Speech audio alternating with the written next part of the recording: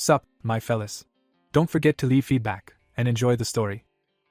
A full moon shone in the sky above the city. The girl ran down the corridor, hearing a deafening scream. She abruptly opened the door and asked what had happened. The guy gritted his teeth and through pain asked to call a healer. He stretched out a trembling hand to his red-veined leg.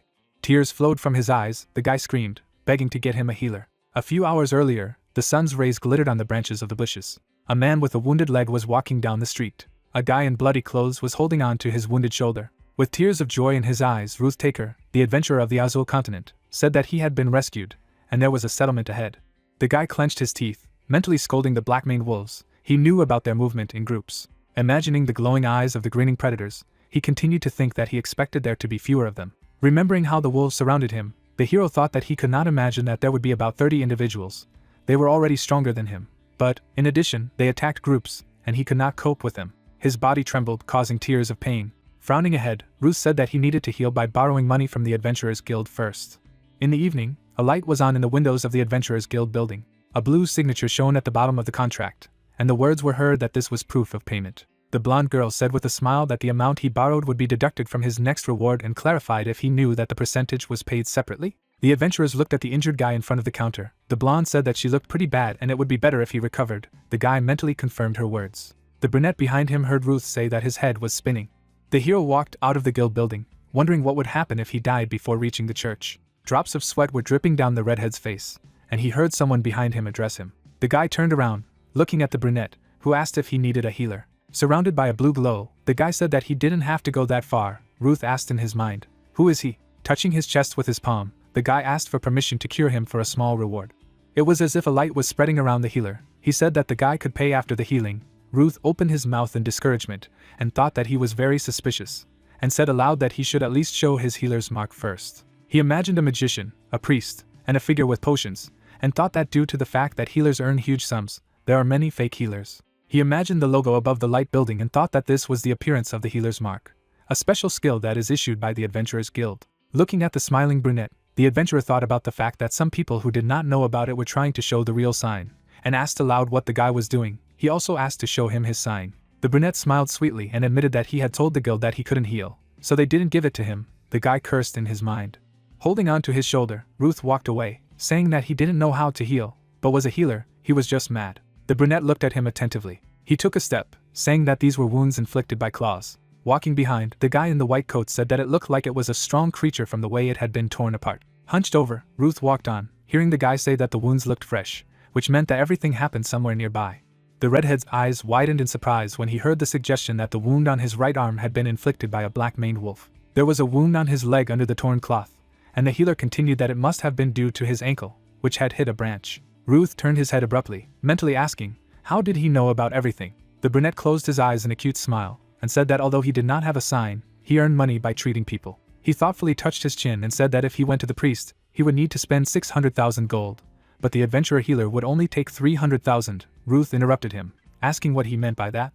The healer happily gave a thumbs up and said that he would cure the guy for 150,000 gold. The redhead thought that he was really a fraud. He walked away with displeasure, saying that a charlatan should not live his life like this. The brunette asked, he was really leaving, but the holy power would not be able to help him, to which the guy asked what kind of nonsense he was talking about. The healer smiled and said that it would be extremely painful. Surrounded by radiance, the brunette turned around and said that if the wound hurts in his sleep, the guy can find him. He stayed in a hotel. Ruth said that they even live in the same hotel. It looks like this guy is crazy. You need to stay away from him. In the church, a shining pattern appeared near the priest's palm, healing the shoulder.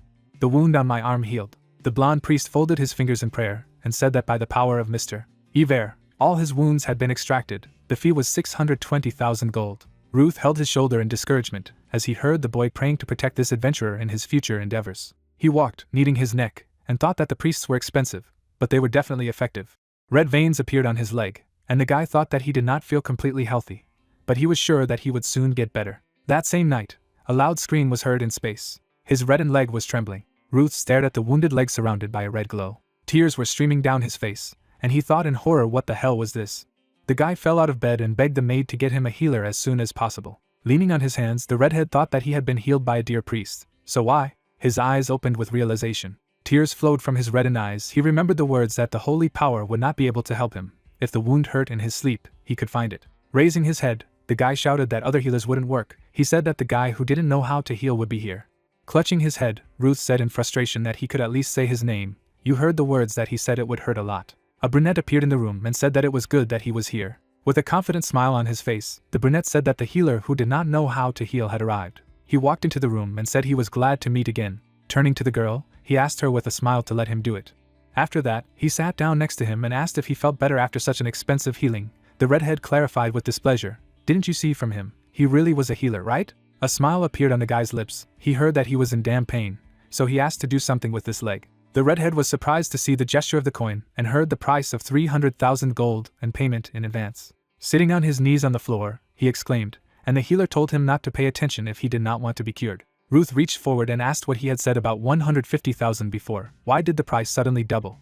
The hero bent over the guy screaming in pain and said that because the situation had become 3 times worse than before. Grabbing the cloth of his robe, hearing that if he thought it was expensive, let him call another healer, and shouted that he would give him his sword. There was a blade lying on the table. The adventurer said that this was all he could give now. If it was enough, he would be able to get at least 200,000 gold for it. Taking the weapon out of its scabbard, the guy said that he had been treated roughly, but it seemed that he really appreciated this sword. The blade was surrounded by light pixels. The brunette said that this time he would do it for 200,000 gold.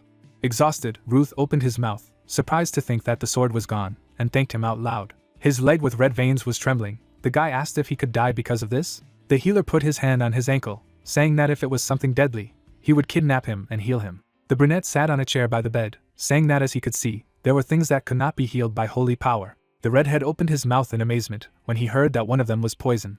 The brunette sweetly threw him a small ball. He asked what it was. Imagining a dark berry, he replied that it was a black lingonberry, its leaves containing a poison that paralyzed when it came into contact with a wound. While holding a berry, the guy heard that this is one of the reasons why black-maned wolves live near them. The frightened adventurer remembered the attack of the beasts, and heard that they were driving the prey into the bushes to calm it down, so it helped them a lot. Ruth clutched his head, shouting not to be told he couldn't walk anymore, and begged the doctor to save him. Was there really nothing that could be done here? The man had a vial of purple liquid. He put it on the table and said that there was one way. The excited guy was trembling. Covered with sweat from fear, he looked at the knife and asked the healer where he wanted to use it. On the table were bottles with the antidote of black lingonberries. The hero explained that this antidote should be applied to an open wound. Dark veins appeared on the red leg. He continued that he would also like to heal without touching as much as possible. But he did not know who it was. But he did a great job of healing it. With tears in his eyes, the redhead remembered the priest and said that he was right.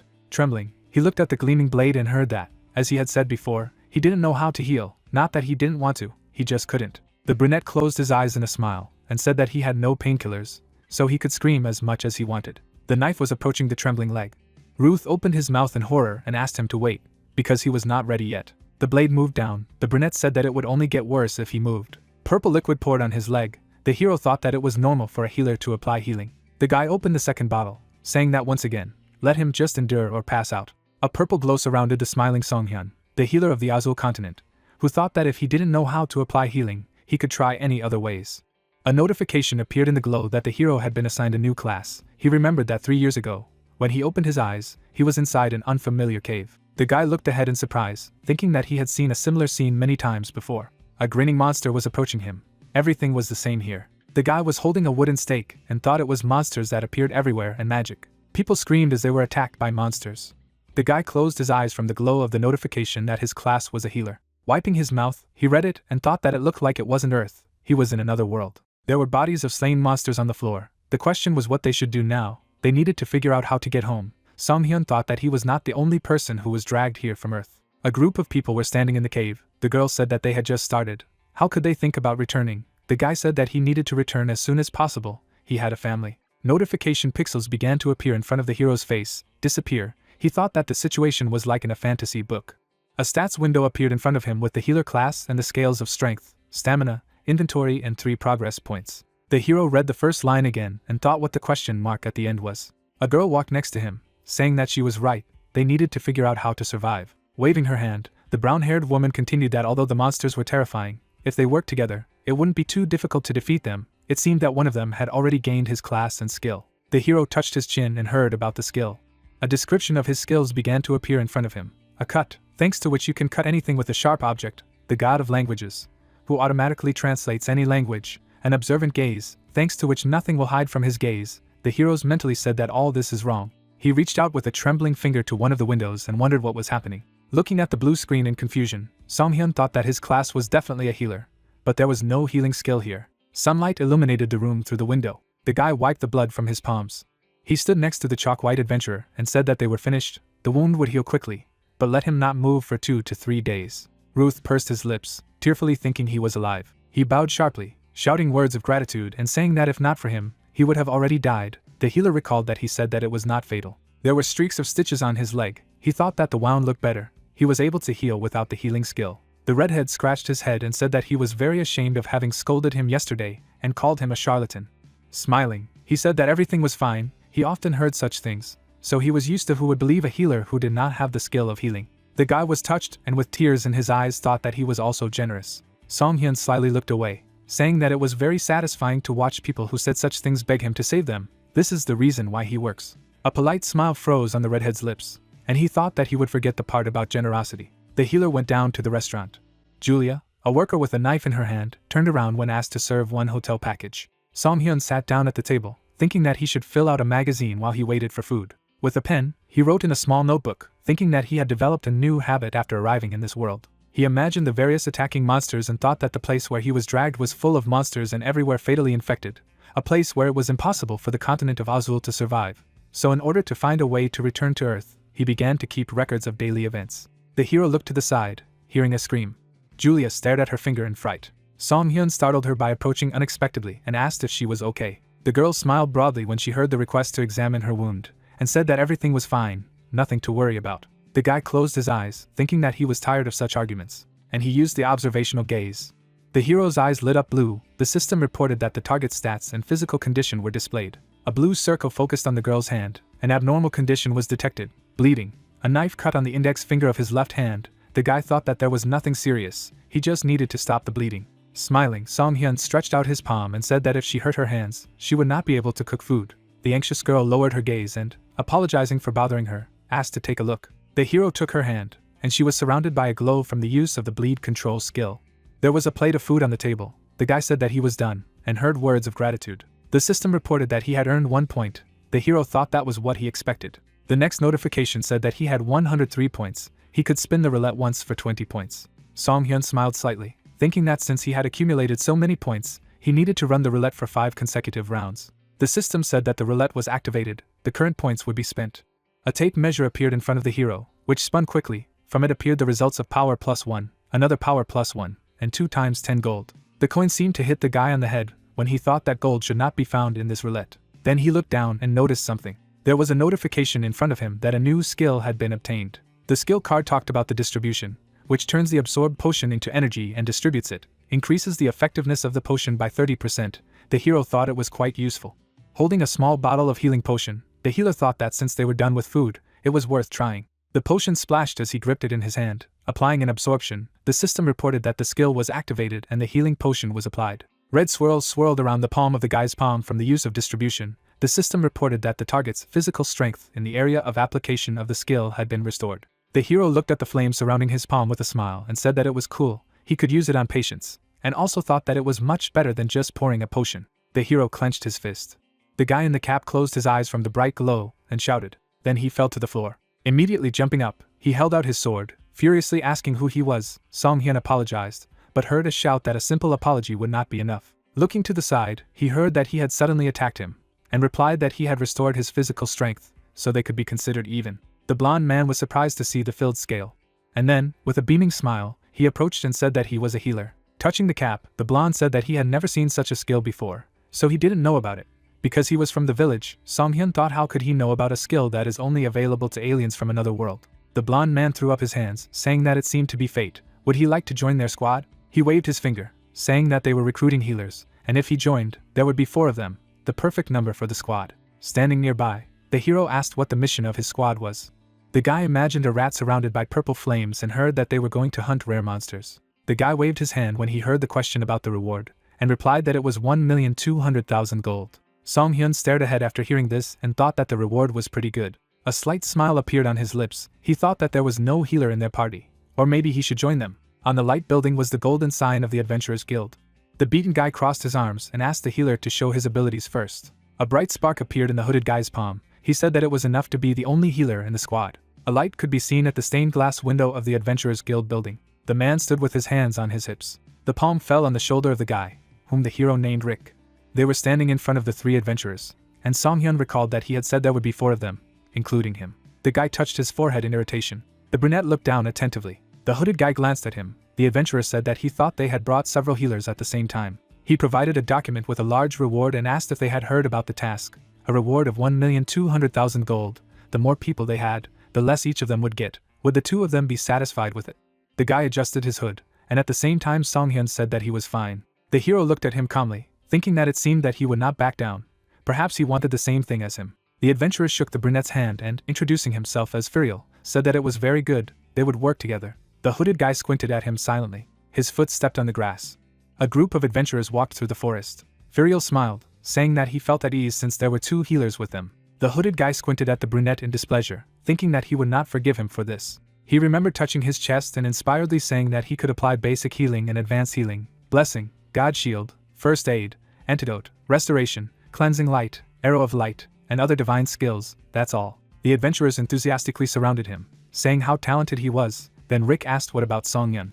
He surrounded himself with a red glow with a smile and said that he could do so. A cry was heard, asking what it was. The healer nervously gnawed his finger, thinking that he was arrogant. How dare he brag about some random trick that he had never heard of. He walked behind him in a dark cloud as Songhyun asked Furiel what kind of monster was their target. The guy imagined a gray animal and said that it was a sewage rat. Words were heard that he did not know that there was such a rare species among rats. The adventurer exclaimed that 1,200,000 gold for 1 rat. The task could not be easier.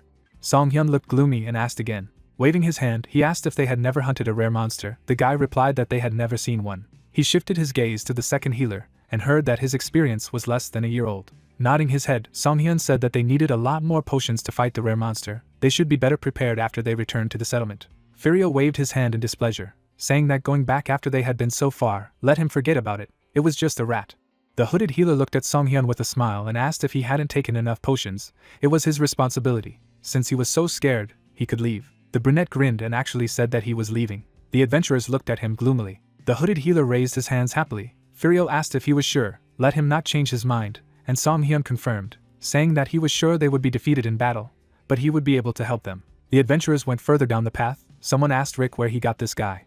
The healer waved his hand with a happy smile and told the guy to protect himself. He imagined a purple orb, thinking that if he only ran away from a rat, he would take this thing instead, a rare item. Furiel was hiding behind a tree and said he had found it. In front of him was a beast surrounded by purple flames. He thought it was a rat worth 1,200,000 gold. The guy in the hood confidently asked not to worry about his characteristics. The adventurers rushed to attack when they heard the command forward. The rat looked at them with red eyes. The guy jumped in the attack. The fist hit the ground, breaking it. He stood in the crack and asked where it went. Behind the long-haired adventurer, the figure of a beast appeared. He turned around in fright. A huge rat, surrounded by a glow, raised its muzzle and screamed. The healer squeezed his eyes shut, thinking what kind of aura it was. His mana was running out very quickly. Purple flashes flew in front of the adventurers. Rick asked if everything was fine, and the healer replied that everything was fine. Let him hurry up.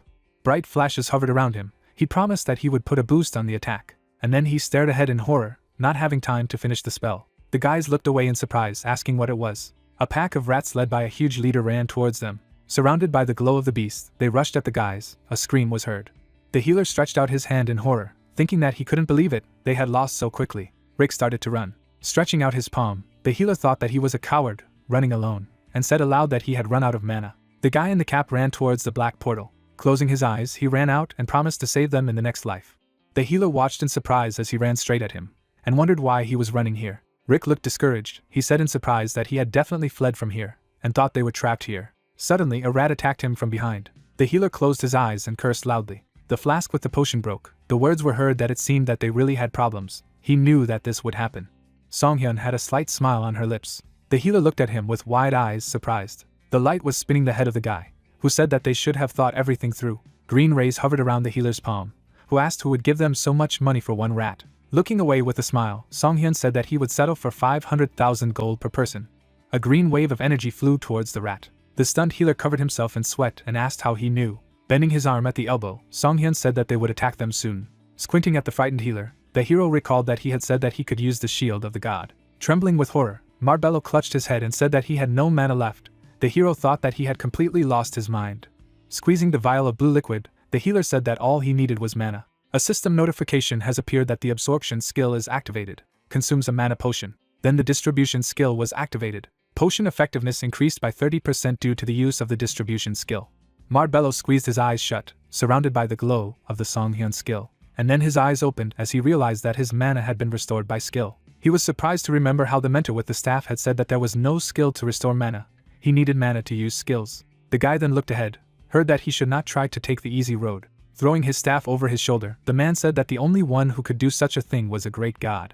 Now, Songhyun seemed to be such a deity holding a glow in his palm. He bowed his head, trembling, and asked who he was. Looking up madly, the guy shouted as he listed the names of the deities, and then he fell to his knees in a bow, saying that this unworthy, wretched slave had been very rude to him. Songhyun sneered when he was called the deity of Ever, and swore not to tell anyone about what he saw today. The hero thought that if he told him the truth, this guy would be so embarrassed that he might pass out. A group of rat monsters sniffed. They surrounded the adventurers lying on the ground. Marbello kicked one of them with a scream, shouted to leave. He put his palms forward. Golden waves of skill were scattering around him, and he prayed to the merciful god Ever, asking to be allowed to use this great sacred power by his grace. The golden barrier threw the rats far back after using the god shield skill. Holding the knife and the rat, Songhyun squinted at him and thought that he wasn't lying about being good. The guy sitting behind the barrier beamed and told the master that he had done it. He awkwardly replied that now he had to do what he wanted and not distract him. A green glow appeared in the hero's palm. He struck the rat with a shining fist, throwing it away, saying that it was too.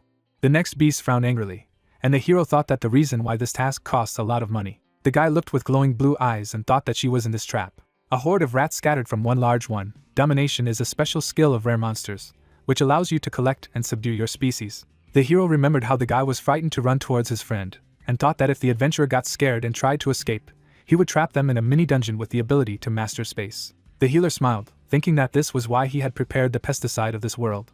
He had several bottles of green peppermint extract. Jumping, the hero rushed towards the monsters. The trembling rat opened its mouth in a scream, and the hero thought that peppermint was fatal even to small animals. He ran, spreading the energy of the potion, and thought that this amount was not enough to kill 100 rats. There was a huge purple rat underneath him, and the hero activated the distribution skill.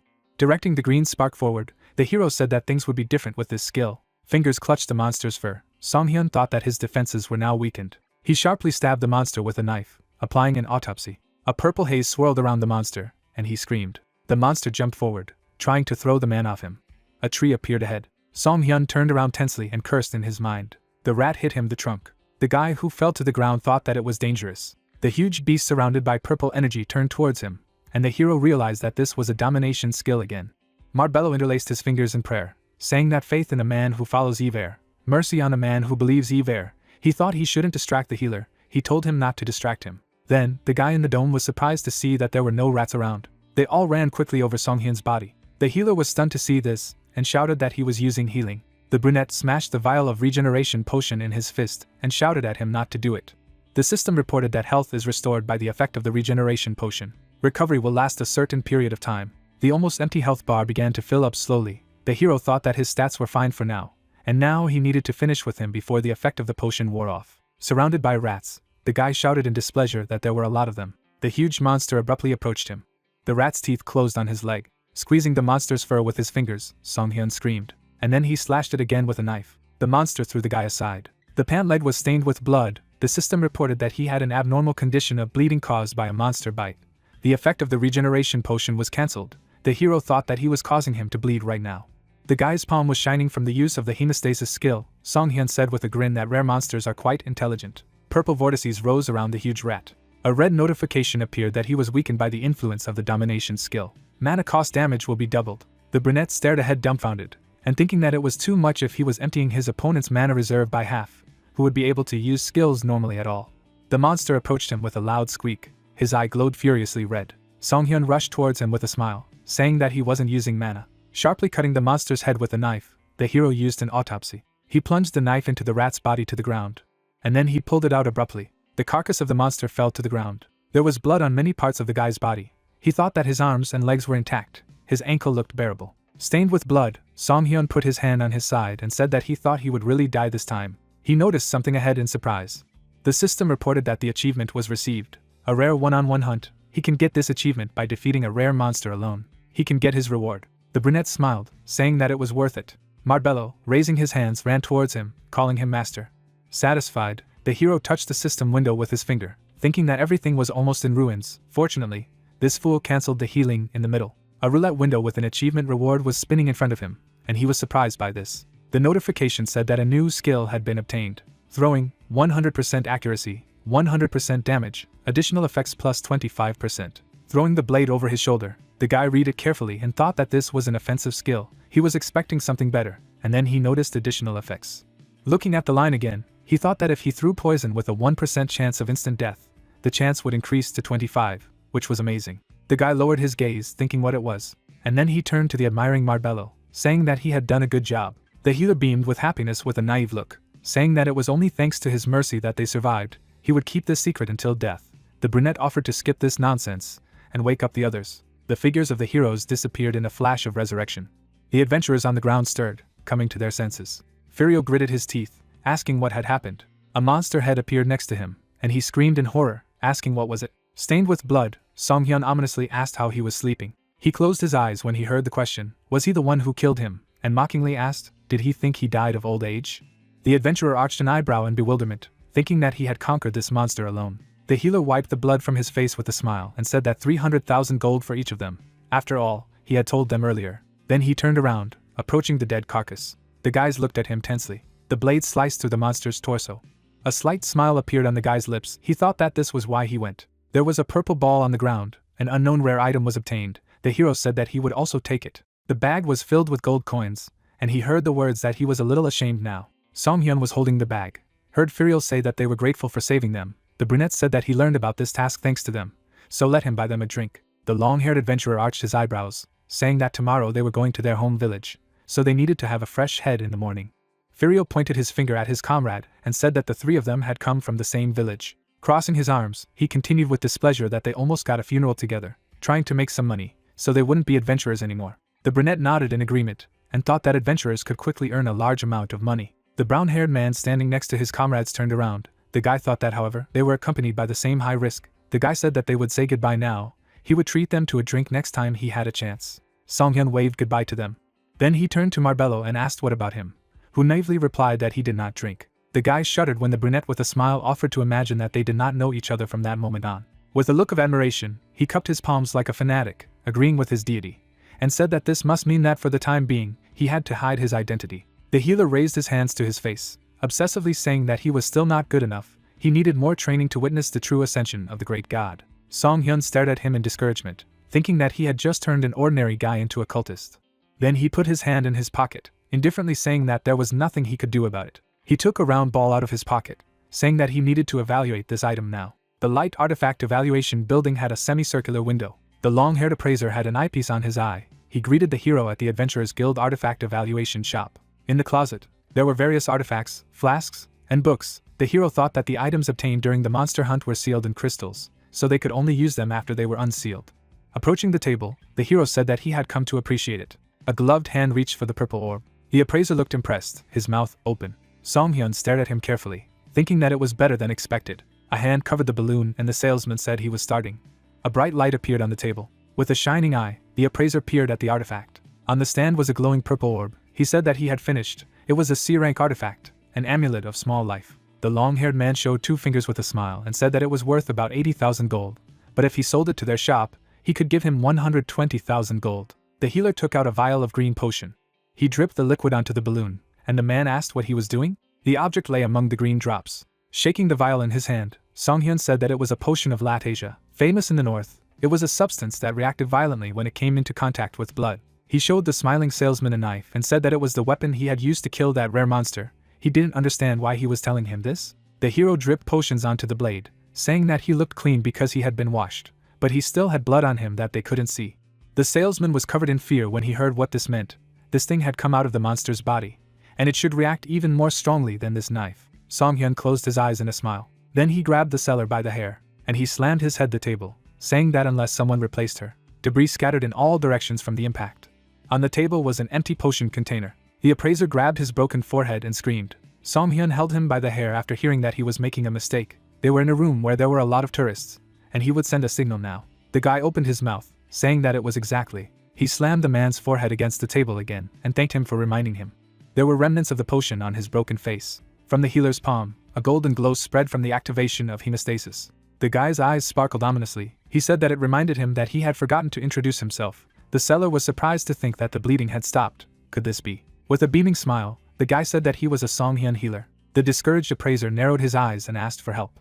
He introduced a healer who held the head of a monster. The hero thought that there was a saying on the continent that if someone was going to cheat or he had to make sure he didn't get caught. There were two types of healers who brought artifacts, extremely strong or insane who hunted monsters for fun. The evaluator, with his forehead and eye bandage, thought that they were right and that healers knock enemies to a pulp and heal them in order to beat them up again. He squinted to the side with displeasure, thinking that he didn't feel any divine power. Songhyun held a purple orb in his fingers and asked what kind of artifact it actually was. Rank B+, the seller confirmed, saying that it was an A-rank instantaneous concentration ring. He faked a fake smile at the appraiser and thought that he was trying to buy it for 120,000. Maybe just kill him. Instead asked why this thing was so expensive. The silver ring had an item description that this ring of instant focus, when equipped, allows the wearer to be incredibly focused, increasing mana, damage, cast speed, and mental toughness by 50%. Raising his finger, the salesman said that he knew the magic would disappear if he panicked. Looking at the sphere with a smile, the hero thought that a 50% increase in mental strength is quite useful in different situations, which is why it is so expensive. The man bent over the table when he heard the request to unseal it, and he would also take the amulet and not dare to try to deceive him again. Light poured from the windows of the tavern into the street. People sat at tables and drank. Songhyun looked down, thinking that he had earned enough to drink. A woman came up to him and said that they had no free tables at the moment. Exhaling, the employee said that he could join a table or find another tavern. A hooded man was holding a mug. Songhyun looked down when he heard him called, and then he turned around with a slight smile, recognizing Jungo. The man with glasses took off his hood, exclaiming that it was really him. Jungo closed his eyes in a smile, and asked how much time had passed. He sat at the table opposite the hero and specified, about 2 months? The guy looked at him, hearing that he was lucky today, he made decent money this time and clarified how much. The man showed 2 fingers and covered his mouth, and said that it was 2 million gold. Proudly throwing up his hands, he shouted that it was amazing, let him order whatever he wanted, all at his expense. The hero replied that beer would not be enough. He showed a picture of an expensive mead on the menu and said that he needed to try it. The comrade was surprised by the price of 1,900,000. Jungo laughed when he heard an indignant cry that it was too expensive.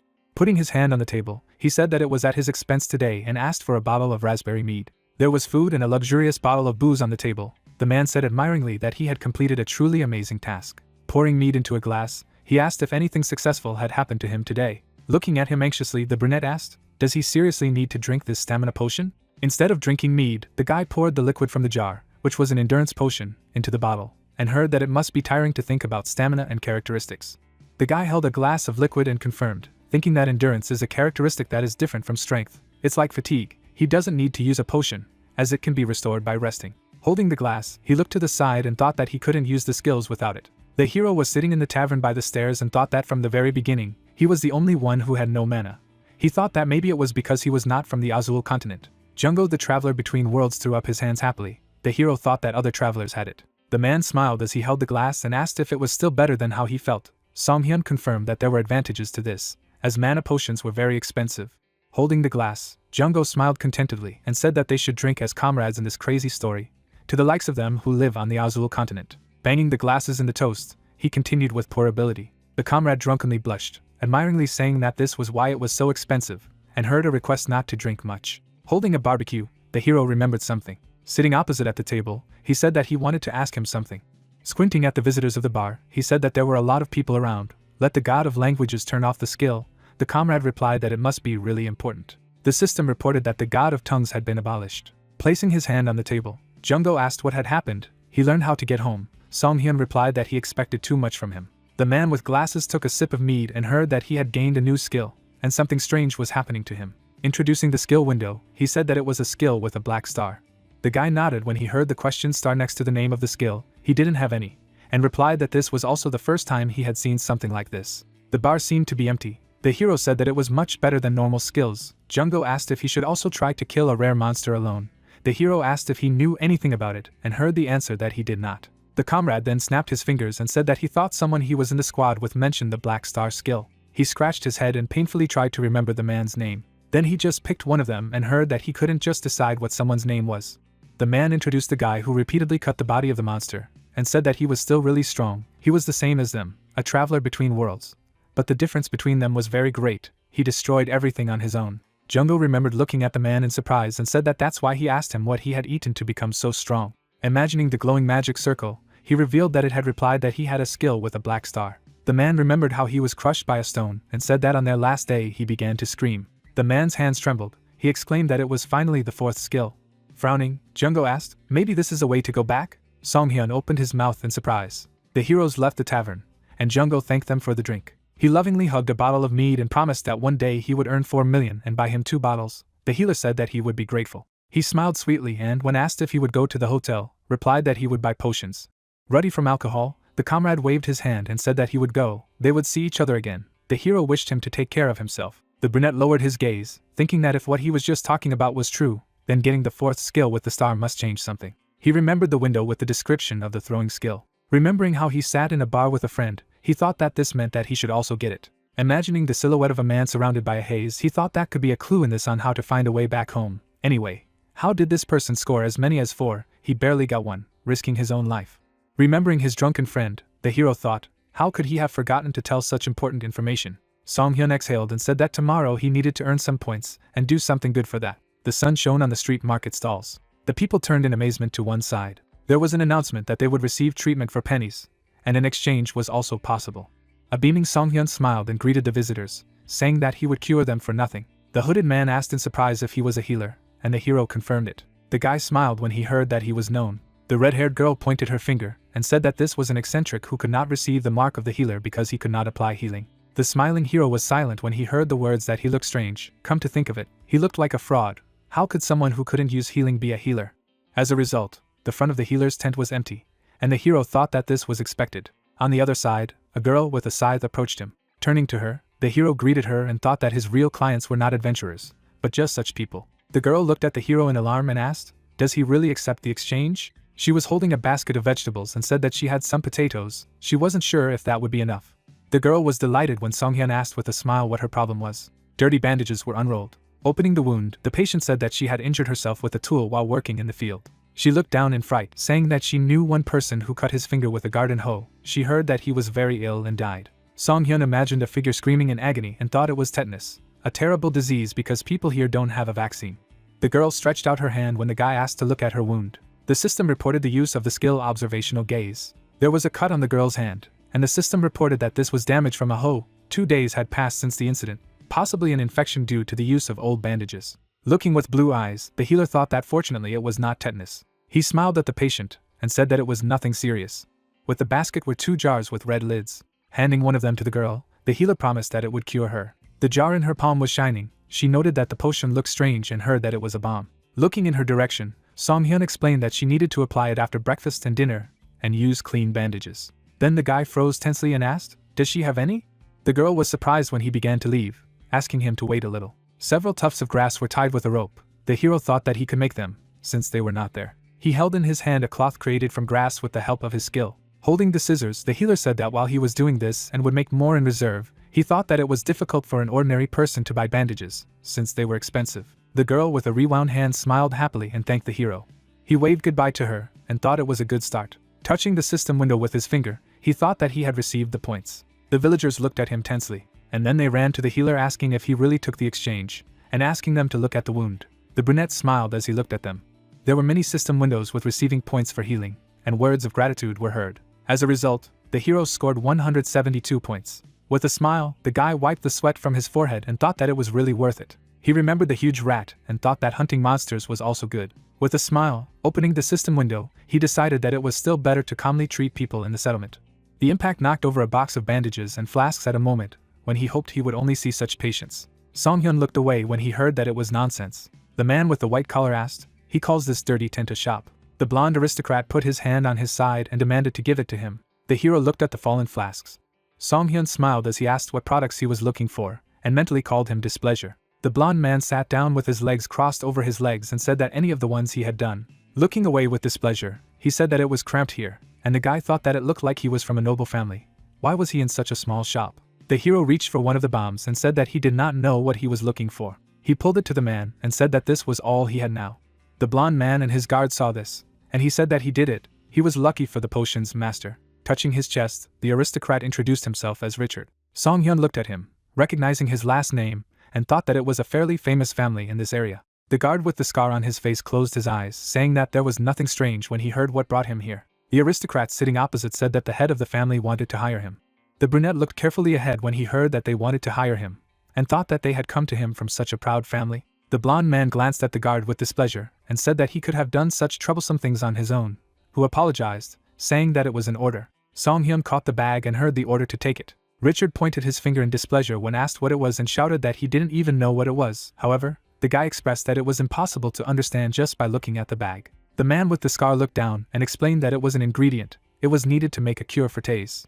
Taking small branches out of the bag, the hero said that this was an infected area in the west. Man imagined a picturesque landscape and a warrior on horseback. It was actually a very beautiful place, but now they don't know the reason. But unexpectedly, the area is heavily infested, the land is rotting, exuding poison. Their ruler, who owns these lands, is fighting monsters along with his army in order to stop the spread of infection. Smiling slightly, the brunette clarified whether he had come into contact with the infection during the process. The blonde man opened his mouth wide and yawned as the guard told him that one of the manor's employees had told him that he had received a potion here. The aristocrat squinted in displeasure when he heard that at the moment the medicine for poison was being brought from an extremely remote place, but it was quite difficult.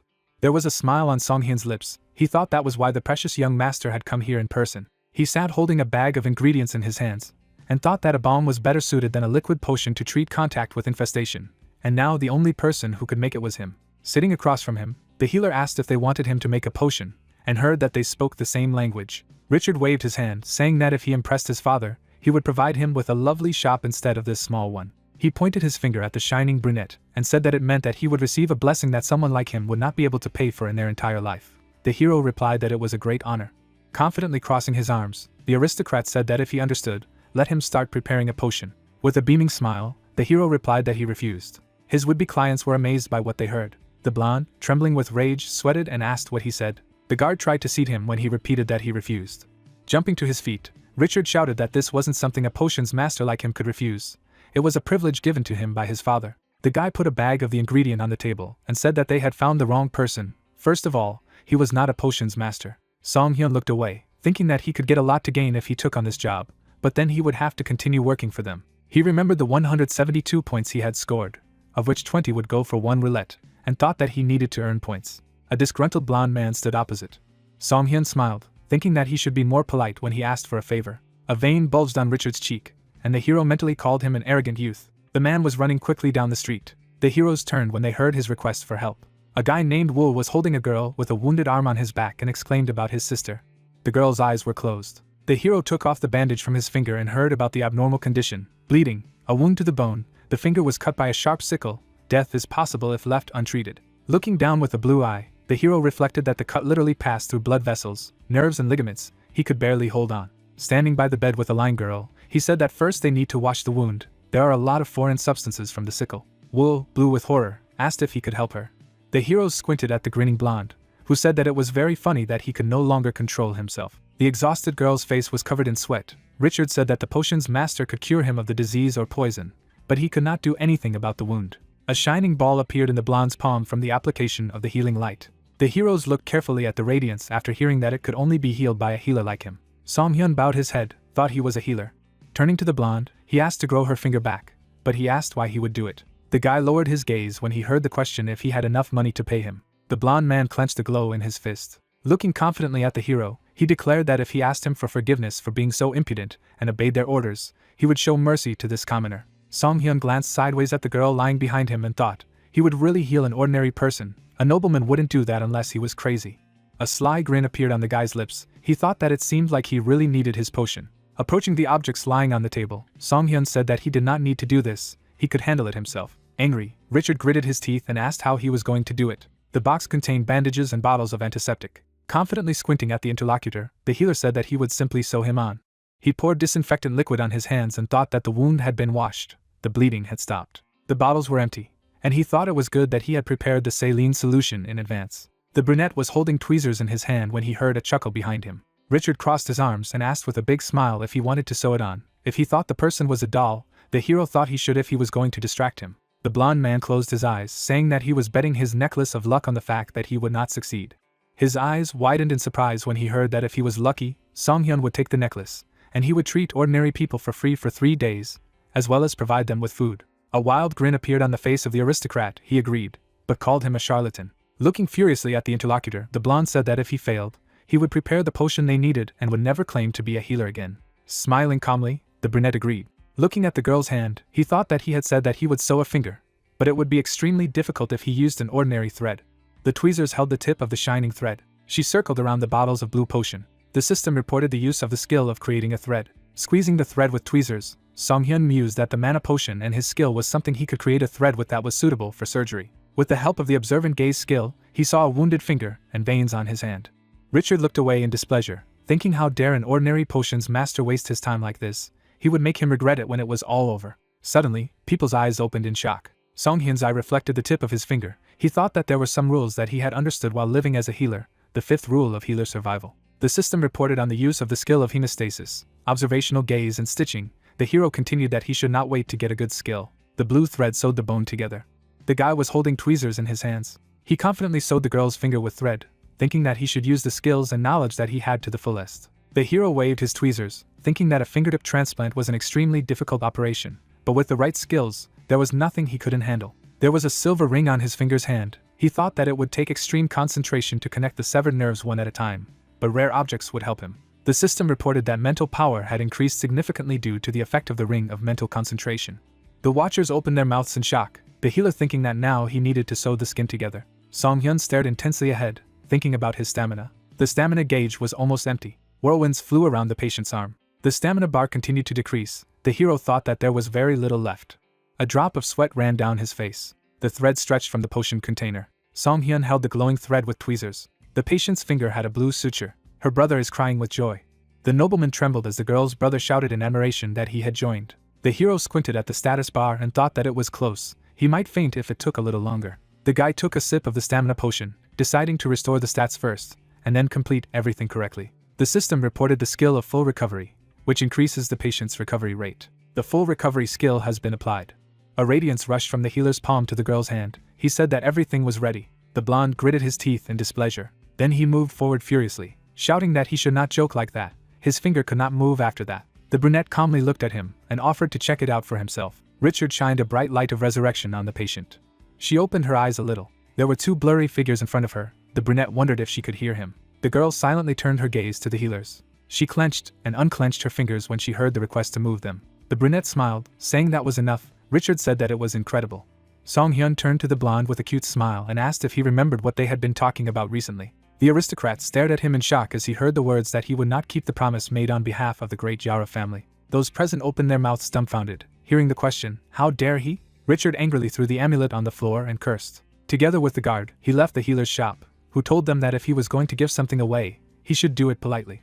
The guy was holding a good luck necklace in his palm, which increases good luck when worn. Wall tugged at his sister's cheek, and then thanked the healer and asked if the nobleman would keep his promise. Songhyun clenched the necklace in his fist and replied contentedly that he would. After all, his father would be strict in this regard. They should just spread rumors about it. A disgruntled blonde man walked down the street, while the hero asked to say that if people went to the city square, they could get free treatment and food. In the evening, the light in the windows was on in the hotel.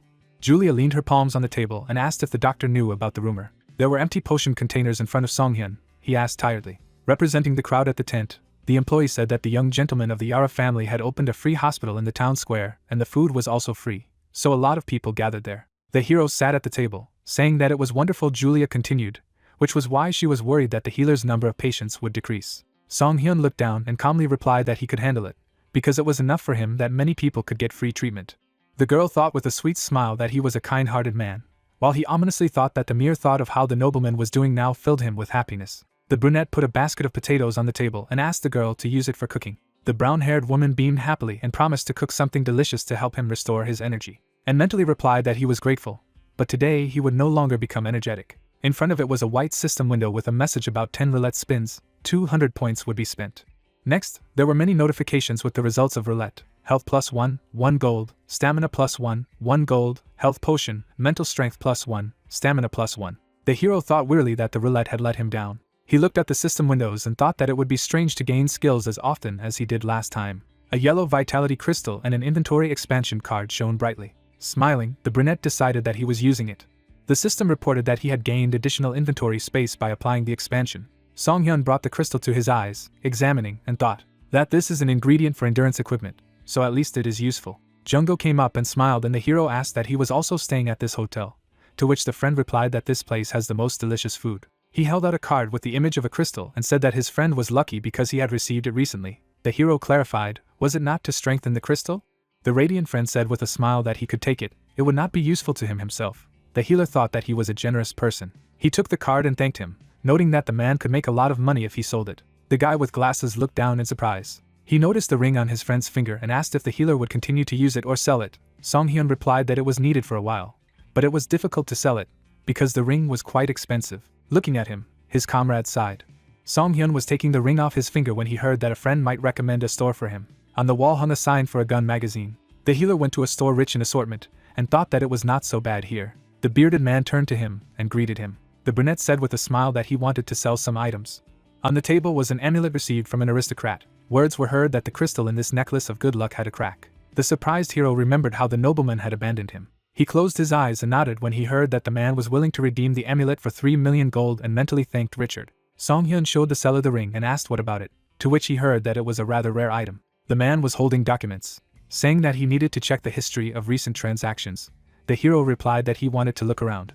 There were various spears on the rack. The guy thought that he needed to see if there were any useful weapons here. Then he saw a crossbow and decided to evaluate its effectiveness. Reaching out with his hand, the healer thought that it would be good to have a long-range weapon. Suddenly, a bright light began to emanate from the crossbow. Songhyun looked at him in surprise, asking, "What is this?" There was a message in the system windows demanding to get it at all costs.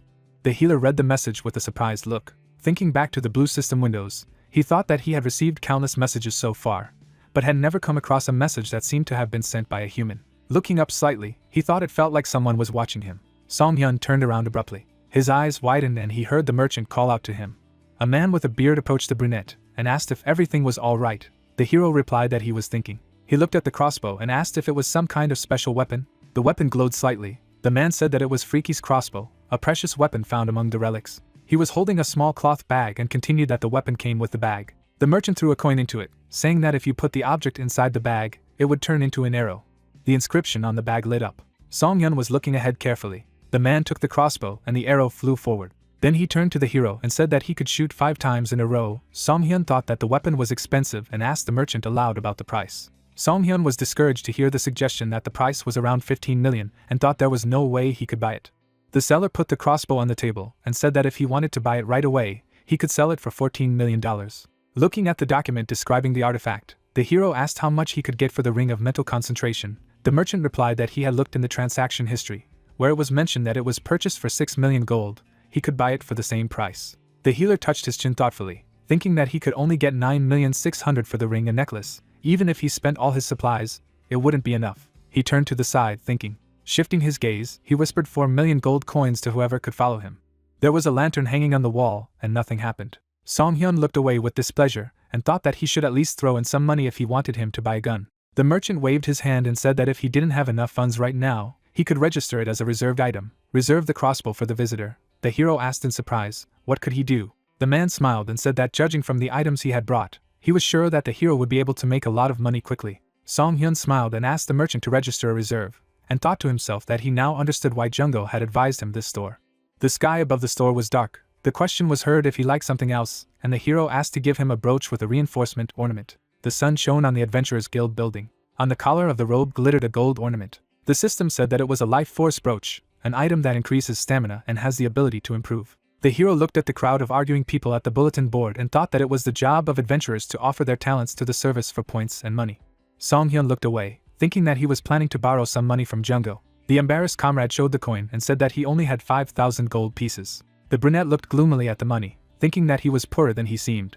With a smile looking at him, the man with glasses asked if he thought they wouldn't be able to go home. Songhyun replied that they couldn't be sure, but he had some clues. Looking down, the brunette thought that since he had spoken to him after 3 years of silence, he imagined the palms holding the system window and called it the person who had brought them to this place. Looking ahead, the guy thought that maybe he could talk to him if he got this crossbow, but he needed to work first. The guy closed his eyes and said that in any case he would inform his friend when he found out something, and thanked him for the trifle. The disgruntled comrade demanded that everything be returned. The brunette squeezed through the crowd to the blackboard, wondering if he would find something suitable.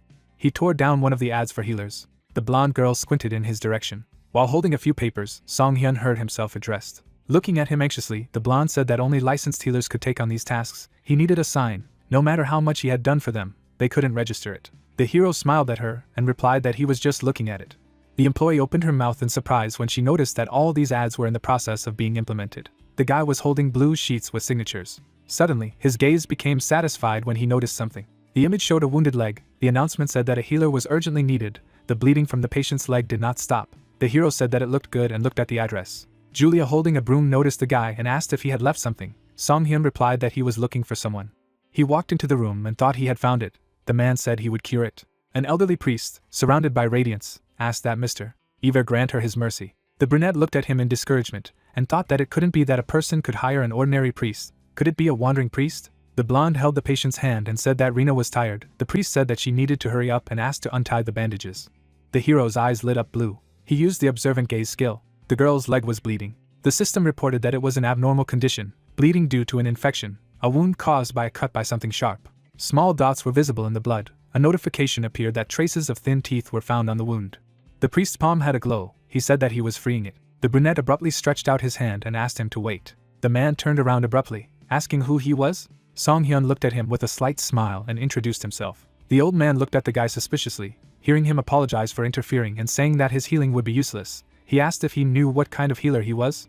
Song-hyun looked at the man and said that he misunderstood him. He wasn't talking about his abilities. The blonde behind asked, "Is he a healer?" The patient was trembling violently. The words were heard that the guy should understand her friend's situation. She opened her mouth slightly and demanded not to interfere and leave if the brunette was only going to say strange things. The girl frowned when she heard that such healing would not work here. She pushed the hero in the back and shouted to get out of the way and not to distract him.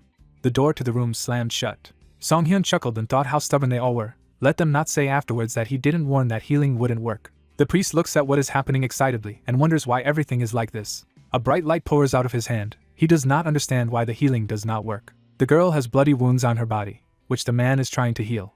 The blonde stands next to him in shock and asks what is going on. The lady sits unconscious. A cry is heard that the bleeding does not stop in any way. Liz looks at her with a serious look. Realizing that everything is exactly the same as with the previous healer, she thought that the priest of Ever's church would be different. Tears come to her eyes. The heroine wonders if it really doesn't matter which healer to bring, because none of them will be able to heal Rina. Suddenly she turns to Liz. The victim hardly says that the healer would have been here earlier. He knew that it would be useless to treat her. The main character is standing in a bathrobe. She says that if it is him, he may be able to cure her. Liz looks at Rina excitedly and says that the guy is extremely suspicious. They hold hands. The victim begs her, because it is unlikely that she will still last on potions. She, in turn, notices her very cold hands. The determined blonde declares that she will bring him here again. A brunette sweeps the house. Someone has entered inside. The heroine frantically asks her if there was someone who just left the living room. The guy has black hair and eyes, also tall. The protagonist sits nearby. The employee asks if she is talking about Mr. Song-hyun. MC looks at her confidently and asks if the treatment is going well. She clenches her fist, stating that the healing of the Hoist priest did not help either. With a stern face, she asks if the main character knows what the problem is. He replies that most likely yes. He begins to speak with a slight grin. The embarrassed blonde hears a question about how after everything that has happened, she wants MC to heal her. A flashback arises in which they were standing next to each other.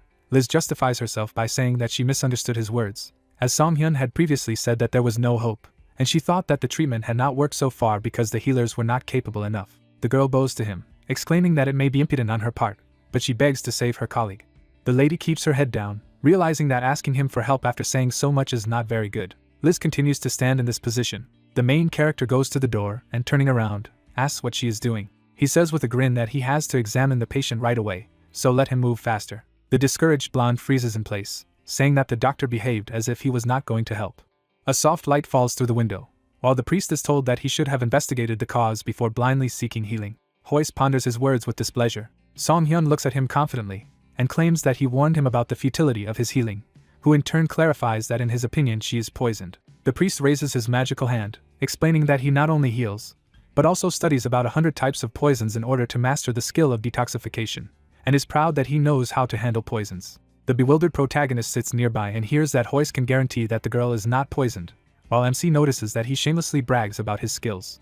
A conversation is heard in which the protagonist claims that he did not mean poison. Song-hyun turns to the lying Rina and asks her name, and then informs her that he will now begin examining her wound. The victim's hand is bloody. She is asked how she got this wound. A girl with a blade runs away from the mutants. There is a story that a week ago she was attacked by rock moles. They were not very strong. In fact, at first it was just a minor wound. Liz stands next to them and calls it strange that she was also attacked, while the main character clarifies whether she went to the settlement immediately after the attack of the rock moles or not. In a flashback, the girls run away from other monsters. She explains that they were chased by a group of goblins in the jungle immediately afterward. The heroines swim in terror through the swamp, because crocodiles overtook them there too. The priest is shocked to reflect on the number of trials they had to endure. Hoist sees the protagonist happy, while the victim explains that they barely made it to the settlement after that, but Rina's condition suddenly worsened. The girl lies on the bed. The protagonist asks if this wound hurts her. The victim opens her eyes in shock. The priest is discouraged when he hears that she is not in pain at all. Hoist waves her hand and asks if the wound really hurts and why she is talking about such an important fact only now. She exclaims that she did not notice that it does not hurt due to dizziness. The priest frowned and spoke of suspicions of something strange. A magical seal appears above him, which writes about black magic, the opposite of holy power. He claims that healing will not work if the lady is cursed. The main character takes a wooden hammer with a smirk and asks him to calm down, because this is not black magic at all. An embittered Hoist stands by and listens to the guy about how if it was a curse, healing would do even more damage. Songhyun holds out a light potion, claiming that this is the answer. A shocked Rina sees green rays hovering around her. The window says that the distribution and absorption skills were applied consistently. The priest looks on in shock, asking what he is doing. He is stunned that the girl's bleeding has stopped. The main character with a grin conjures and explains about the concentration of mint, while claiming that there is nothing better for catching insects than potions of his own making. Rina asks him about the insects in a frightened way. There is a tiny bite mark on her legs. The protagonist tells her about it and asks her to take a closer look. A small beetle sits on the grass. It is said that they apparently passed through Micah's swamp, and due to its features, this swamp is a natural habitat for a variety of insect monsters. MC then clarifies if they neglected her wound when they crossed it. Rina claims with a serious look that this was the case and the wound was not immediately treated, but the same was true of Liz. Songhyun points to the blonde and clarifies where these two were injured by the attack of rock moles. The interlocutor answers about the back of her hand and face, while her partner has only on her leg. She is shocked to realize that Rina was the only one whose wounds came into contact with the water. The protagonist explains with a serious look that this is true. The source of infection was inside the swamp, which means that only the victim's wound came into contact with water infected with insects. The priest, frowning, listens to Songhyun about the presence of a foreign object inside her leg, so it is obvious that the bleeding will not stop. Then the old man says that he finally understands what is happening. The blonde happily asks if it is really over in this case. MC replies that this is only a temporary measure. With a stern face, he takes out a blade, while explaining that the wound does not hurt at all, which means that this insect has the skill of anesthesia, and this is a fairly high-level skill for this species. The main character sharply stabs the victim's leg with a knife. A beetle shell crawls out of it, while the protagonist claims that there is no such insect as weak that it will die simply from taking medicine once. A ferocious insect with dozens of teeth begins to squeak. Rina is horrified to see this. A monster that looks like a large leech abruptly flies into the room. The doctors turn around and see her fall on the bed, Hoist in complete shock. Songhyun takes a knife and declares that she needs to deal with her as soon as possible. He looks at the monster. The system window says that it is a black swamp leech that lives near water zones. The old man looks at her in fright and shouts that she has become even bigger. The priest begins to fall to the ground. Songhyun looks around calmly. At this moment, the leech deftly moves around the room. The girls watch in shock. The mutant rushes to the hatch. The main character notices that he is going to escape into the sewers. With a serious face, he demands not to let her leave. The main character takes off and gives chase. MC is chasing a mutant. Songhyun resolutely stabs with his knife. A monster with dozens of sharp teeth growls furiously. The protagonist blocks the blow masterfully. Making a face, he notices that the mutant is quite sturdy, but realizes that she has grown up due to sucking human blood for a week. The leech takes a few more blows to its purple flesh. The main character sees how the monster eludes him. He notices that the enemy is very nimble. Liz rushes after the leech. She jumps. A girl in gloves grabs a wooden cabinet. The blonde slams them shut and orders the monster to stop. She angrily yells at the mutant. The lady drops a giant wardrobe right on the leech in one movement, sits on it with a smirk and asks if they really think the heroine will let the who tried to kill Rina go. Suddenly, a ferocious leech rises above her and hisses. She is in shock. A moment later, the main character hits the monster hard with his foot. The mutant flies to the side and hits the boxes. The protagonist swings his dagger with a stern look.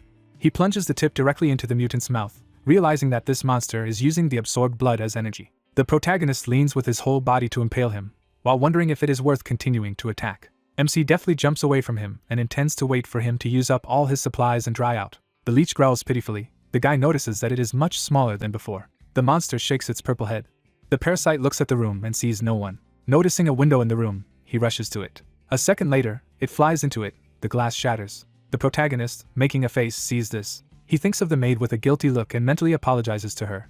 As the parasite crawls down the street, Songhyun realizes that if he sneaks away through the city canal, there's no way they'll find him. The main character takes the green mixture, realizing that he needs to act either now or never. He clenches his fist, thereby breaking the glass. Green rays rush towards the monster. In the system windows it is written that the skills of absorption and distribution were used. The effectiveness of the mint concentrate is enhanced. Songhyun jumps towards the mutant.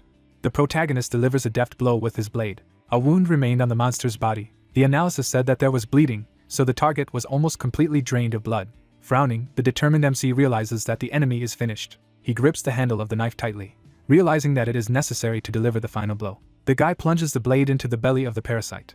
Suddenly, a piece of knife flies away from the mutant. The protagonist holds a broken blade in his hands and begins to swear. At this time, the priest with the book begins to read a prayer. Magic chains bind the parasite after using the repentance skill. The old man confidently holds the monster and exclaims that the skill requires a long reading and he will not be able to hold it for a long time.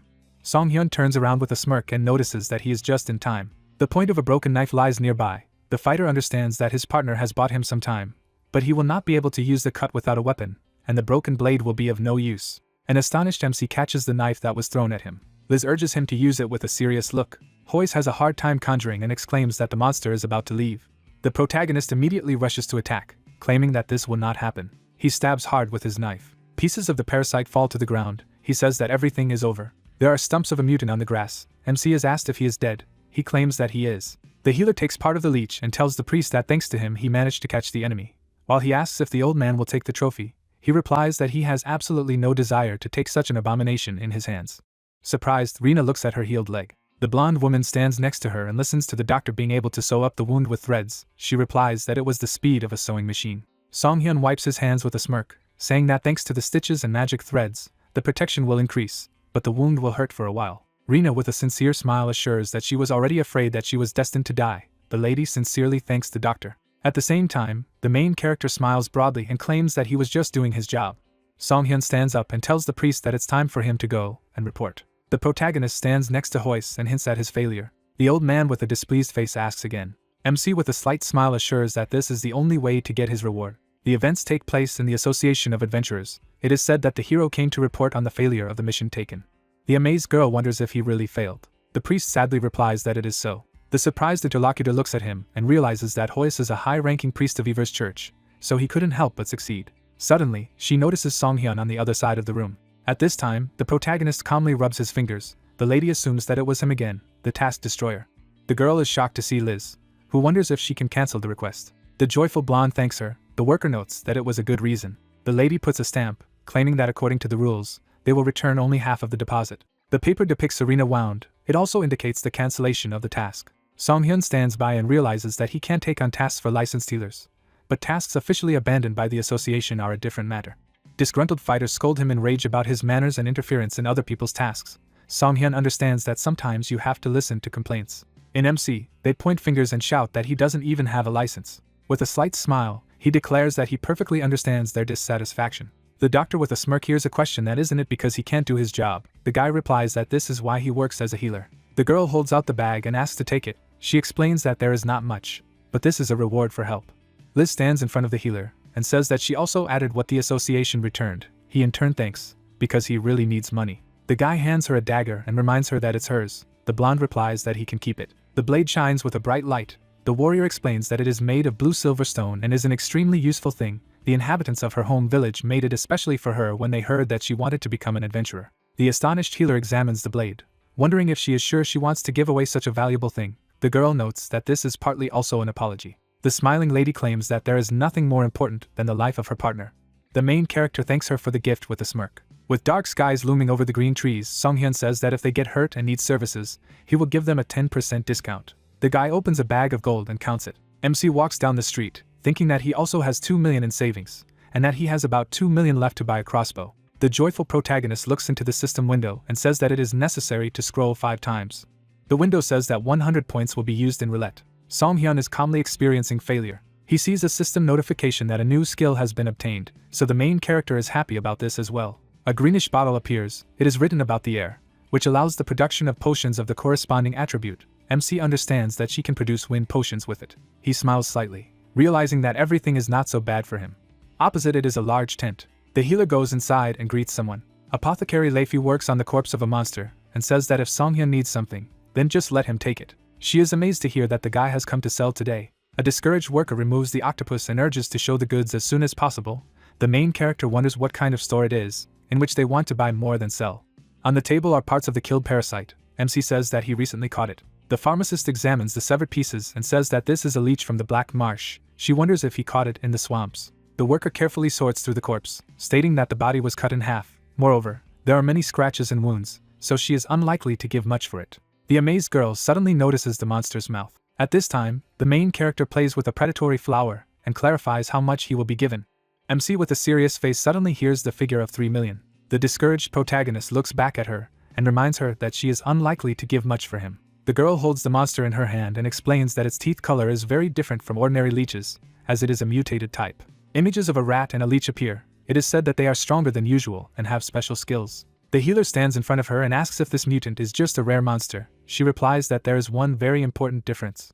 The girl picks up a leech near the mountain of jewels, explaining that the bodies of rare monsters without relics become useless as material, while the bodies of mutated types can be used to create artifacts. Leify with a stern face says that mutated monsters are not so common. Besides, they are still poorly studied, so they are quite expensive. Songhyun understands why the lady wanted the leech so much. She stares at him and asks if he has decided. The protagonist replies that it is sold. They shake hands, claiming that it is pleasant to deal with such a partner. The healer opens the door and enters the room.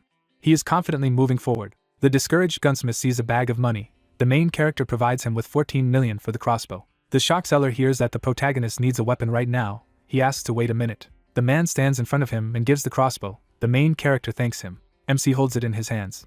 With a cunning smile, he realizes that now this is his weapon, then demands that the inner guest show up, because he bought it for him. The merchant watches in shock as the guy looks up at the air again, while Songhyun wonders what was wrong. The events take place in the Witsball Tavern. MC stands in the room holding a crossbow and assumes that just getting it isn't enough. He lowers his weapon down.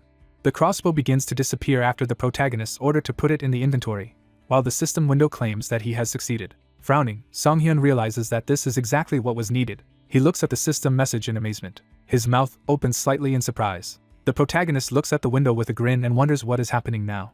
The message has a sentence written in it, but some letters are hidden in the words. The stern protagonist deciphers the message, realizing that a certain part of the message probably refers to the crossbow, but what the rest is about is completely unclear. The protagonist looks away and asks if his system is malfunctioning. Gritting his teeth, an inner voice demands that he stop mocking him. The image of a crossbow appears. Songhyun claims that he got what he needed. The disgruntled healer loudly demands that they immediately stop observing and show themselves. Suddenly, a system window appears above it. It has a star drawn in it. The protagonist assumes that such an icon depicts this jerk. A doctor in a white coat hears that a stranger can answer him. Songhyun realizes with a serious face that he can only answer 5 questions. A flashback arises with the protagonist in the midst of monsters. It is said that in the first days of his stay on the continent of Azula, frightened people look at him. It is explained that the people forcibly transferred to this world either died or tried to survive in the caves, and disputes did not subside among them about whether it was worth staying or looking for a way out. The protagonist stood in front of the people and said that first you need to get money. The main character waved his hand and offered everyone to find a job suitable for the skill. The healer in the robe is standing next to the other fighters. He told them to disperse around and put down roots in this world, and then find a way to return home. So it's been 3 years since that day. Songhyun looks at the system window and realizes that he finally has a chance to learn something new. He turns around with a serious face, realizing that the size of his messages is becoming shorter, while it is not clear what the restrictions are. MC calmly thinks about the fact that he needs to think twice before asking any question. He imagines a blindfolded sorceress, and wonders if he really moved them to this continent. The main character looks at the window, which says that there are only 4 questions left. MC angrily asks who he is and why he did all this. Suddenly, a message appears with the letter O. The protagonist with a serious face concludes that the answer can be either positive or negative. There is a clock nearby. The guy asks if there is a way to return to their world, while he has 3 questions left. Songhyun in a white coat wonders if anyone was able to return. There are 2 questions left. The protagonist with a serious face wonders if it is true that no one could do it at all, and apparently Jungo never managed to do it. He takes a notebook out of his pocket, realizing that he needs to try and get as much information as possible. Then the guy states that they could not just be taken and called here for no reason. The main character writes with a pen in a notebook, while claiming that there should be a specific goal. He shows a multiple choice paper, and Songhyun asks him emphatically what he wants from the people of his planet. On the paper, it is written about finding objects, becoming stronger, earning points and learning skills. The guy realizes that he has 4 theories that need to be tested. He decides that if number 1 is true, he should show O, and if 2 is true, then let him show X, while if either is true, then he should not answer him within 5 minutes. The protagonist sees a message that he has 1 question left. A guy in a bathrobe stands in his room and asks which of these is more important, while explaining that he needs to write O for glasses and X for objects. He is tired, holding on to his face. Songhyun realizes with a crazy smile that he dragged them in to use them as slaves to earn points. Crossing his arms, the protagonist comes to the conclusion that he needs to think everything over carefully, because if he is the only one who could find out, then he has the best chance of achieving the desired goal of these creatures. He raises his finger and claims that he doesn't care what he did, but it's important to know who he is. The image of a priestess with a staff appears. The main character wonders if the creature is the god of the continent. He states with a sly smile that he has run out of questions, but he would answer this one if he were in his place. Blue glints flicker in the air. It is said that if he wants help, he should show his sincerity. In the system window, it says about the absorption of points. The number of points scored is 52 points. The astonished protagonist sees this and is surprised. Several system alerts say about the absorption of points. As a result, 5 are scored. MC is furious when he sees the information that he has 0 points left and starts yelling for him to get it back. He spreads his hands and grabs his head. Frowning, the guy mentally declares that he will kill him, despite the fact that he may turn out to be a god. Suddenly, a task pops up with the goal of scoring 5,000 points. Songhyun is thinking about the fact that a skill with an asterisk is supposed to be a reward. Besides, there was no such system until now. He carefully examines the window, realizing that since it took his glasses and gave a task in return, the notification contains a question about whether it is necessary to use glasses to control the system. The main character sadly sees the encrypted message and realizes that communication will be difficult for some time. He sees the system window with the task and says that he will do what is asked, but in turn expects a worthy reward. The healer clenches his fist, claiming that there are many names he wanted to call the creature by. He looks at the alert with a smirk and says that since he manages the status window, he will call him an admin in the future. Sunlight pierces beautiful clouds. The main character is sitting at a table in a tavern. He eats a sandwich with a sad face, noticing that its smell is simply disgusting. In the system windows it is written about the new skill, as well as about the crossbow, which is able to summon it at will. The protagonist understands that yesterday's harvest was quite abundant. He pokes his finger at the screen with a smile, realizing that the reward was an exclusive skill for the crossbow and it would be a good idea to use it along with the rest of the skills. The pop-ups say that the roulette has been added to the status window, and a coupon item for 5 free roulette spins has also been received. The surprised guy sees this and wonders if he really got a tape measure exclusive to the crossbow. A magic chest appears, and a coupon item for 5 free spins is used. The roulette counter is spinning. An astonished MC watches on. In the system window, you can see the results according to which the guy received additional damage, as well as the fatal pocket skill, as well as an increase in soul points. The protagonist continues to eat, realizing that although it only applies to the crossbow, it has given him a stat boost and skill. An image of blue crystals arises. MC thinks about how it even gives him extra points for every soul point he gets, with Songhyun reflecting on wishing every spin was the same. Jungho goes inside the room and says that he is very sleepy. The main character gets up from the table and greets him. The guy with glasses is amazed to hear that he needs to go to the doctor, because there is something that needs to be told to him. A loud scream can be heard throughout the tavern. Jungho stands in front of the protagonist and asks if this is really the case. He says that they were only sent here to earn points. The healer replies that if you summarize, they are. The guy with glasses in shock claims that they are not some kind of slaves at all. He purses his lips with nerves. Through tears, he grabs the doctor and shouts that he is glad, because he thought that he would die before he set foot on his native land again. He, in turn, asks to stop crying and listen. The protagonist pushes him away from him and says with a smile that as he heard from his approximate explanation, they need to hurry up and earn points. Jungho wonders if it is really difficult. Songhyun happily punches the villain, explaining that this is the case, both despite the fact that he has to heal the wounds, and if you take into account the wounds he inflicted. People watch in amazement as he treats another, with the guy explaining that his own wounds do not count, but it is acceptable to treat a wounded comrade. A discouraged guy with glasses hears that if MC cures his friend at any time, he will quickly earn points. Jungho clarifies what his help is. The doctor raises his hand and addresses the interlocutor. He hands it to the guy and asks him to become an assistant. The protagonist with a cunning look contemplates the need to create a team. The interdimensional travelers who are aware of the state window system are fit to be assistants. The guy in glasses thinks and is silent. The main character at the same time understands that among them he is the one who can be trusted, and no matter how much he thinks about it, Jungho is the only one who can help right now. The friend coughs slightly and talks about his role. He smiles broadly and declares that of course he will help the doctor. At the same time, the main character smirks, realizing that he already knew that he would agree.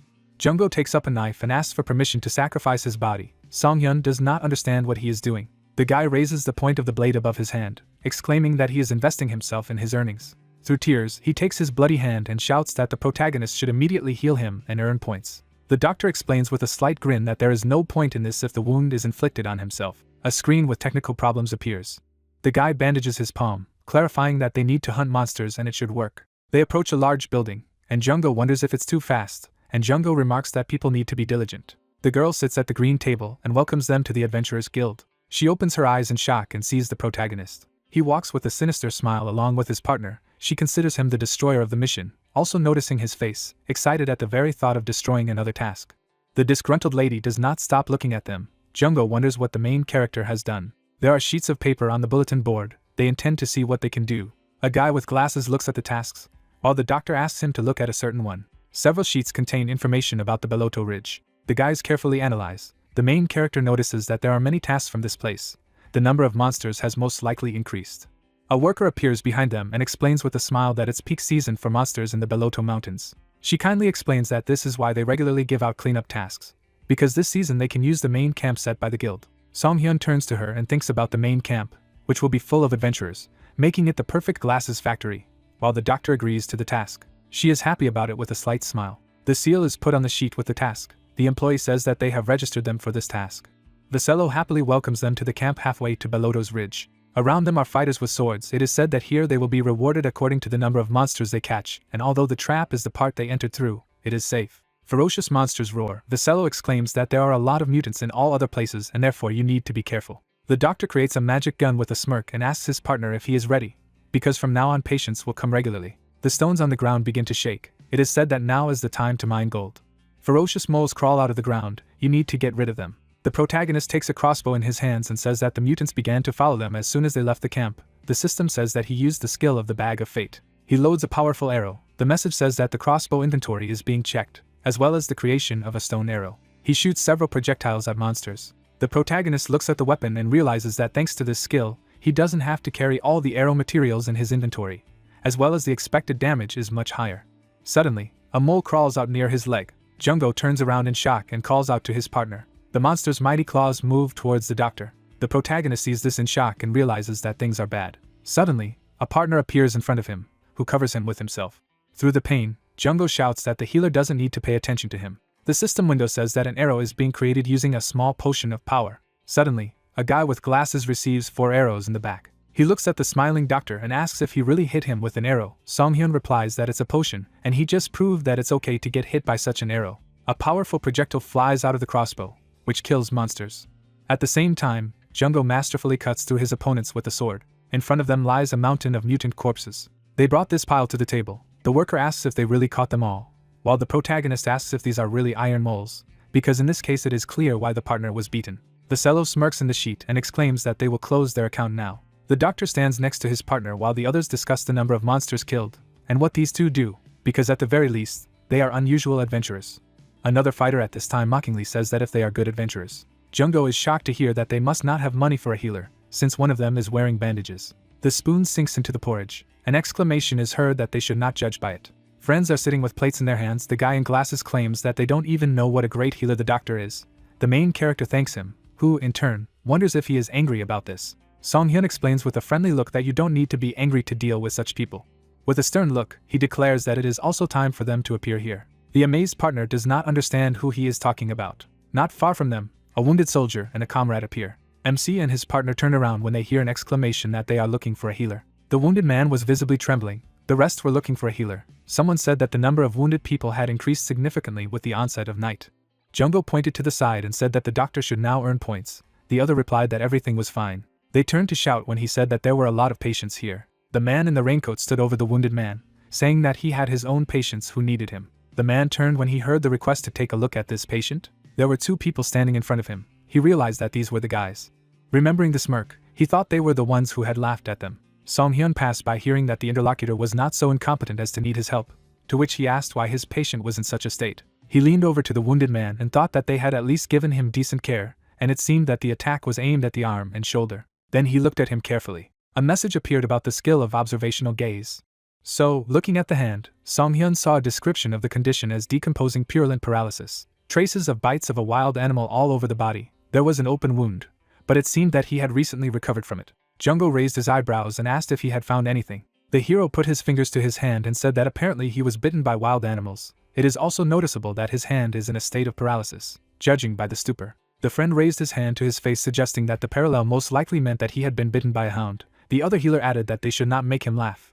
Paralyzing poison does not make people writhe in pain like that. The hero took out a knife and said that the paralyzing venom of the hound is truly unique. He made an incision and added that if several conditions are met, what is it? The wound looked blackened. Songhyun said that the flesh was all rotten. This is the effect of me before decomposition. The hero got back on his feet when he heard the question of what to do. A crossbow appeared in his hand. He targeted the patient and said that they needed to do so. People around him were indignant, asking if he was going to stop. Jungo spread his arms when the doctor asked him to get rid of the strangers, who shouted at them to stop distracting the doctor. The hero loaded the crossbow, thinking that if he wanted to deliver the potion to various parts of his body quickly, then this was the best method possible. Air cards have been activated. He is able to create a potion with the corresponding attribute. The pouch of fate skill has been activated. The arrow potion of air has been created. Arrows rushed at the patient. It was a 5-fold combo of wind arrows. Everyone was terrified and shouted that they couldn't look at it, saying these guys were definitely crazy. How could they just take and kill a person? The hero lowered the crossbow and asked again. The wounds began to heal. The patient was surrounded by a green aura. The hero suggested not to call a completely healthy person dead. He began to breathe. The observers were surprised that he was hit by an arrow and he was fine. Another doctor looked shocked to hear that. Moreover, even the poison had been neutralized.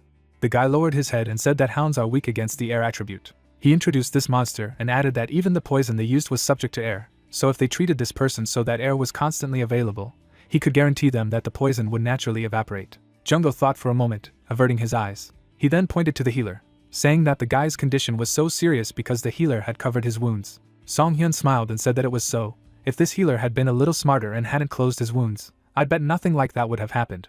The second healer looked confused. The guy turned around and asked if he was right, and the others began to talk about how it seemed to be true. When he determined the way to heal with one glance, he was right. He should have just left him alone. At that moment, the second healer ran away, and the doctor's friend remarked that it was magnificent. The wound on his arm was bandaged. He patient looked at the hero to hear that now his arm would be completely healed at any second, but he still needed to be careful until his body was fully recovered and replied that he would stick to the recommendations. At that moment, his friend came over and asked if there was anything strange about it. A torch was burning near the tent. The comrade did not understand why he came alone. Where his group had gone, the interlocutor replied that now that he had said this, his words made sense. It could not be that someone was hunting alone at night. The hero was still sitting next to the patient, asking where the rest of the group was, and he replied that they were suddenly attacked, and they separated. She clutched her head and shouted that it couldn't be. He was the only one who survived and that he shouldn't have fled alone then. Jungo looked at him carefully when he heard that these hounds had just jumped out of nowhere in a pack. Then he withdrew his hand, replying that it was strange. They usually do not attack in such large groups. Songhyun averted his eyes. Then he looked at his comrade saying that something was definitely wrong, that there might be a sudden increase in the number of monsters, and the disappearance of a group of adventurers. It must be a rare monster. Only in this case this story makes sense, and it looks like they are all imprisoned in a mini dungeon. The lantern burned brightly. Jungo held it in his hand, asking the hero what to do if they were all already dead. The doctor replied that he hoped they weren't. We took a step forward and heard something. They looked at each other. The doctor said that they were the same dogs and mentioned the lamp. Her friend picked her up. They saw dogs attacking a person. Songhyun charged the crossbow with an air arrow potion. The shots hit the monsters. The guy fell to the ground. The doctor asked if everything was all right. Jungo saw the bodies and called out to the hero. He came up and said that apparently they were all in the dungeon, and they were all dead. Looking at the gnawed bones, he thought about the corpses of both animals and people who had been decomposing for some time, assuming that they had all died a long time ago. His companion turned to him and asked if dogs did not prefer fresh meat, for I was sure it was not typical for them to collect bodies in this way. The hero looked intently, saying that there are those who eat rotten meat. Footsteps were heard. A monster approached them. The guy added that they were undead. Imagining the undead, the hero mused that it was a dead creature that was moving again thanks to the effect of black magic, an existence that was looked upon with contempt by all priests. He raised his crossbow, adding that things had become quite problematic. His comrade asked if they could win. The monster bared its mouth. Then he let out a howl. A whole flock ran to them. The guy they rescued was shocked. Jungo rushed forward. A sweep of the blade threw them back, shouting that they would not pass. One of them pounced on the side. The doctor shouted to him to duck. There are new reports that the pouch of fate skill has been activated. The arrow potion of wind has been created. The shot struck the beast. His companion raised his head and thanked him. Songhyun shot him. It was reported that as a result of the use of the wind potion, the air attributes had been improved. The doctor smiled and said that it was his vaccine, and he asked to warn him next time. The leaves rustled in the wind. The wolf attacked Jungo. He said there were too many of them here. The monster tried to bite. The young man repelled him with his sword, saying that the enhancement of the wind potion was amazing. The hero noticed the monster sitting there, wondering what the hound was up to, because it hadn't moved since it gave the signal to attack. The monster was surrounded by an aura. Songhyun thought it looked like she was waiting for her pack to die. It couldn't be. Jungo continued to fight and shouted that this was the end of it. The leader let out a howl. The defeated rose again. The hero realized that it was necromancy. The hero stared ahead and turned to his friend, saying that it was a necromancer hound, who did not understand how a dog could use it at all. The wolves surrounded them. He shouted that it was bad. If it continued like this, there would be no end to them. And the guy replied that the necromancy skill would be dispelled once they killed the rare monster. The arrow hit one of the animals. He added that they could not approach him, because the others got in the way. The guy with glasses looked at him and asked if it meant they would win if they got close to him. The doctor replied in the affirmative. He took a step forward. Jungo smiled and said that it was time to prove himself. The hero looked at him and thought that this was for sure. Although he looked like a pathetic wizard from the outside, he was a real tank. The guy raised his hand up. A message appeared about the mass aggro skill. Opening his mouth wide, he shouted that the speed of the attracted monsters was increasing, meaning that he would most likely die. The dogs were approaching. He ran away from them and shouted that he believed in the doctor. Song Hyun lowered his head and was very grateful to him. Seeing how the leader looked at him intently, the hero said that now it would not be difficult to deal with him. The guy remembered how she held a leech and said that the source of the rare monster's power lies in his relic. She looked away, adding that if he had to face special problems and a rare monster, he would have to find his relic and destroy it. Song Hyun ran at the beast, turning on his observant gaze. His gaze found something. The young man withdrew the blade and thought that the relic was around his neck. Then he hit it. A message appeared that the throwing skill was activated. Song Hyun took out a crossbow and decided that this was his chance. The system reported that the Bag of Fate skill had been activated, and the arrow potion of wind had been created. Something jumped out of the bushes. The beast grabbed his hand. The hero rounded his eyes, surprised that the leader had left one in reserve. The hand flew to the side along with the crossbow. The crossbow fell to the ground. Wolf looked at him and mentally conveyed that he was a stupid person, daring to touch his relic. Then he pounced on him. The guy turned. He saw the huge mouth of the monster, which at that moment was telling him that it would devour him alive. A message appeared that the crossbow skill had been activated again. He began to disappear. Song Hyun smiled slightly. The system reported that the crossbow had been summoned. It appeared in the other hand. The guy pointed it directly at his mouth, adding that he was actually ambidextrous.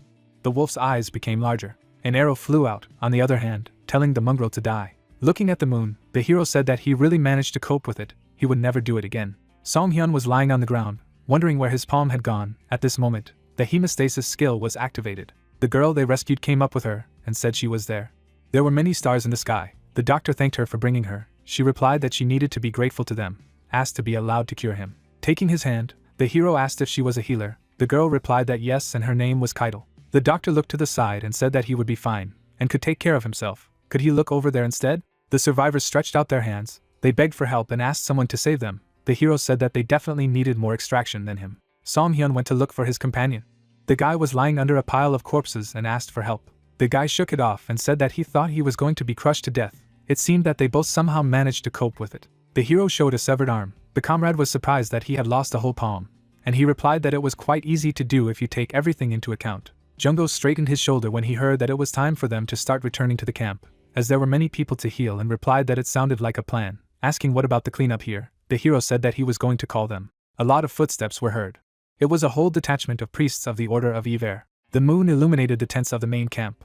The doctor held his hand and thought that first he needed to straighten the position of the severed wrist. He held a needle and thread in his teeth and thought that sewing both parts of the flesh together using his mouth, even if it would dangle as long as it held. The hero quickly sewed up his hand and thought that he could do everything with the other hand. Looking at the result, the hero said that the full recovery was successful.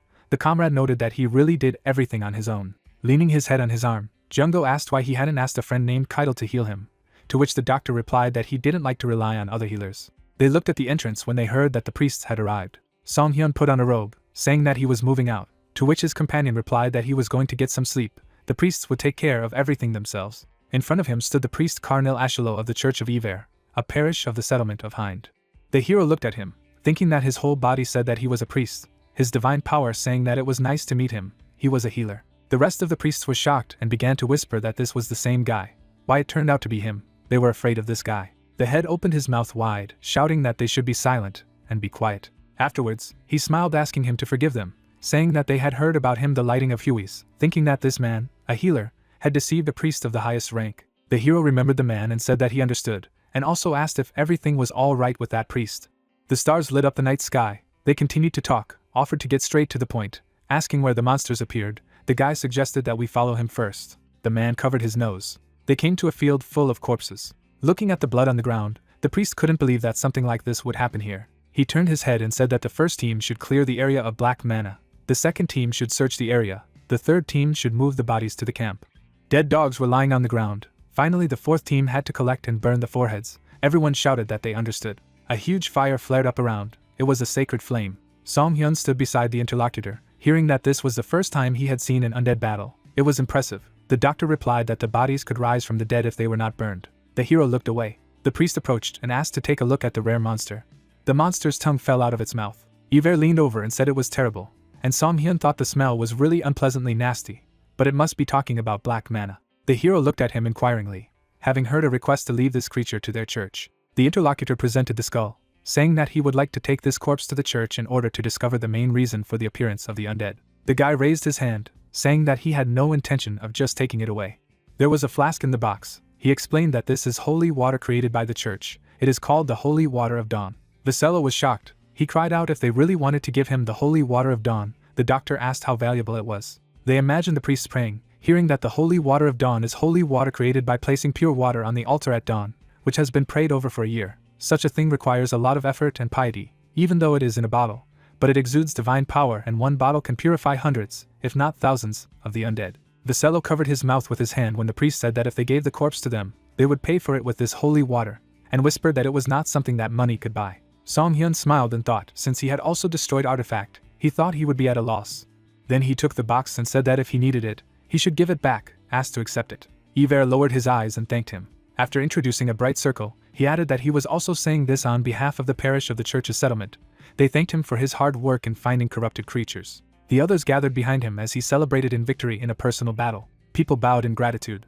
The priest gritted his teeth, saying that he was the one who would even target the undead if they gave him money, and the guy replied that he was just doing what he had to do. The hero smiled and said that he was just a healer who could not tolerate this evil spirit. The sun was rising over the forest. Someone was calling Song Hyun. The hero opened his eyes in irritation. Vasello was visibly nervous. Introducing the man in the suit, he said that the head of the Adventurers Guild branch was here for him. Song Hyun looked at him uncomprehendingly. There was tea on the table. The man said that he had heard his story. He folded his hands, smiled, adding that the guy rarely defeated the monster. He was really proud of it. The guy lowered his eyes and thought what a joke it was. Song Hyun imagined his interlocutor on the throne and thought that being incompetent, he was just a greedy man born already rich, an upstart who flaunted the strength of his family. It could not be that his eyes would fall on him, who was notorious in the Adventurers Guild. He introduced the church, realizing that he obviously had some kind of plan. The man snapped his fingers and said that he was grateful for his service in protecting the peace of the settlement. There was an elixir in the box. He prepared a small gift for him. Vasello clenched his fists happily and explained that when it comes to endurance mushrooms, they are used as ingredients to create stamina potions, and golden endurance mushrooms are the rarest of them because it is a rare item that increases maximum stamina. The hero paid attention to these words. He rushed forward. After that, he immediately drank this elixir. The system reported an increase in stats. Your maximum stamina increased by 3%. Song Hyun wiped his mouth and said that the branch manager is dear and respected, also thanked him for everything. The man smiled and said how good it was that he liked it. At that moment, the vials shattered. The hero threw the bottle aside and said that it couldn't be that he had only visited it to give it as a gift. The hero tilted his head, adding that he was quite exhausted now, so he suggested not to waste even more time. The man lowered his eyes when he heard that he needed the holy water of dawn. Riwon smiled and replied that he liked that he understood quickly. He put his hands on the table and said that this is not an item that can be recouped simply because you have money, so he wants to offer a deal with something he won't be able to buy. Song Hyun was visibly surprised to hear himself called a traveler between dimensions. The man looked at him and asked with a smile if it was true or if it was him, a traveler who had come from another world. The guy looked at him warily and wondered, how did he know about travelers? How much did he know? The interlocutor raised his cup and said that it was so unpleasant. The man introduced these people and suggested that they think about how travelers between dimensions and with special abilities are not treated properly just because their origin is unknown. Not only can they not reach high positions, even if they prove their abilities, there are healers who have not received official confirmation. Song Hyun smiled and asked what he meant. The interlocutor slightly tilted his head, answering that if he passed on the holy water of dawn, he promised him the sign of the healer and the sponsorship of the family. This surprised the hero. The interlocutor laughed when he heard that according to the rules, he could not become an official healer, and replied that the rules were a problem for him. He introduced the young man in the healer's cloak and said that he would receive recognition of the healer's experience from the eminent noble families if he accepted the offer, would even be able to apply for the position of royal healer. In other words, after rising from the bottom, his life would blossom. The man took a sip and said that the holy water of dawn was worth it. Riwon looked at the hero with a sly smile, thinking that if he got his hands on her, he would be able to move to a place bigger and richer than a tiny small provincial town, and making one person an official healer was not a problem at all. The hero raised his hand to his face. The interlocutor dropped the mug when he heard him refuse the offer. Song Hyun averted his eyes when he asked him again in shock and reiterated that he would refuse. Then he put his head on his hand and noted that he didn't need to resort to bribes to get recognition, he already had enough achievements, and a healer. The man imagined mountains of gold thinking he was arrogant, and asked what about sponsorship, saying that there were not many opportunities for anyone to get sponsorship from his family. Vasella looked at the hero in shock, who replied that from what he had heard, it seemed that the influence of Mr. Branch leader to the family was not that significant, the advantage was unclear, so he would refuse. The bullets of the interlocutor increased significantly. The man was furious. A cry was heard throughout the neighborhood as a guy dared to mock him. He asked to calm down. Jungo stared at something in surprise. He had a red crystal in his hands, and he didn't understand what was wrong with these guys, giving out such things as a reward. The doctor asked what he got. The guy held out a ruby stone, thirsty for blood, increasing the attack power. Song Hyun remembered the enraged man, thinking that he had also profited well from the group's awards, and he told the leader that since he had defeated the undead with his partner, they would be given the reward. He looked at his friend with a smile, saying that he had received something good. The bell rang, the invasion of monsters from the east was announced. The animals ran along the forest path, told about the north and south and that it was necessary to join the defense of the camp. People ran around them saying that they needed to leave them here to secure the settlement. The doctor offered to go there as well, his friend agreed. Monsters attacked. The arrows struck the monster. The guy shot at them with a crossbow. There was a message about the bag of fate, the creation of a stone arrow. His friend picked up the crystal. The crystal began to glow. The system reported the use of the skill vampiric tendencies. A new message has notified that the attack power has been increased for a certain amount of time. He started killing the monster one by one and shouted that it was nonsense. Song Hyun looked to the side. The bear struck a man. He let out a roar. It was the main monster. Raising their weapons, everyone shouted that it was necessary to advance to the attack and that this was the last one. They must do everything possible. The monster threw people away. Arrows broke against him. The hero turned around when Jungo said that it didn't look like the stone arrows worked, and replied that he had a premonition that this could happen, so he prepared something else. The arrow began to glow when the steel mole's claw was activated. She hit the bear. Everyone began to shout that they had pierced his skin. They had to aim there. The comrade struck with his sword. He turned and shouted to the doctor that he had to act now. He pushed off the ground. He flew straight at the bear. Song Hyun threw his blade and activated his throwing skill. The blade struck the monster. The bear fell dead. People were happy that they had won and defended the settlement. The guys on the side were talking about how the last attack was amazing. It was a group that defeated a rare monster. Jungle looked happy, saying that it was a great feeling. In fact, they had now become heroes and asked the doctor what he was doing, because he had to go to the settlement already. Looking at the system window, Song Hyun replied that he had collected quite a few points. The guy asked if he was really going to spin roulette. A friend pulled his hand telling him to finish. She would never give him anything. He replied that no one knew that. Then the friend said that he would bet 100,000 gold that he would only get garbage. There are results of roulette where there were arrowheads and additional damage. Jungo patted him on the shoulder and said that he was trying to stop him. The cello ran towards them and asked them to wait a second. They turned around. The guy said that they were able to stop the big disaster thanks to them. They really did a very good job. The camp was calm. The hero responded to his thanks and asked if they were going to dismantle the camp and heard that they had decided to postpone it for a while until the priests finished their investigation. Showing the voucher, the interlocutor said that this was a special reward from the camp. Later, they were sitting in a bar. Jungo flinched and said that he just had the idea that he should drink to victory. The hero replied that he did not think that they would get something like this, adding that he said that all the workers are from the camp and the settlement. The interlocutor noted that they usually hire outsiders. Someone grinned in confusion. Song Hyun glanced to the side. In front of him was Ruth, who said he never thought he would see him here. The guy in glasses looked at the hero and asked if they knew each other. The doctor replied that this man, whom he cured a few days ago, he added that he was helped a lot last time. The new interlocutor held out a wallet and said that this was a payment for treatment, which he could not imagine then. The hero had already completely forgotten about it. Song Hyun remembered something. He held out his sword and said that he had kept it all this time. Ruth began to hug his sword. It was his favorite partner. He missed it. The guys whispered if everything was okay with his head. Later, he sat down at their table and asked if they had stayed in the camp before, specifying that they were resting after completing their tasks. They replied that this was true, to which the guy asked the question to have some time. He held out a piece of paper. It was a request to assemble a detachment. Ruth remembered the huge seal on the ground and said that it turned out that a portal to the dungeon had recently appeared near the settlement. They said they were going to enter it in 3 days, so his younger cousin asked him to join the party. The interlocutor himself was upset and said that he could not go because he needed to pay back the debt. The guy with glasses noted that it was not worth borrowing money from the guild, even if he was dying of hunger. Song Hyun folded his hands and asked what they should do, because the rewards of the dungeon are quite attractive, and he replied without hesitation that he was for it. Of course they would go there. The red-haired guy was very happy and thanked them, thinking that what a relief, since they were there, he could rely on them. The hero seemed to be looming over him, thinking how funny it was to watch them beg him to save them. The guy hoped that everything should be fine. 3 days later, a day later, they were standing outside. Jungo asked if his friend had prepared well, who replied that of course his wrist had already healed completely. He turned to him and said that he was also willing to receive 100,000 gold. Jungo opened his mouth wide, shouted that it couldn't be, asking if it was true that he had received it. A message appeared that he received the return of arrows, can return one of the used arrows back to the inventory. The received arrow cannot be returned until the sun comes out again. The hero recalled meeting Keitel, saying that he blessed him. Apparently he is a follower of the Nakamate.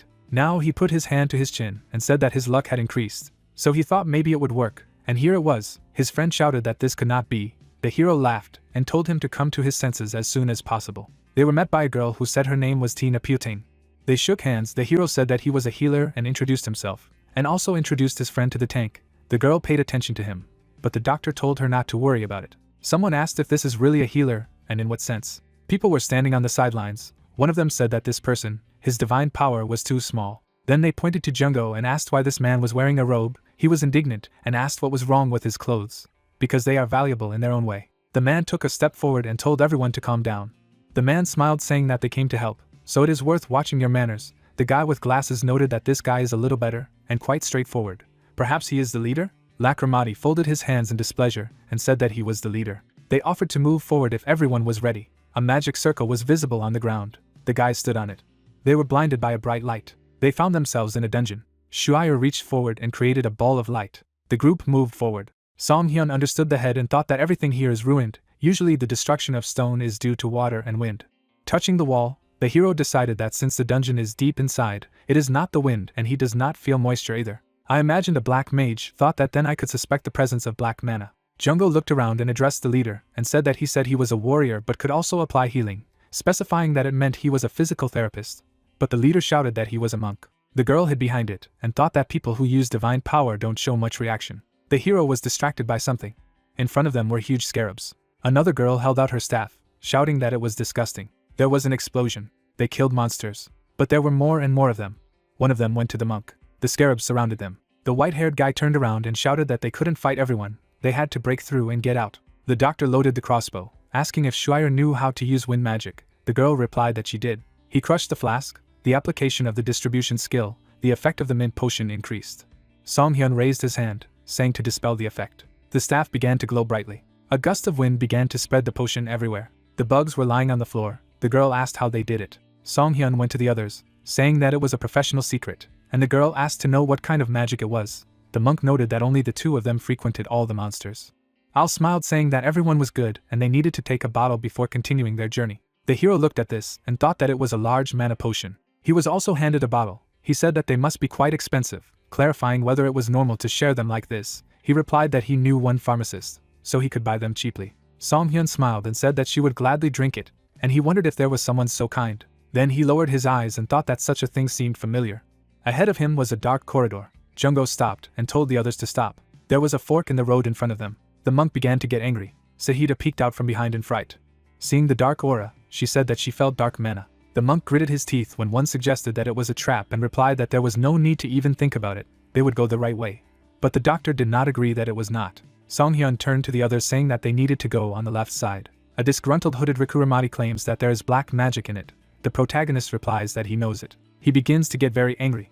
The guy in anger takes the main character by the collar and asks if he really wants to go there just to die. Jungo stops him and asks him to at least let him explain everything first. The red-haired girl also begs to listen to him, while the bully exclaims that they won't even listen to this, because the healer is not able to feel black mana. The lady opens her mouth in shock when she hears that this is why they should not have taken the people invited by the newcomer. The worried girl says that she does not want to go there. The priest next to her claims that he does not want either. The opponent with a stern look declares that if he wants to go to this sickening place. He pushes Song Hyun, telling him to go on his own. The guys walk away. At this time the protagonist is asked if everything is okay. The doctor adjusts his robe, claiming that it doesn't matter at all, while he asks Tina if she will follow her group. The girl says with a kind smile that she thought that she needed some reason for this, since she was advised to do so. The main character, smiling, is grateful that he is trusted. A guy with gray hair is standing nearby. The question is, what about him? He smiles genuinely, claiming that he just wants to trust Mr. Healer. The guys go through the sewers, saying that nothing is happening here, because there are not even monsters. As the mages move forward, Rikuramati wonders what happened to that guy. The girl turns around. It is said that Tina can be understood, because they are party members whom she brought herself.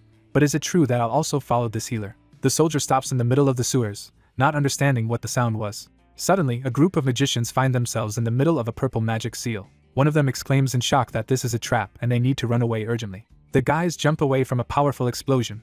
The girl remained in the middle of the trap and began to scream. Magical signs glow under her feet. She does not have time to jump away and energy rays pierce her leg. A bloodied girl lies near the seal. Friends exclaim about Sahita. The priest offers a bright hand and calls for the light of healing. The wounds on her leg are bleeding. The heroine screams in pain. The mages make faces in disgust. Sahita declares at the top of her lungs that it continues to hurt, while the other woman tries to understand what is happening in shock. Spears protrude from the magic circle. The blonde claims that she has received a curse that only priests can break. The main character walks in his white coat. Songhyun smirks in claiming to have warned them about the wrong path. The blonde, with a twisted face, notices the protagonist. Blood drips on the floor. MC claims that he knew this would be the case and therefore prepared. Tina looks at the guys in amazement and states that it is a sealed magic circle, but the seal has been broken. The priest looks at MC, realizing that the sealed dark spell has reacted to the divine power. The main character looks at them with a serious look. The enemy does not understand how he was able to pull this off. A light fog creeps over the dungeon. MC is asked how it happened. The main character replies that it is unlikely to be so important now. Rikuramati yells at him in rage, stating that he should know how to heal Sahita if he came knowing about it, while Songhyun wonders since when he should. The priest clenches his teeth in rage when he hears that he rejected the team member's opinion and went forward. Then he turns to his girlfriend lying on the ground and thinks. Closing his eyes, the guy says with an effort that he made a mistake. He falls to his knees in front of the healer, claiming that if they leave her like this, the girl will die, so let her help. Songhyun realizes with a sly smile that this is what he needs. MC runs his light hand over the wounds, using hemostasis, while he is asked how he plans to dispel the curse. Jungle looks at him and says that they don't have anything like a holy spell. The healer takes the potion in his hands, saying that they have no skill, but have a powerful holy water. The magician holds a box with a flask. It is said that you can recognize holy water simply by taking it in your hands. It drips onto the blackened limb.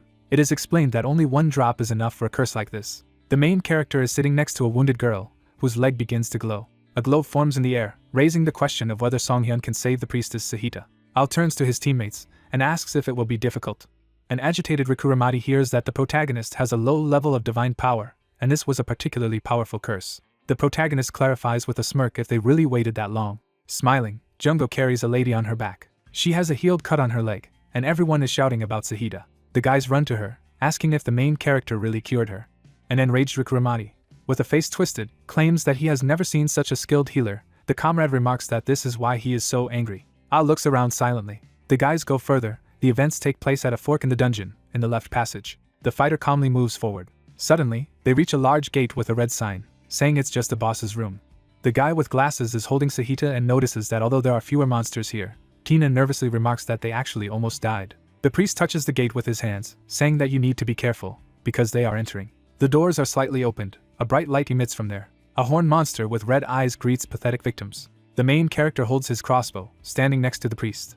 Opposite them is a boss with red energy floating around him. He looks at them with a frightening look. It is said that this is the main monster of the ancient dungeon. The guys are shocked to notice that he has overwhelming black mana. Powerful energy rages around the fighters. They think about the fact that they cannot retreat, and whether it is possible to withstand something like this at all. The boss forms a red cloud of energy in his hand and calls them stupid because they have come all the way here.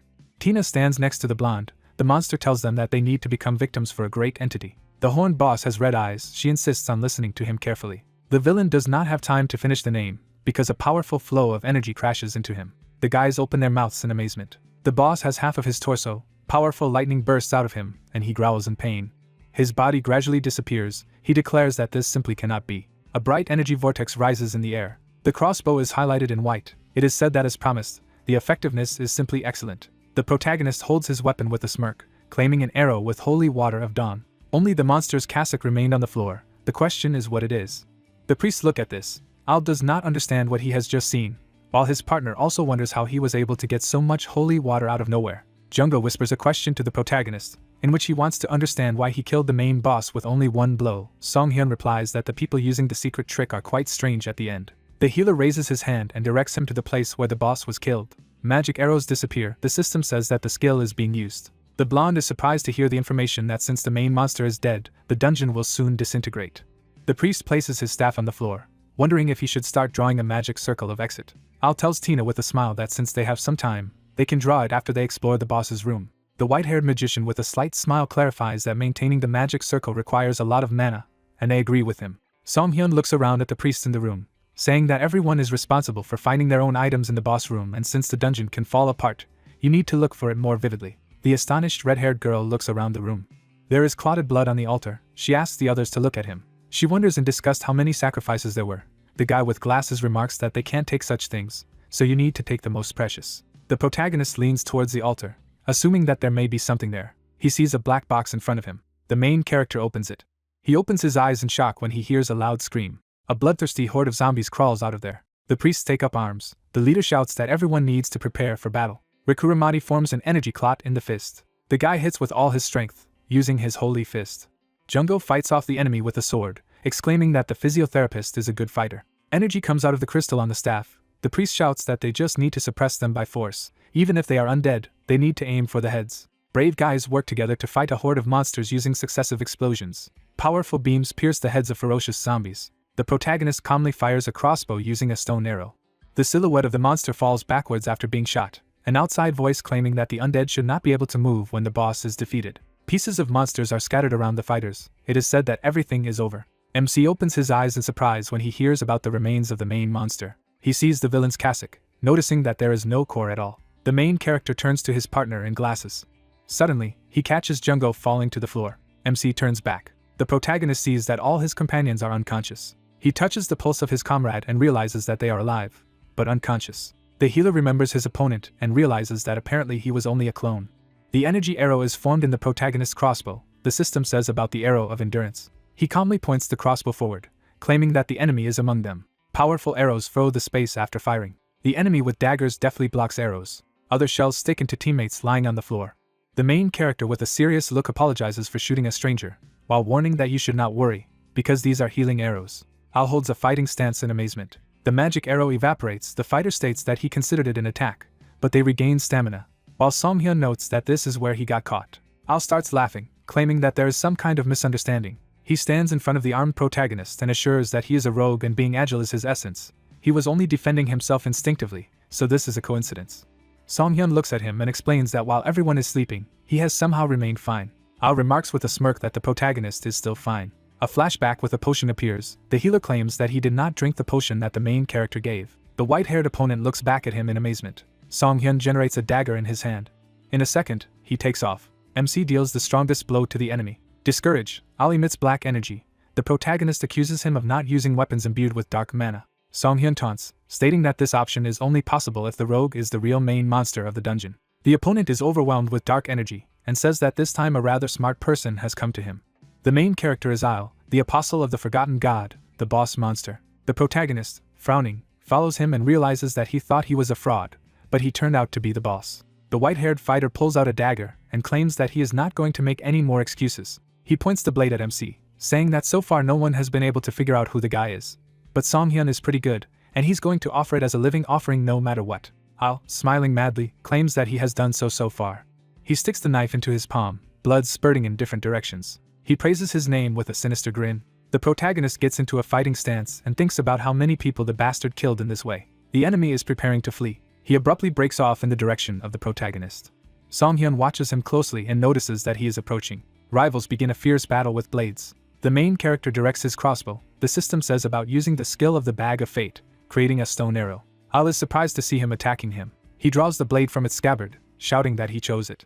The white-haired scoundrel confronts MC, claiming that he was an unknown rogue until he made him special. The opponent cuts the opponent's blade open, while asking how happy the boss will be when he is sacrificed. The mad villain exclaims about his allies, whom he killed that day. The protagonist dodges the powerful energy, noticing that the enemy is just a complete man. The main character opens his eyes wide in amazement.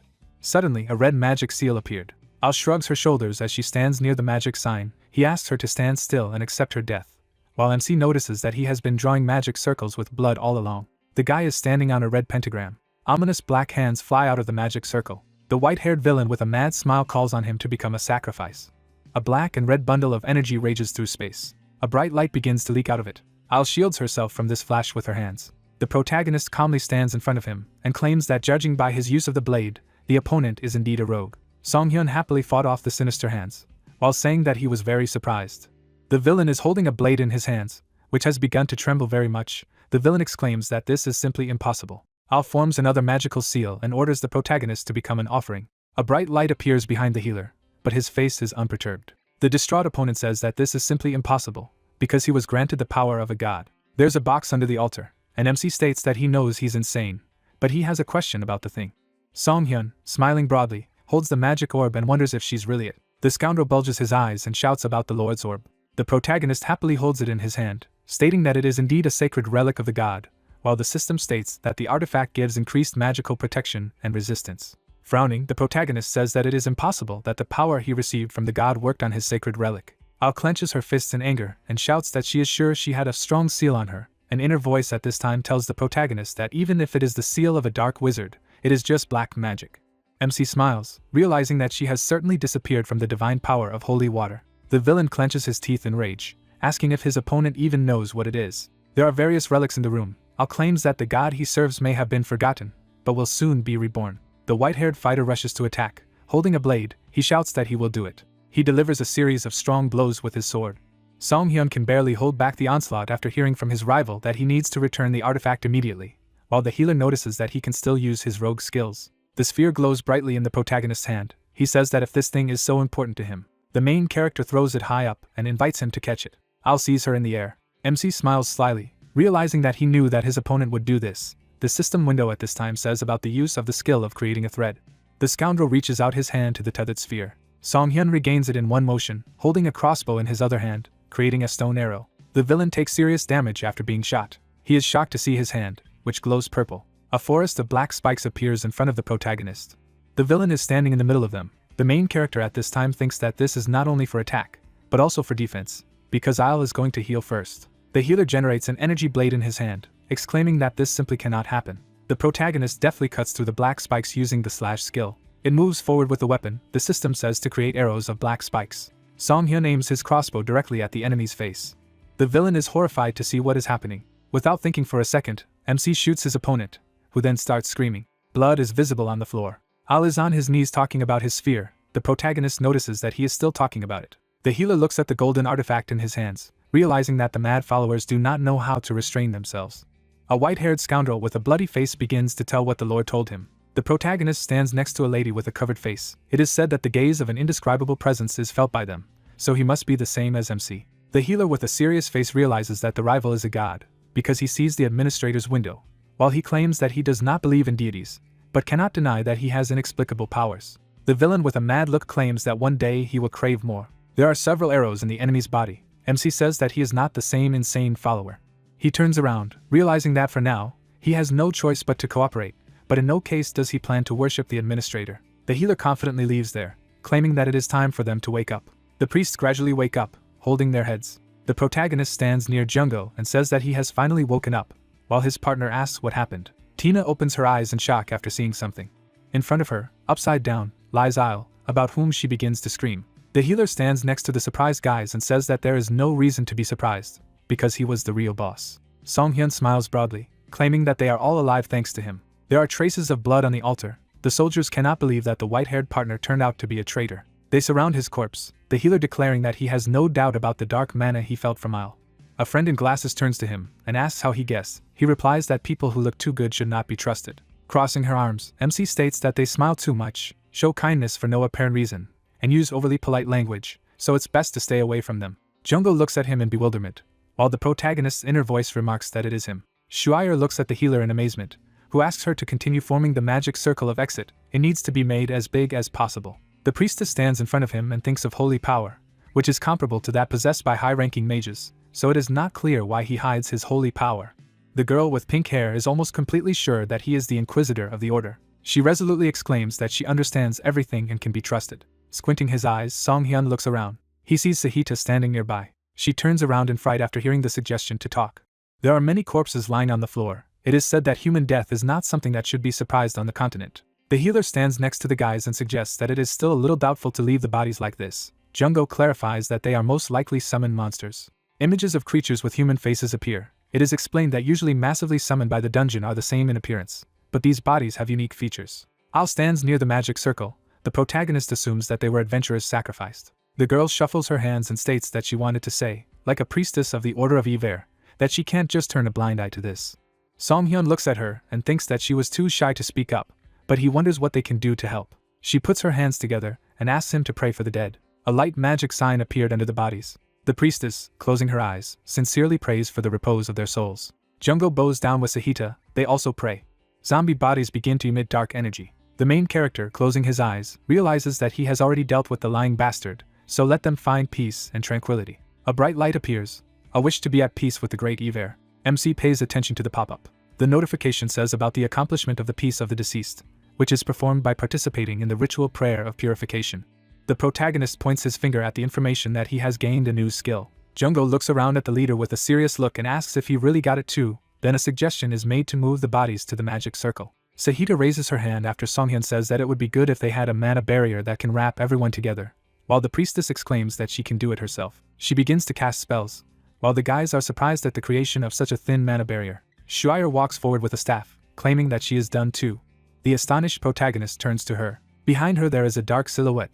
The main character exclaims that she urgently needs to get away. The opponent takes out a blade with inscriptions on the blade. The villain plunges a dagger into the girl's body. Shuire opens his mouth in horror, from which blood is pouring out.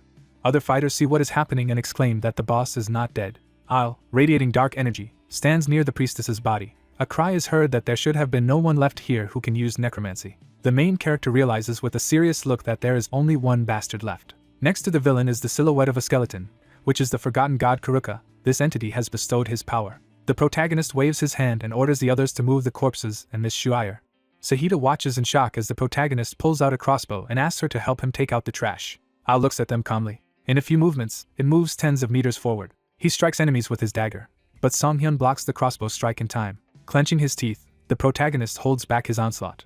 Frightened, Sahita trembles, at which point the protagonist calls for her help. She closes her eyes in fright and screams. The priestess holds out her hands and uses the exorcism. The scoundrel begins to growl in pain. The ferocious owl swings his blade. The blade rushes towards the girl. The protagonist covers it with a crossbow at the last moment. He restrains the villain and exclaims that this is a good job and it needs to be continued. The girl forms a bright light with the help of her palms. A powerful stream of light energy bursts out of it after using the undead banishment. The villain takes his head and begins to shout loudly. His eyes went completely mad. He holds onto a deep wound in his chest. He pulls out a purple sphere and addresses his master. He squeezes his heart, claiming that this is the last sacrifice. The main character sees this in shock and realizes that this was the core of the main monster. Suddenly, giant boulders begin to fall from the sky. Songhyun realizes that the dungeon is about to be destroyed. MC turns around and shouts with a serious face that it is necessary to run immediately. The ceiling of the dungeon gradually begins to crack. The enthusiastic scoundrel turns to his lord. He stretches out his hands to the sky, exclaiming that everything here is for him. A second later, a giant boulder falls on him.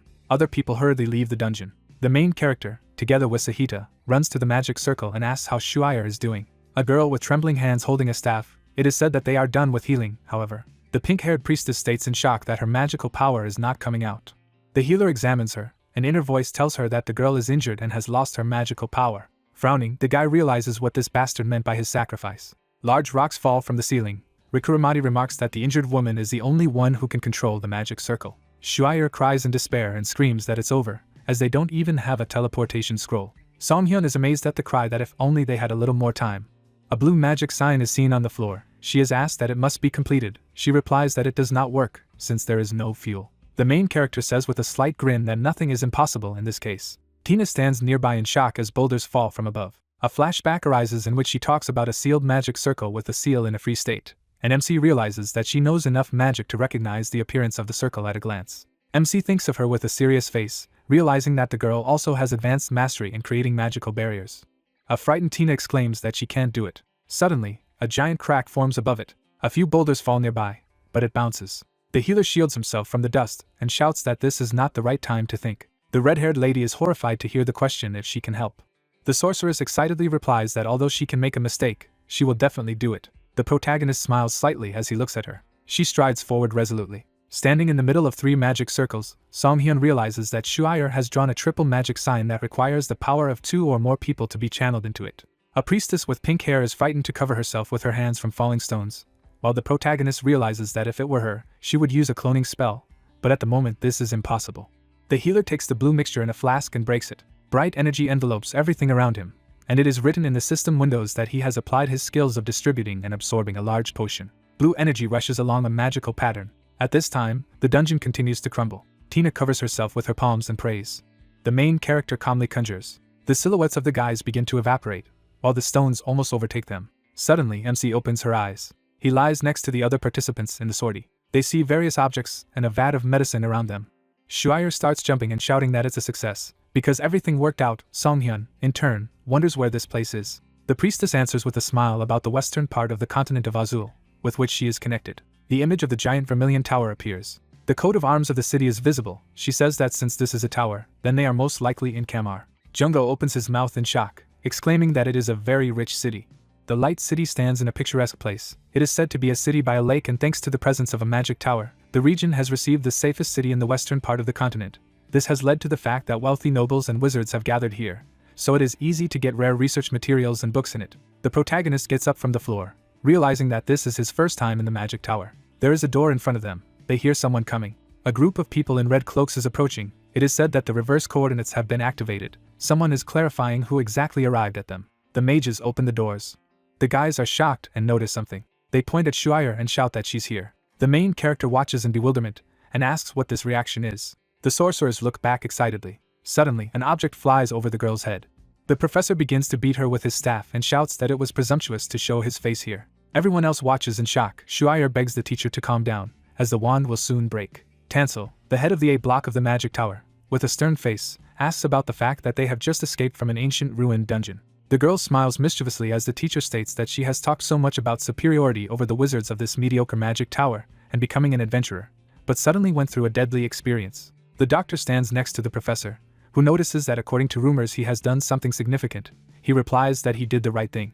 The priests in red robes are taking the corpses. The teacher says that they have done a good job, and now they will take care of the rest themselves, as well as provide them with guest rooms so that they can stay all night. The moon shines above the picturesque tower. The protagonist lies sleepily on the bed and cannot sleep at all. He put on a white robe and left the room, intending to take a walk. Songhyun looks in amazement at the person he meets, who wonders what he is doing here so late. The redhead turned around when the hero asked what she was doing here so late. The healer approached her with a smile, and Tina said that it had been a long time since they had been in the tower, and she felt some kind of nostalgia, from which the man deduced that the swordswoman was from the tower. The interlocutor hugged herself and apologized for what had happened, because there was an emergency, and she could not decide. The brunette looked at her and replied that she didn't need to apologize, because in the end, everyone survived thanks to her. He leaned on the railing beside him, and she thanked him. Redhead remembered herself in the past and said that she was once one of the Golden Tower, because she showed a talent for magic at an early age, and she was forced to go to training. The girl remembered how she trained with weapons with her brother, and admitted that she liked swinging a sword more, and she always missed duels with Ruth. Tina scratched her neck and said with a sneer that it turned out that her talent wasn't particularly outstanding, so she left the tower. The interlocutor turned away and added that she remained ignorant of both magic and the blade, although if she had stopped at magic, then maybe something would have come of it. The main character narrowed his eyes, thinking that there was an unrealized potential. The brunette looked ahead and said that he didn't know much because he had never studied either, but he thought it was important to do what he liked. The healer smiled and said that if he suddenly found that she was less talented than the others, he could use a trick. Songhyun smirked and suggested that you need to achieve this by any means, even if you have to cheat. The interlocutor stared at him in amazement. The two of them were standing in the library of the tower.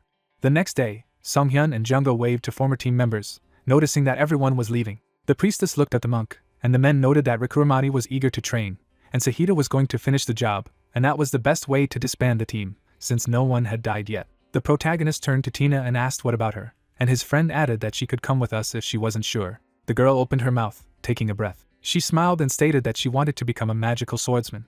The brunette smiled and replied that he knew she could handle it when the redhead muttered that people could laugh at her, but she had already chosen the path. The healer handed her an envelope with an address and advised her to visit this place if she was going to become a magical swordsman. On the paper was the name Choi Lian. The protagonist remembered the male silhouette and said that in the village of Legion Feroy, the coldest part of the northern area, there is one man, but the strongest magical swordsman he knows, and his abilities can be vouched for, so even just observing such a person will be useful. Tina smiled as she accepted the envelope and thanked him for his help. Then the adventurer waved her hand and promised that she would write to them often. The men turned around, deciding that it was time for them to move out too, but a sorceress ran from behind them. Schreier stopped and called out to them. Some time later, the protagonist was already sitting in Professor Tansel's room, in the Scarlet Tower. The brunette smiled and asked who it was. A guy was sitting opposite and smiling. He smirked and introduced himself as Sisung, the Dark Tower Professor, better known as the Dark Wizard Tower. The hero imagined the castle, and the interlocutor said that their main goal was to find the proper methods of using dark magic and dark mana. Songhyun narrowed his eyes and thought that apparently the use of dark magic was partially legal with permission, even though the church hated it. Tansel put his hand on his head and said that this person had heard about this incident and begged him to meet with the healer. And his colleague exclaimed that he had heard that the main boss was an incredible dark magus. The brunette introduced Isla, and the interlocutor asked if his old personal belongings were among the loot, which he would gladly buy for the purpose of experiments. Song-hyun crossed his arms and thought that there was a Kirkarashtal sphere, but he didn't want to give it away. It seemed that there was something else. He remembered how he stabbed his opponent with a crossbow, knocking out the knife. Then he flew somewhere to the side, and by a happy coincidence, he landed on the magic circle. There were even some bizarre writings on it, but the hero completely forgot about it. The healer placed the weapon on the table and asked how about the magic knife that the dark mage was using. Sisung blushed with excitement, shouting that this blade had a huge amount of dark mana in it, and he was in anticipation of how amazing things would be when he took care of it. The man dumped various objects and stones on the table. The professor of the Dark Tower spread his arms and declared that he would give the hero whatever he wanted, and the interlocutor thought that these were some things interesting to wizards. He drew attention to the thing at the very bottom. The brunette started a box with a yellow cactus. The toy began to twitch and sing, "Ahoy!" The main character stared at her puzzled. Then he put it on the table while she continued to sing. The wizard blushed as he tried to turn it off, and began to make excuses that it was a music box of death given to him by his friends, and had come here by accident, but it absorbed the mana in the air and turned it into stamina. Song-hyun looked at his hand covered with golden energy, and noted that the toy had restored him. The wizards froze in bewilderment when the hero announced that he would take her. In the end, the healer returned with another stack of books and scrolls, telling his friend that the mage had said that his conscience would not allow him to give only the box, and Jungo remarked that these things would be expensive if he decided to sell them. The main character picked up one of the parchments. There was a picture of a bottle with a freezing potion and its recipe, and the man needed just that. Barnacle watched the books disappear in the healer's hand, and the healer suggested that he stay here a little longer. The brunette smiled and added that Professor Tansel had given him permission. The wizard then held out a scroll and said that it was his gratitude for saving his student, and it would be useful for adventurers to look around a little in the Scarlet Tower. Jungo rubbed his chin and noted that wizards weren't the idiots he had always thought. A warm light came into the room, and the man agreed, remembering that he had heard about the tower being full of goods and high-quality potions, and that was their real goal. Scarlet Tower, Potion Shop. The main character nodded to the saleswoman and stated that he would take 1 box of mana and health potions each, as well as 3 boxes of stamina potions. A liquid was boiling in the vat. The man looked around as the brunette turned to him.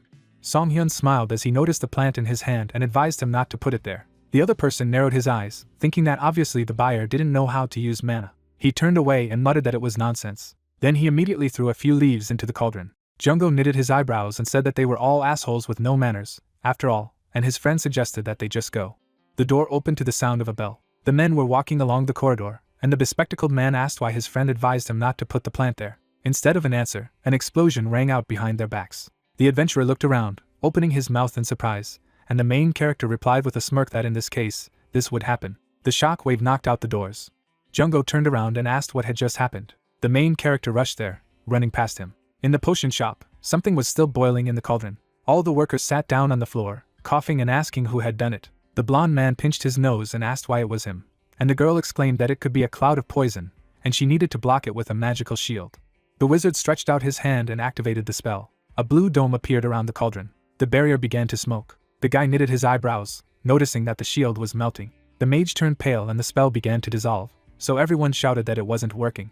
The man turned around and began to run, realizing that he had failed. He headed for the door, deciding to get out of here first. The main character smirked and asked where he was going. Jungo at this moment pushed the cabinet in, closing the passage. The brunette grinned and declared that none of them would take a single step out. He took a step forward and reminded him that this was why he had told him not to put the plant there. The mages looked at him in displeasure and shame, and one of them demanded to get out of the way. The blonde man knitted his eyebrows when he heard that the fragrant grass was not poisonous, so there was nothing to be afraid of. The healer stood with everyone in the store, saying that the smoke itself was not dangerous. He smiled and added that only all the mana in the body melts when you inhale it. The magi turned pale in horror and asked again. One of them sweated and clamped his mouth. He immediately vomited on the floor. The slurry spread on the floor, to the screams. Wizards ran around the store in panic, exclaiming that they would no longer be able to use magic. They rushed towards the door where the hero stood. The brunette narrowed his eyes and demanded to stand still. Blades stabbed the floor in front of them. The crossbow was engulfed in blue light, and the man reminded him that they were all in the center of the Scarlet Tower of Magi. The blonde shuddered when he heard this. Song-hyun smiled and asked if they really thought they could handle what would happen after they opened the door. The hero imagined a tall building and remembered that the Mage Tower was an institute built for wizards for the purpose of studying magic and accumulating their power. Inside there were magical seals and mechanisms, and this place was full of all kinds of magical sciences and mana-using devices. The wizards turned pale as they realized that if this smoke leaked out, then all the devices in the building would fail and they would be doomed. The healer made a gesture with his hand and said that even if they were poisoned by the fragrant herb, there was hope, and if they took the medicine in time, they could recover quickly. He threw the crossbow over his shoulder and added that, of course, he knew how to cook it. The wizards ran up, shouting that then they had to hurry. They shuddered when they heard that removing the smoke was more urgent than healing them. Songhyun lowered his gaze, thinking that a wizard unable to use mana was no different from a dead man, even though he didn't care about it. The blonde man sweated and swallowed. The mages fell to their knees, begging the man to prepare a medicine for them, and they would do anything, even inhale all the smoke to arrange it if necessary. The brunette chuckled contentedly, thinking that he loved to be a healer at such moments. Jungo looked at his friend and asked if these guys really needed to inhale all the smoke to eliminate it, and he replied that it would be funny, but it would take too long. The room was filled with various ingredients, and the man reminded them that fortunately for them, this place was a potion shop. The protagonist knitted his eyebrows and ordered the ingredients to be brought, which he would now name. Wizards rushed around the room in search of materials. They would take jars of silica powder from the shelves, find dried sandvine root, and all this would be sent to the cauldron, and the healer thought that this smoke should be dealt with inside the store, but since it was impossible to grasp it with his hands, it was difficult to eliminate. Songhyun poured out the contents of the bottle, and decided that he needed to transform it into a mold that was easier to remove. Glasses put his hand over his mouth and coughed. The hero paid attention to his pale comrade and thought that even Jungo, who was low on mana, had started to have symptoms, so he should hurry up. He poured the shiny liquid into the bottle. The man grabbed the flask and decided that his former comrade could not be useless. The potion began to glow after using the absorption and distribution skills. The main character sprinkled the contents on the smoke. The potion turned him into white blobs falling to the floor. The wizards watched this process in admiration. Glasses covered himself with his hands from the balls and asked what it was. The healer caught one of them and explained that it was a dissolving potion that turns smoke or gas into a gel-like form. He smiled and hinted to the mages to collect the balls. They started picking them up from the floor, noting that the texture was a bit nasty. The wizards were crawling around the store, and the blonde man asked to close his mouth and hurry up so as not to anger the healer. Near the cauldron there were bottles with a ready-made golden antidote for fragrant grass, and all the people were cured. The hero looked back at the room and noted that there was a complete mess there. He raised his finger and asked him to apologize to the owner of the store and clean properly. The blonde man scratched his cheek nervously and muttered that the man had said it was a fragrant herb, but he was sure he had put the coastal grass inside. Songhyun introduced the plant and explained that fragrant grass refers to coastal herbs that have changed due to the excessive presence of mana, and it usually helps to mix medicinal ingredients, but when it becomes fragrant, it melts mana. The wizards approached the man and noted that it was strange, just to think that they were growing something so dangerous in the Mage Tower, since most of the ingredients came from the local greenhouse. The brunette arched an eyebrow and asked for more details when the interlocutor said that the usual growing environment was unlikely to change since the greenhouse was controlled by a system fueled by mana. Some time later, Songhyun and his friend were already rushing down the corridor, and he asked where they were in a hurry again. The hero knitted his eyebrows and replied that he needed to find Professor Tansel because the situation was much worse than he thought.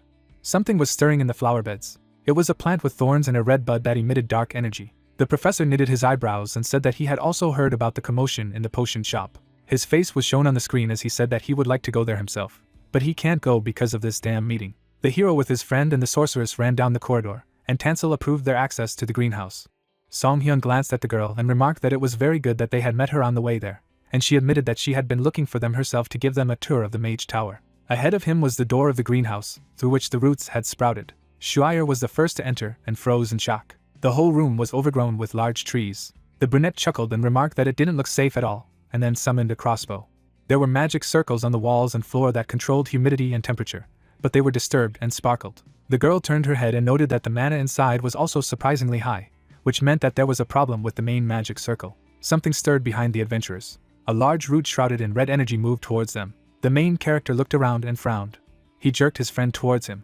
A root had pierced the place where Jungo had just stood. Barnacle coughed and asked what it was. A predatory flower loomed over them, and the healer replied that it was a monster obtained by absorbing mana, namely Martin Ivy. The girl held out her staff in front of her and used slashing wind. Gusts of magic attacked the enemy. The plant opened its mouth and screamed. The sorceress flinched as she saw a whip flying at her. The man pushed himself off the ground, asking where this monster was going. Jungo sliced the vine with his sword. The severed limb fell to the floor. The girl exhaled and noted that it was easier than she expected, but the bespectacled boy slowed her down. The severed parts began to move towards each other. The monster attached the limb back to itself. The root knocked the adventurers off their feet. The protagonist frowned as he created a stone arrow and noticed that the severed branch was regenerating. He fired several shots at the enemy. However, the substance reappeared at the sites of the explosions. The men watched the enemy regenerate, and the bespectacled man asked what the hell it was. He turned inquiringly when his friend said that she was different. The sorceress jerked, and the healer noted that the regeneration rate was different, and it was significantly faster when Shuire cut it open than when they did. There were flower beds in the room, and the sorceress guessed that it was a mana attack, and there were also herbs that had grown too quickly due to too much mana. The brunette looked at the predatory flower, and assumed that this creature had the ability to absorb it. Flames engulfed the branch after using the fire bird. 2 roots immediately hit the floor near the girl. She jumped away and muttered that trying to burn her didn't work either, and the bespectacled boy added that they were unlikely to be able to catch her at this rate, and maybe it would be better to retreat for now, because the greenhouse was overflowing with mana at the moment. Song-hyun smirked and asked why they should retreat. He flashed his eyes as he took out white marbles and stated that they had someone who could eliminate mana right there. The man loaded the crossbow with an arrow with a concentrate of fragrant grass. Several shots fell on the monster. The bud closed, seething. Then a cloud of smoke flew out of it. Jungo covered himself with his hand and asked what kind of nonsense it was, since they couldn't use skills anymore either. The hero put away the crossbow and said that everything was fine. The healer took out a knife and said with a smile that they just needed to score this creature with normal attacks until it died.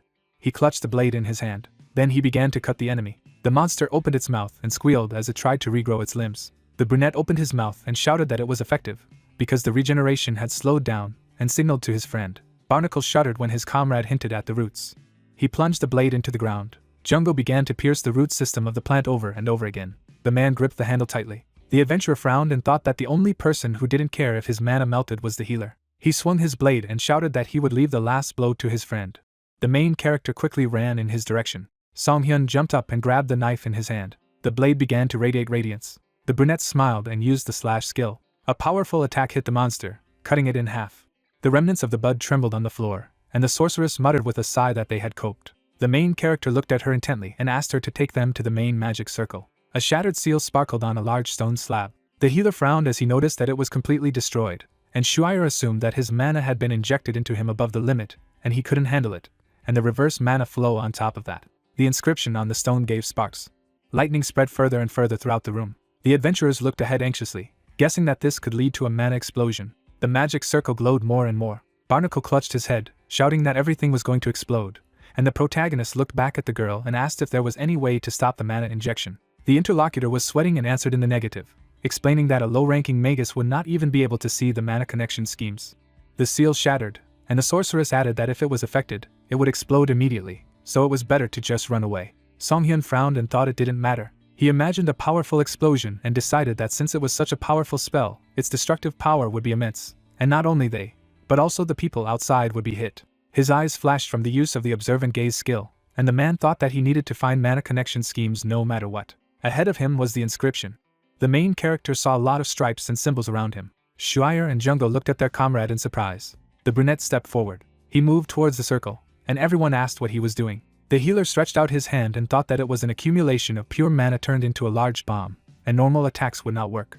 A golden sphere appeared above his palm. The man glanced at the item with the power of the god Kirkarashtal, which has a high mana resistance. Shards of stone began to fly away from the magic circle. Lightning engulfed the hero. The girl turned away, unable to look at it, and his friend anxiously called for the healer. The brunette covered himself with his hand, gritting his teeth, and decided that he had to hit the point of connection of the chain. He clutched the golden ball in his hand. Then he swung, and he struck the sphere forward, using the throwing skill. The ball approached the outline. He joined the center, and the energy turned red. Sparks appeared around the sphere, and the hero noticed that the mana in the chain was beginning to block. The artifact absorbed excess power. Then, the golden sphere fell to the floor. The sorceress opened her eyes uncertainly. The block of stone stood intact, and the circle went out. The protagonist looked around when they asked what had just happened. The man grinned and said nothing. Jungo and Shuire rushed to hug him, shouting that he was the best of them all. The healer narrowed his eyes and thought that it was a good idea to test the abilities of the sacred realm beforehand, all thanks to the observant eye. Tansel frowned upon hearing about what had happened. The adventurers looked at the screen, and the professor said that there must be a problem with the power system, and the girl noted that even the mage tower would not be able to withstand if such cases continued. The sorceress leaned forward and added that if she fell, the protective barrier guarding the city would collapse, so they needed permission to explore the mana center. The other man shook his head and replied that the mana center was essentially the source of the mage tower, beyond his control. Barnacle rubbed his chin and pointed out that even the professor couldn't go where he wanted, so it would be difficult, and the hero asked who the administrator of the mana center was. Tansel lowered his gaze and replied that it was one of the magisters of the Scarlet Tower. Mr. He turned to the door of his office. The trio stood in front of him, and he asked the hero what he had to do with him. The healer made a gesture with his hand and explained what kind of situation had just happened. The interlocutor nodded and clarified that now they wanted to go to the mana center. The brunette sighed and thought that, to be honest, he hadn't really planned to go there, but he would most likely figure it out himself if he was told. Song-hyun smiled to say something, but the man stated that it was funny. The magister crumpled up the paper and exclaimed that they were talking some nonsense. He slapped the table and said that the devices in the mana center were created using the best technology of the Mage Tower. The man introduced the magic crystal and added that this was a place that would remain untouched even if it fell, and what kind of problems could arise in such a place. The main character shrugged his shoulders, thinking that there was no need for lies in such a question. The sorceress leaned forward and exclaimed that the man should have known the condition of the greenhouse, and the bespectacled man was indignant that the interlocutor did not even know what kind of shit they had to deal with. He tensed up and ordered them to be quiet. The girl turned pale as he reminded her that she had not only escaped, but was also going to taunt the Mage Tower. Song-hyun pursed his lips when he heard that they would never be allowed into the mana center. He looked at the man intently and advised him to evacuate people and take action right away, because this is the best thing he can do. The magister grimaced and replied that he did not want to hear this, and only wasted his time. The door slammed shut behind them. The girl clutched her head and exclaimed that the old man was just a brainless piece, and the bespectacled man spat out, calling him a decrepit stump. The brunette looked around and noticed that the magister was strangely worried, and Shuire exclaimed in displeasure that this was why magical bastards were shitheads. The healer chuckled and thought that it wasn't particularly important. His eyes flashed, having recently cast his observant gaze. A danger notice popped up in front of him. A bunch of system red windows flashed around the heave. The magister sat at the table, clenching his fists. He was sweating, wondering how much these ignoramuses knew. The old man looked up and assumed that they knew that the mana power system had broken down. The man imagined a cracked crystal. He covered his face with his hand, thinking that he had overlooked the mana center while preparing everything for the next magister's ceremony, and if the others found out, he would be removed from the list of candidates. The mage stood up and decided that he needed to hide it at least until the ceremony, and then he could fix everything unnoticed after he became a magister. Something sparkled in the wall behind him. He turned around, asking what it was. The old man's eyes widened as he saw the bright flash. Then, immediately, a powerful explosion rang out. Piles of stone scattered throughout the halls. The doors of the office were knocked out by the shock wave. He sat up on the floor, not knowing what the hell it was. He stretched out his hand to the blue sphere, noting that he couldn't move, but that he had to put it away first. His fingers were electrocuted. A powerful discharge swept through his body, and the mage screamed. The old man turned pale as he realized that it was a reverse flow of mana. He looked in the direction of the exit and called for help. A shadow flashed in the corridor, and the man again loudly asked to help him out. He flinched as the voice asked if he understood now. The brunette stepped in his direction. The healer grinned and reminded him that he had warned about this. The wizard looked at the man and said that he was ashamed of the recent events, so let him hurry up and help him. The brunette tilted his head and asked why he did not listen to other people's advice. The magic crystal in the center was emitting unstable waves, and the hero thought that the tower's mana system was now releasing too much power, and all the places where the circuit of the chain passed were most likely in the same state. Song-hyun narrowed his eyes and mentally noticed that the old man hadn't even tried to listen when he was warned, and had only changed because he was close to death. The healer looked down at him coldly. The magician shook and asked for help. The hero stood in front of him, saying that he was too busy a man to waste his precious time here. He turned around and added that he might think if the other person had something valuable for him. He gritted his teeth until it squeaked. The man reached out and stopped the healer, stating that he had something he might need. The magister took out the key to the mana center, which he would give away if he was rescued. The wizard smirked and said that the brunette needed to take control of the raging mana in the center to save people. The hero still stood with his back to him, clarifying whether he was taking other people hostage.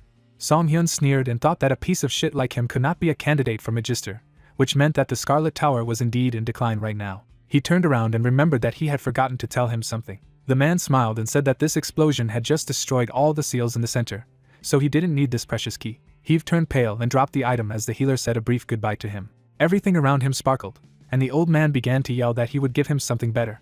He stretched out his hand towards the departing brunette, who replied only that he would return later, after saving the rest of the people. Tears welled up in the magician's eyes. His body was consumed by a powerful blast of mana. The main character ran down the corridor, thinking that everything was done here. The space around him sparkled, and he decided that he needed to look at the situation from the outside. The healer flinched at the scream. Children were standing in front of the stairs and crying. Song-hyun ran up to them and asked what was wrong, and the girl pointed to the rubble, muttering that her friend was there. The baby cried, tried to wipe away her tears. The healer opened the system window, noting that he could not understand what she was saying, so he would try to use his skills. A tablet appeared in front of him with the characteristics of the soothing voice, which, when used, heals the mental state of the target. The man stretched out his hand, thinking that it seemed that prayer skills required divine power, and he didn't need any. He patted the children's heads, using the ability, and asked them to calm down and tell everything again. The entrance to the room was littered with stones. The main character smashed them, opening a passage. He walked through the library, remembering that the toddlers had told me that the three of them were doing their homework here together, and suddenly the ceiling and walls exploded, and Lee Jae made a barrier for them to get out. But the bookcases fell while the kids were running, and she stayed there. The healer looked down, hoping it wasn't too late. A child lay on the floor among the sparks. The girl opened her eyes when the man called her and asked who he was. Song Hyun sat down next to her and told her that he had come to save her, and she noticed that the hero was not wearing a robe, which meant that he was just a traveler. But she was finished, so let him take her friends to safety. The brunette tilted his head questioningly, wondering why this girl was acting so adult, as if she was living a second life. The child was lying on her side, and the healer scanned her, noting the bleeding, the backflow of mana, and the broken ankle, and it was in this state that she was still trying to save her friends. The man picked up the stone slab and thought that Lee Jae looked more like a determined person than someone who was close to death. He threw a rock at the lightning source, even though she tried to stop him. At the same moment, the healer lifted the wardrobe so that the girl could crawl out, although she was more worried about his mana. The main character silently stretched out his hand to her. The little girl squeezed her eyes shut, thinking that it was all because of her. She rounded her eyes in shock as she felt the warm energy, and Song Hyun used his hemostasis skill, saying that he couldn't do anything about the pain, but he had the power to stop the bleeding. He chuckled when the girl asked how he ignored the backflow and used his powers. The brunette smiled and replied that he was a defective healer, and he thought that he could not allow such a talented person to die here. The man ran forward, holding the victim on his back, and her leg was bandaged. Another explosion rang out behind them. Lee Jae looked around and asked him to be careful, as the lightning was getting stronger, but the man only told her to duck. Song Hyun knitted his eyebrows and thought that they were on the 12th floor and needed to get to the 9th. He looked down and shuddered. The stairs down collapsed, which he did not expect. The healer stood asking if there was no other way besides this. The man turned to the hole in the wall and asked the girl if she was afraid of heights. The tower building outside was also badly damaged, and a strong wind rose, and the little girl clarified if this was definitely the only remaining way. Song Hyun tied the bandages around his belt and told her not to worry and just close her eyes. The girl, trembling, wrapped her arms around him, and the man said that he would definitely save her. The room behind them was filled with excess energy, and the young sorceress muttered that she was ready. The discharge went through the magic schemes. The main character jumped down, and immediately there was an explosion from behind. They were flying down from the 12th floor of the tower. La Jae squeezed her eyes shut and clung to the healer. The brunette smiled, thinking that an ordinary child would pass out by screaming. He spun around in the air for a while and decided that if such a child died, then the future of the Azel continent would become darker. The man called a crossbow in his hand. Then he created arrow cats from bandages and fired. The tip stabbed into the wall. The hero hung up, holding the crossbow. He gritted his teeth, begging this structure to endure them. However, the bandages began to tear. Around the tip, the stone cracked slightly.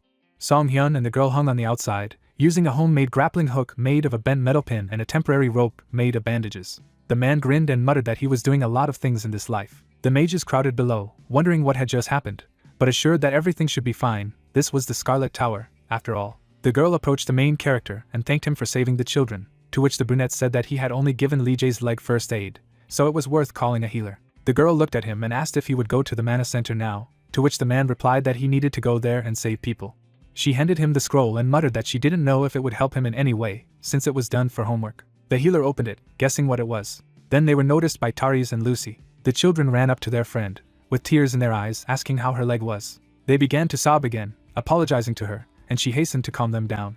But she herself burst into tears, unable to restrain herself anymore. The main character smiled and thought that, no matter how adult she behaved, she was still a child. Song Hyun moved towards the mana center. On the floor lay the sorceress's staff. Not far from her, Jungo was lying unconscious. Wizards were lying around the crystal. The protagonist went inside, trying to figure out what happened here, and could it be the mana power system? His eyes flashed. Diagrams glowed around his comrades, and the hero noticed that the outline of the mana chain was attached to them, catching them. Professor Tansel raised his head at the sight of the healer, and shouted at him not to come here. The man frowned and reported that their mana had been absorbed in an instant, and it wasn't something they could somehow handle. Energy was raging around the crystal, and the wizard said that the brunette should run right away. Glowing schemes reached out to the hero. Song Hyun smirked and stated that everything was fine. A discharge passed through his body. However, the circuit immediately broke, and the man added that it would not work with him. His crossbow flashed, loaded with a stone arrow. He fired several shots in the direction of the cannonball. The crystal began to accumulate energy. The projectiles slammed into the mana protector.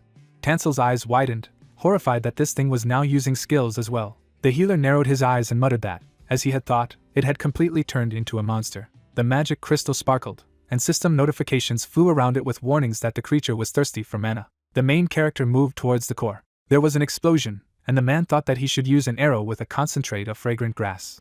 The protective dome around the crystal began to melt. Blue clumps dripped onto the floor, and the healer was glad it worked. Song Hyun flinched when the professor advised him to take a closer look. Blue slurry joined the show jumping. Another ring of power appeared around the core. The man frowned as he realized that it had swallowed the molten residue.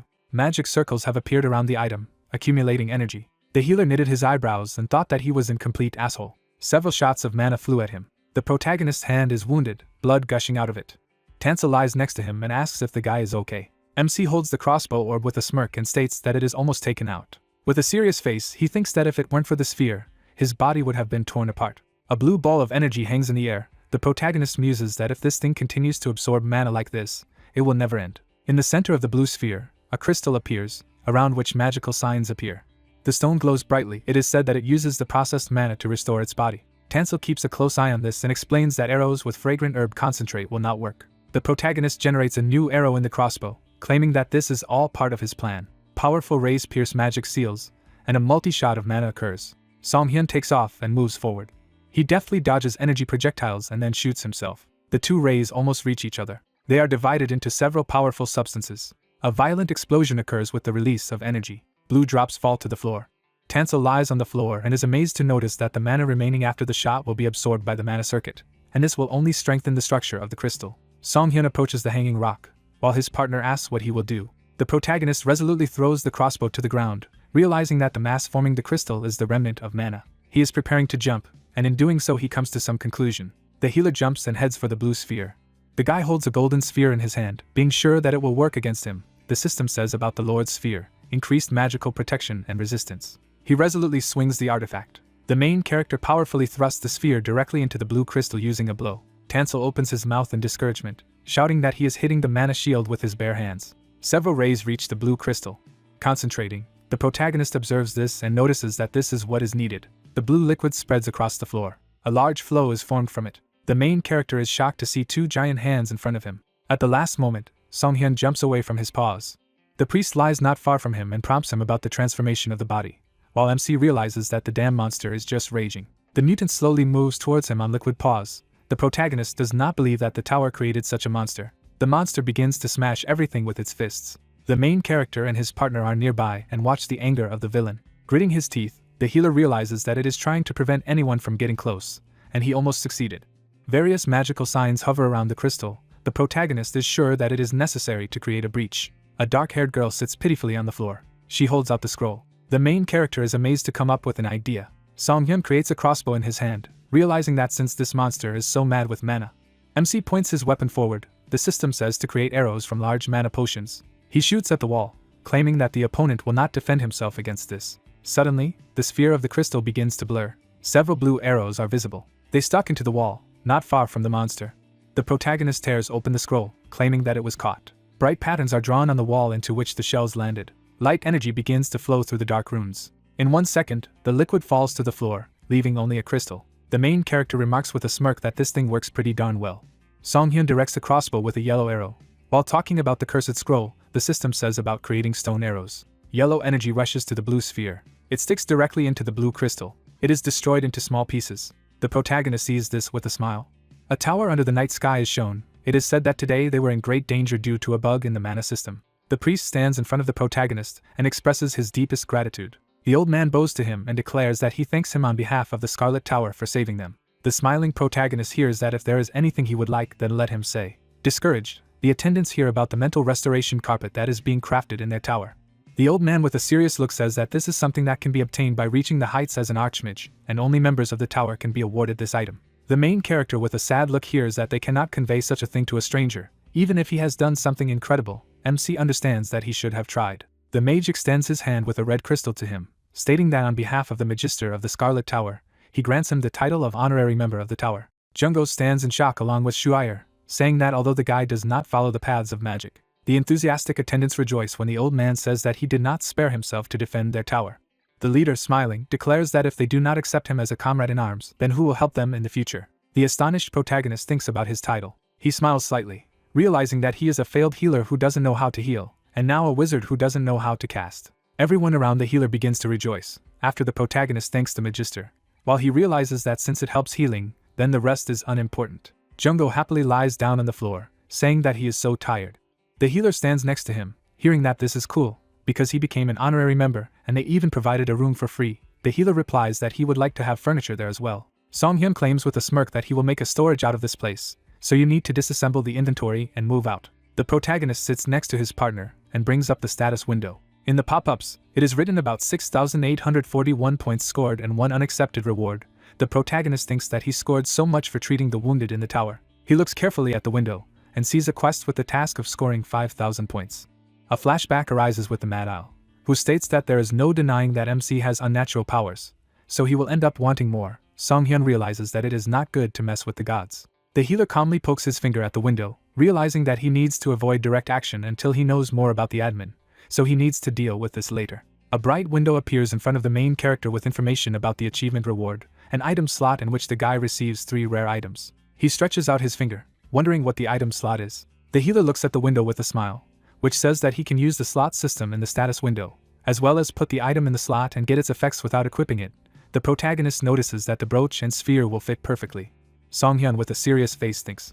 An image of a red sign arises. He wonders if there will be an achievement for obtaining membership in the tower. The assistant in glasses lies next to him and listens to his partner in surprise. Jungo turns to the protagonist and asks about the fact that he was supposed to be given a robe. So why doesn't he put it on? He replies that he will stop looking like a healer if he dons it. With a stern look, the main character reflects on the fact that a healer looks best in white clothes. A red crystal appears above his hand. The system says to use the Scarlet Crest skill. MC appears in a red cassock, the coat of arms and mantle confirming his membership. The main character stands in front of the system window with information about the Wizard of the Scarlet Tower achievement. Smiling slightly, he says that this is exactly what needs to be done. Soft sunlight pours into the room with drawers. Suddenly, several things and objects appear. Jungo also looks at the protagonist and asks why he is staring. A flashback appears with a guy in a cave. The protagonist reminds that according to him, his partner got here when he was watching TV at home. He replies that in addition he poured boiling water over noodles and suddenly ended up in a cave. Jungo hugs his pink stuffed animal in displeasure, while MC notices that he managed to take something with him. Even if it's useless nonsense, he indignantly exclaims that it's a useful pillow. He happily snuggles up to her, stating that she was with him when the guy slept on the cold and dirty floor. Then he asks the protagonist if he wants to be lent her.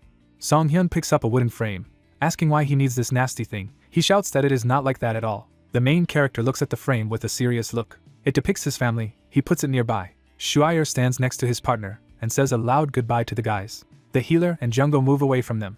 The light city is located on the coast. The guys reach Kamar. An enthusiastic partner in glasses looks around and declares that this city is definitely more than that settlement. MC notes that there are also rich people living here, and a crew still needs to be found. The driver smiles and apologizes for not being able to harness the crew at the moment. Jungo stands next to the protagonist with a disgruntled face and asks if they will definitely not board the ship again. The guys are standing in front of the groom with the horse. The healer asks if everything is all right with it. He answers that it is.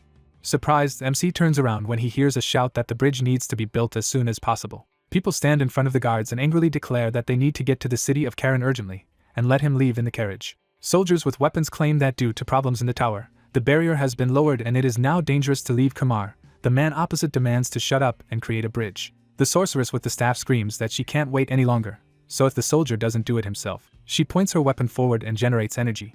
A powerful beam is directed towards the water. She applies an ice path. The discouraged guards see this. Jungo is shocked by this, and the protagonist turns to him. In the middle of the water you can see ice blocks. Suddenly, something bursts out of there.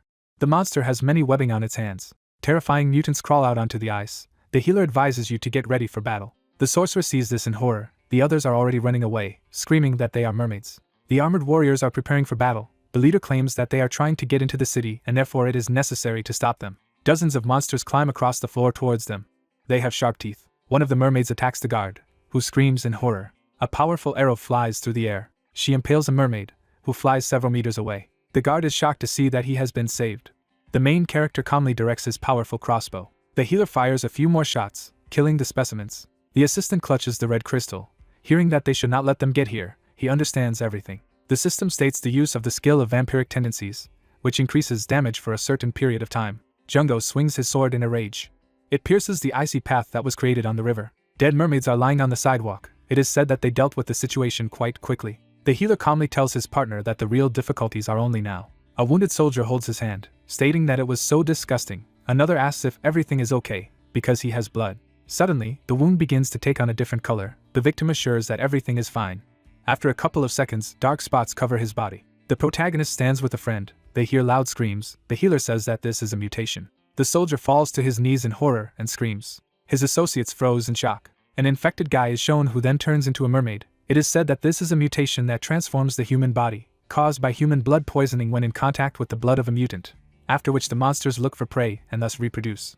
Unfazed, Songhyun hears a request to treat the wound, and he replies that it won't help. The protagonist tells the frightened guard that the infection in the wound will not evaporate after healing, who remarks that he helped him with the mermaids. The poor guy holds on to the bluish skin. The question is asked if he really needs to cut off his arm. MC replies that the infection area is too large, and the infection spreads quickly, so amputating his arm will not save him. The frightened victim falls silent after hearing that nothing will help him. In horror, he declares that he is becoming a monster. The guard holds his sword with trembling hands and says that if this cannot be stopped, then he must at least die as a human. His associates turn away in shock. Blood splatters fly to the sides. The doctor stops him with his hand. The healer asks him to relax with a smile. The guard holds the blade to his bloody neck in shock. Songhyun states that what he said does not mean that the cure does not exist. The benevolent protagonist explains that although there is no medicine now, it can be prepared. Suddenly, he jumps into the river. The guards nearby are watching. The protagonist quickly swims to the bottom, realizing that the cure for the mermaid infection is the mermaid's liver. But the monsters that die on land quickly decompose, so it is necessary to find one underwater and cover the liver with mana, while the system says that the effect of the air potion is increased. Songhyun swims underwater, aware that he doesn't have to worry about the oxygen supply thanks to the potion. In the system window, it is written about glasses. The protagonist remembers the past and realizes that it will be too difficult to enter the underwater battle with his current skills. System roulette begins to spin quickly. Songhyun looks at the scrolls with a smirk, aware that he will do it until he gets good at it. Squinting, he realizes that he was going to leave something else for the last time. The guy points his finger at the window with the information that he needs to score 5,000 points on the quest, while he thinks that the situation requires it. Suddenly, a bright blue glow appears in front of him. He is underwater with a crossbow. A monster is swimming in front of him. The main character is thinking about a water cannon. Several ferocious mermaids stare at him. They have red eyes and long teeth. The main character prepares to shoot, realizing that he is still too lazy to get to them. A powerful arrow flies past them. The system says to use a grappling hook. The projectile pierces one of the mutants. He begins to scream loudly. The main character pulls the mermaid towards him, ordering her to quickly approach him. He hits the monster hard, realizing that he has just a great catch. Ferocious mermaids roar at the fighter. Several mutants swim right towards him and stretch out their paws. A second later, green blood is visible in the water column. Dead monsters swim underwater. The main character holds a crossbow, realizing that it is too easy, because he does not even have to use a new skill with the star that he received. The bodies of mermaids are floating everywhere. The protagonist is worried about something. A giant monster looms behind him, and Songhyun wonders why there are so many of them here. He turns back with a serious face. A rare mermaid appears in front of him, holding a weapon in her hands. The monster prepares to strike. A strong flow of energy flies at the protagonist. The villain uses the multiverse skill. Suddenly, a chain floats under the water. She pierces the mermaid's body. The protagonist, frowning, realizes that he almost died now, and apparently they were gathering here because they had a leader. Songhyun holds his breath, realizing that he doesn't have much time left. The system says about the effect of an air potion, there are 5 minutes left. The mermaid takes water into her mouth and prepares to attack. She fires a powerful water cannon in the direction of MC. The ferocious creature watches the protagonist, who realizes that the monster uses only a water cannon and a shockwave, which in turn can be avoided. The main character holds his breath with a smirk, noticing that the bastard is just playing for time. Suddenly, the protagonist fires his crossbow, stating that he has something for the villain. A red-eyed creature with a hideous face begins to get angry. An arrow flies past the mermaid. The protagonist watches this with a serious look, noticing that everything worked out. The projectile emits dark energy. Discouraged, the monster opens its mouth while the system window says that the failed cure for the mutation has been destroyed. The mutant is very angry after what happened. The monster with a sinister look asks how the guy dares to use poison against him. Songhyun smirks at what they're saying to him now. In a glass bottle there is a liver. The unsuccessful medicine is made from the rotten liver of a mermaid. The protagonist takes the crossbow, realizing that the poison will not kill the monster, but it will be very painful. He charges an energy arrow. The pop-up message says that the quest with a score of 5,000 points is completed. The creature growls in a rage, and a new skill with a star is used. The arrow flies at the target at high speed. A bright flash occurs. A powerful shock wave diverges to the sides. The healer shoots the monster with a harpoon arrow and mentally demands to give up a rare artifact and perish. The event takes place in front of the lake of the southern gate of the city. Jungo states that more time has passed than expected. Bubbles rise from the water. They ask him if something could really go wrong. The guy in glasses looks in amazement at his partner, who has finally surfaced. He is asked if everything is all right. A healer in wet clothes comes out onto land. He squeezes out his t-shirt and says with a smile that people should definitely live on land. The blue crust on the victim's hand gradually disappears. The guard stands with an empty bottle. He is told that he is almost completely cured. The enthusiastic soldier sincerely thanks the healer, assuring that one day he will return the debt.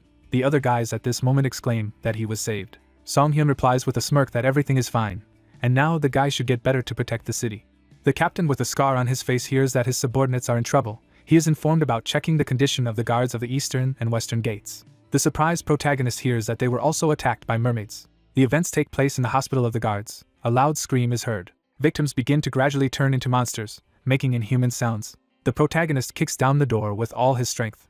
He is holding a crossbow with a green arrow. The system says that the creation of arrows with a cure for the infection has occurred. MC shoots the infected guys. They fall to the floor, green energy emanating from their bodies. Jungo, frowning, exclaims that it's too late for any of them. The healer remarks that with those who have completely mutated, they have no choice. The monster grabs the furniture with its paws. He throws the table at the guys. The guy in glasses deftly cuts it on the fly, stating that it was a good attempt. Jungo swings his blade while standing in front of his opponent. The monster opens its terrible mouth with a bunch of sharp teeth. He instantly bites through the blade of the sword, Jungo in complete shock. The blue arrow hits the monster after the main character uses the skill. The partner nervously calls for the healer. At this time, he was surrounded by monsters. The companion bravely jumps forward, realizing that he no longer cares. He falls in front of the main character and is bitten. The guy wants to take all the blow on himself. The protagonist continues to fight with a serious look. Mermaid tries to bite Jungo while MC is busy forming a harpoon arrow. A strong shot falls directly into the monster's head. The frightened guys see the bodies of the mutants falling to the floor. A fighter in glasses looks at the broken sword and asks why it broke at such an inopportune moment, while the main character states that he wielded it too crudely. Song-hyun asks his partner if he needs medicine, who replies that everything is fine. Blood gushes from his shoulder, but he claims with a smile that the bites don't bother him. The guards go inside the hospital, shouting that this simply cannot happen. The bloody corpse of a mermaid lies on the floor. The healer assures that they saved everyone they could, but for some it was too late. The commander, closing his eyes, replies that it is only his fault. The protagonist stands in front of him and hears words of gratitude for stopping the disaster. Song-hyun in a white coat expresses confidence that they will give a worthy reward. An outraged priestess appears next to them and begins to demand a cure. The captain of the guard says that they are citizens of the city. The main character scans them with the skill of observant gaze. Outraged people stare at him, with the ability stating that there are no anomalous effects on them. The healer stands in front of them and claims that they are completely healthy and no injuries are visible. They, in turn, shout that they were at the place where the battle with the mermaids took place. The enraged people say that they need to be given medicine immediately in case they begin to turn into mermaids, because they should give priority to civilians, not guards. The protagonist remembers the moment at the gate and realizes that if they hadn't originally made a bridge on the water, then the south gate could have remained safe. With a sinister grin, he remarks that they still have the audacity to address him. The woman enthusiastically hears that the doctor will certainly give her everything she needs. The protagonist laughs and assures that there is enough for everyone, because people have begun to queue. He stands in front of them and calls the price of 400,000 gold for one spoon. Song-hyun decides that he also has a little audacity. The sad people ask him again about the price. The healer smiles and asks if they really don't like the price, because in this case, it's now 500,000. The guys are outraged by this all over the street. The main character continues to increase the cost. With a confident look, he announces the price of 700,000. The interlocutor clenches her fist in rage. They angrily point their fingers at him, shouting that he is trying to raise money during such a crisis. He, in turn, asks him to calm down. Disgruntled people look at each other when they hear that Song-hyun is ready to give the drug free of charge only to patients with symptoms. They stretch out their hands and prove that each of them has symptoms. It seems as if they are about to turn into mermaids. MC thinks for a moment and states that he can't say with certainty on such an examination. He puts his hands in his pockets. He takes out a bottle with a green mixture. The guy with a smirk holds the fresh mermaid blood and claims that he will give it to whoever drinks it. The guard commander is shocked to hear the healer say that if they drink this, they will definitely turn into a mermaid, which means that he will give them medicine for free. Discouraged, people look at the potion in shock and cannot believe that they need to do it. The guy, smiling broadly, asks who will be first. The crowded people wonder what will happen if the medicine does not work, and the healer may not give them the medicine. A woman in heels goes forward and declares that she will not do this. She in turn is indignant, saying that she needs a drink. People begin to run away after a moment, shouting that they will never do it. Discouraged, the guard commander realizes that the guy made the stubborn people leave. He says that Song-hyun is incredible. He replies that he just knows how to handle difficult customers. He says with a serious look that he was going to leave the city today anyway. The captain is standing near the healer. The question is whether there is really no transport left that can get out. He answers that yes. Jungo is shocked to clarify what they should do in such a situation. The main character steps aside and says that they will stay in the city for the night. The partner asks if he wants to eat.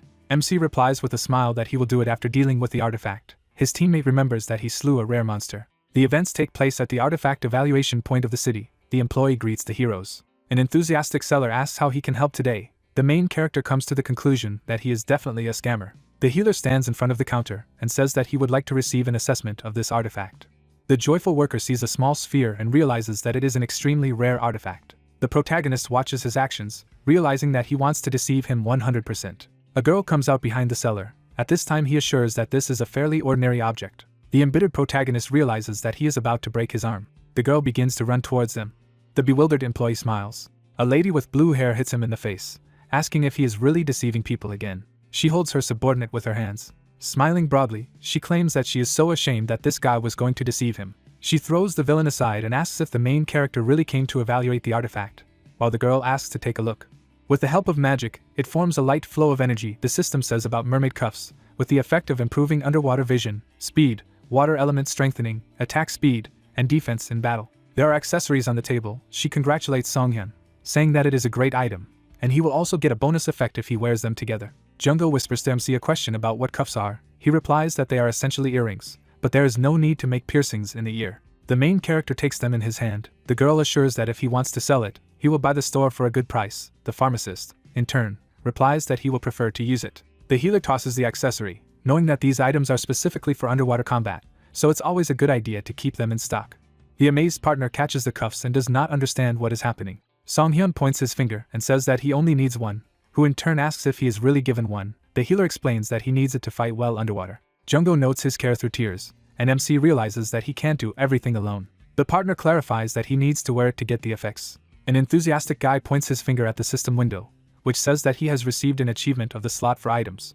Another pop-up says 3 item slots, while the third one is empty. A joyful companion hands him a carpet, while the doctor declares that they can share other achievements with each other. They are standing in the middle of the night city. The main character says that they need to find a place to stay. Jungko asks if they can just return to the tower. Images of smiling Tansel and Shuire appear. The guy understands that very little time has passed, but he is grateful to them for everything. While noting that not even a day has passed, the comrade agrees. The amazed guy overhears them talking about the fact that apparently they will sleep outside. He stops the guys and asks them to wait. The girl approaches her house. She opens the door and says with a tired look that she has come home. The protagonist sits at the table with his partner and her family, and there is an exclamation that they have guests. The sister indignantly notices today's customers and her brother, clarifying whether he has been fired. He replies that he only took a sick leave. A woman sits next to the protagonist. He says that the girl seemed familiar and did not know at all that she was Cyril's sister, while the mother says that this is her brother's savior and will stay with them until the gate is opened. Songhyun looks around and thinks about their family, which seems ordinary. An image of a warrior in blue armor appears. The protagonist remembers that in fact this is the oldest and most revered family of the city's guardians. Cyril stands by Seal with a smile and states that they saved the lives of many guards, so he couldn't afford to be outside. The enthusiastic girl thinks that this is the famous healer from that incident. She happily introduces herself by name and assures that they can stay as long as they wish, because her brother will sleep on the sofa in the living room. The blue-haired guy says in amazement that he is not going to stay for such a period. The protagonist begins to laugh, but Jungko remarks that they are definitely brother and sister. Bright moon shines through the clouds. The main character is tossing and turning on the bed. He gets up and thinks about what time it is at the moment. He puts on his robe and looks out the window, realizing that something is wrong. A light fog hung over the city. A guy with a serious face understands that he gathers in one place and does not spread everywhere. Songhyun remembers the observation tower and is about to take a look from there. The door opens slightly. The protagonist walks down the hallway, but there is someone behind him. A warrior in armor draws a giant sword. The man points the blade at the healer's throat. He stops in shock when he hears the question about who he is. The head of the family with a stern face tries to find out. The man held the sword at the hero's neck and asked who he was. The guy looked at the blade and thought he was being threatened. A weapon appeared in Songhyun's hand. Cyril left the room and called out to his uncle, shouting that he was a healer. The man frowned and asked again, "The one who saved Cyril?" The system reported that the crossbow was removed. The moon illuminated the tower, and an apology was heard for what had happened. Hekuro stood next to the hero and said that he almost injured their benefactor. Songhyun replied with a smile that he should not worry.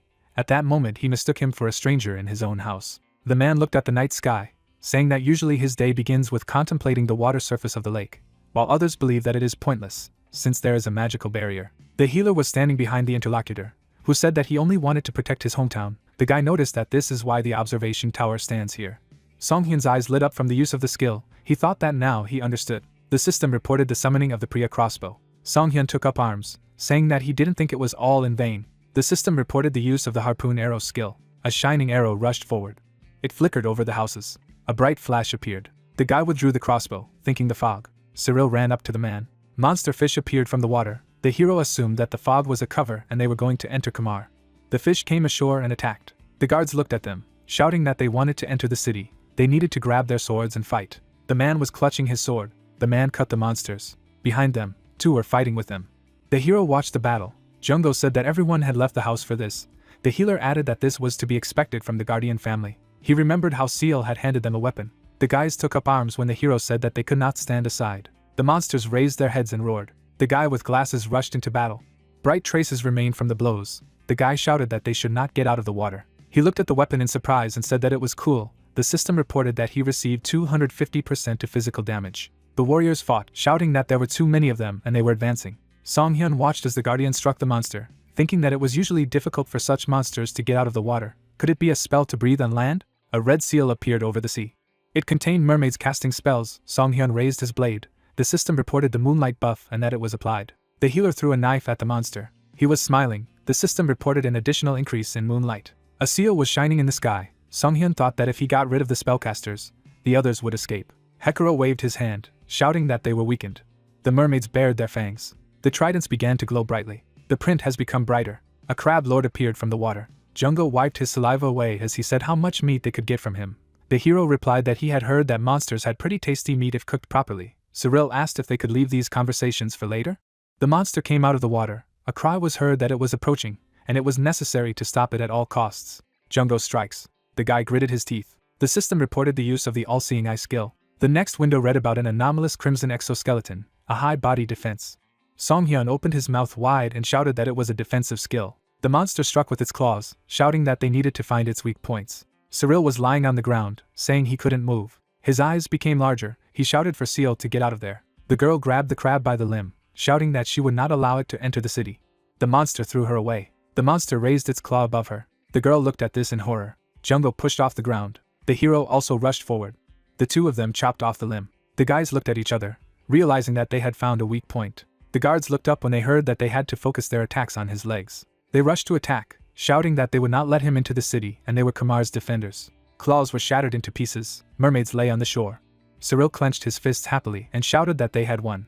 Hekuro stood next to the heroes and thanked them for being able to protect the city and his family. Song-hyun smiled wearily when the interlocutor promised to reward them generously, and replied that they did what they had to do. Seal noticed that they were tired, asking if they were okay. Jungo replied that they were asleep, so they were still a little sleepy, thinking that they had low stamina. The sun illuminated the streets of the city. The interlocutor said that they should rest, and the others would take care of everything. Later, Song-hyun opened his eyes. Cyril noticed that the hero woke up. He asked how long they had slept. The guy smiled and replied that a whole day had passed. The hero looked at the interlocutor. So he slept for 25 hours after the battle with the crab, after which he asked about the crab party. The twins gave a thumbs up and replied that they had not yet begun the feast until he woke up. They hid glasses for the Catalier family. A lot of people gathered around the tables. Someone said that the dish literally melts in your mouth, and that it is so delicious that he understands why the nobles are crazy about it. The girl said that the guy should have fun, because this is a party for him. Jungo looked at the shovel and said that the boy was just doing his job. The girl agreed with him and said that it was not just a shovel. She raised her hand and told them that they were awarded annually to the most outstanding warriors in the kingdom, and that they were at least rarely rank items. Song-hyun was holding a plate of food when a friend asked if he could give away such a valuable item. The interlocutor replied that he should take a shovel, because there are 11 of them in their family. The hero paid attention to the remains of the monster. He walked over to them, thinking about why he only sparkled in one place. The guy activated his observant gaze and touched the surface. The system reported that the fragment of the outstanding scarlet exoskeleton was a secondary item. The hero tore off a piece. A system window appeared nearby, saying that this is a rare trophy obtained after defeating a powerful A-class monster or higher. Another window notified of an achievement that gives a reward to increase the chance of getting atrophy from the monster by 3%. The shard in his hands was disappearing. He thought that no one would object if they took it, so he should take it with him. Hekuro approached him and told him that he had brought the news. The hero saw a familiar face. The man put his hand on his chest and said that he was glad to see the healer again. The boy raised his eyebrows and asked what brought him here. The knight replied that he had received an order. Song-hyun put his hand on his neck. The knight said that as a sign of gratitude for what had happened, the lord had invited them all to his place. The carriage was approaching the lord's castle. The lord ran out to them and asked them to come quickly, asking if they had saved their kingdom. Jungo covered himself with his hand when the man said that they were honored to be invited by the lord himself, who asked the hero what kind of person the Lord was. Song-hyun introduced the man with the staff and said that he was supposed to be the most brilliant Scarlet Tower magus. But despite his amazing talent, he was not arrogant like the wizards they saw and worked hard. The comrade raised one eyebrow and asked why only in theory. The Lord took a deep breath. He burst into tears and said that he had heard that the monsters had almost destroyed the castle. He then held Hekero's hands, saying that if it wasn't for their help, they would have lost, and Hekero asked him to calm down. Song-hyun smiled, noting that the Lord was a crybaby and a coward. Gavain took a mug of tea and said that he had always believed that the kingdom relied too much on the barrier of the Magus Tower. Everyone sat down at the table. He told them that they needed to prepare in case suddenly there was a problem with the barrier. But everyone was against it. They said that it was pointless. The hero replied that the current security service was too little and not enough to protect the entire city. The Lord looked at Hekero and said that this is why he is thinking about creating the first knightly family of the kingdom. The man was surprised by what he heard. Hekero rose from his seat. The Lord said that he would hand over the responsibility of creating the Order of Chivalry to the Catalier family, who called it an honor. Jungo patted him and told him that his family's status would be greatly raised, and he replied that he had never thought of it, because his family's long-standing desire to become a reality in his generation. Song-hyun smiled and said that the title was given as a reward for saving the kingdom. He turned to the Lord and added that it meant that the adventurers who helped the rescue would also receive a corresponding reward. Gavain smiled broadly and replied that these were the two heroes who had also saved Kamar. After presenting the many treasures, the Lord said that all these items were of the highest quality, worth millions. He could guarantee them further work for the family, and absolute support. Gavain looked at the hero in surprise when he heard a refusal. The guy looked down and thought that it was obvious that the Lord had done a good job with the items, but he didn't need them now, because he needed to get something that he couldn't handle on his own, something really expensive. The Lord wept lightly when he heard that they lived in a settlement called Hind. The guy imagined the streets of the city and said that this is a small settlement, but its importance cannot be denied, because due to the peculiarities of the terrain, travelers have to pass through it. After that, he presented a map of the surroundings and added that there were many monsters nearby. Adventurers also often went there, so the guys from the Adventurers Guild quickly built their branch there. Then he remembered Rewin and Carnil, adding that church members are also expanding their influence. The man looked a little confused when the guy said that the fact that such an important settlement was only home to the Adventurers Guild, and the church seemed wrong. Song-hyun folded his hands and asked to build a branch of the Magus Association in the settlement. Rays of light illuminated the shelves with books. The guy thought that the Association of Magicians is an institution exclusively for wizards, where magical items are bought and sold, appropriate tasks are given, and housing is rented. The healer smiled slyly and thought that if a mage association appeared in the settlement, the Adventurers Guild and the church would no longer walk freely as they were now. The Lord trembled nervously when he heard that if he agreed to this, he would provide the support of the Scarlet Mage Tower, and thought that if they made an alliance with the Mage Tower, they would need to get a building permit. But the budget would not be enough. He closed his eyes. Song-hyun sat with a joyful expression on his face as the Lord agreed and said that he would do it since that was what they wanted. Jungo noted that the guy had received the building as a reward. The hero smiled broadly and replied that he would be very grateful if the Lord would cover their travel expenses and pay for the items while they returned to the settlement. The interlocutor's eyes grew larger when he heard that, firstly, they would have the cost of food and a set of potions, after which he asked to provide them with a boat and a guide to cross the lake. The Lord was in despair. The young man did not stop saying that the lake was now a den of monsters, so they needed to cast a spell on the boat so that it could withstand the journey, and since his precious colleague was suffering from seasickness, they needed to cast a spell against it as well. Gavain held out his hand in front of him and said that the Magus associations had to finish the awards. Jungo showed himself when the hero said that it was a reward for his colleague. He said that unlike the healer, he was not a magician. The Lord foamed at the mouth when he heard the words that the creation of the branch of the association did not concern him in any way. Gavain lost consciousness. Several boats were moored at the pier. The man, along with his family, approached the hero, who said that, apparently, he was the guide. The stranger called their meeting a great honor. The boat rushed forward. The twins said goodbye to them. The girl asked to call them if something happened on the trip. The guys swam farther and farther. Both looked forward with a smile, and the hero said that there was a beautiful view of the Scarlet Mage Tower from there. Hit Jungo in the face. A giant monster threw them up. An hour ago, Song-hyun pointed to a point on the map, saying that they were renting transport in a settlement on the other side of the lake. Both looked at the map. The guy added that they would need to go through the Red Forest to get to the settlement, and it was known for getting lost quickly. Barlik looked back at the guys when he was asked if he was from Tragedy, replied that he was and said that his daughter was sick, so they went to this kingdom to cure her. The girl was sitting on her mother's lap. He added that they could not return earlier due to the fact that all crossings were prohibited. The boys introduced the Crying Lord when Barlik said that he had found a guide through the Red Forest at the perfect time, and noted his generosity. There was a magic circle on the boat. He asked if the spell cast against seasickness worked. They replied that they did not feel sick at all, so they could rest until they got to the end. A system window with a membership list has appeared. The hero pointed his finger at it, and thought that this list improved his stats depending on the number of organizations he was a member of. Song Hyun remembered the moment of obtaining the status of the Scarlet Tower Wizard and thought that this was the second reward after her. Then, presenting the Cavalier coat of arms, the young man thought that he and his ally had been accepted into the ranks of the knights, and although they were not part of this family, they had fought together in the same battle. Afterwards, he remembered standing next to Jungo and Hekuro, thinking that he had somehow obtained the title of knight. The hero looked to the side and thought that it didn't matter, because you need to use everything you can, and this is the 6th rule in the survival guide. He swiped his finger over the message. The hero carefully read the conditions of the quest, which requires you to score 10,000 points, and gave 1 star as a reward. Song Hyun imagined himself arguing with the system, and thought that it requires much more, and it doesn't matter if it's skillful or not, because he just wants to let go of his hands. The guide saw the ground and said that the forest was already visible. Scarlet trees approached them. The hero said that the forest is beautiful, and just matches the description. Jungo called it creepy. He touched his chest and said that he was glad that at least there were no monsters. Song Hyun looked him in the eye and said that he was not allowed to say this. He asked why. The water under them darkened. The guy replied that he jinxed them. Monster fish jumped out of the water. People covered themselves with their hands. The hero made a dash. A sweep of the blade left a bright mark. Song Hyun grabbed the guide and told him that he didn't have to worry about them and keep rowing. The woman covered her daughter with her hand and turned to the healer. She noticed a giant dark spot on the water and said that something was approaching them.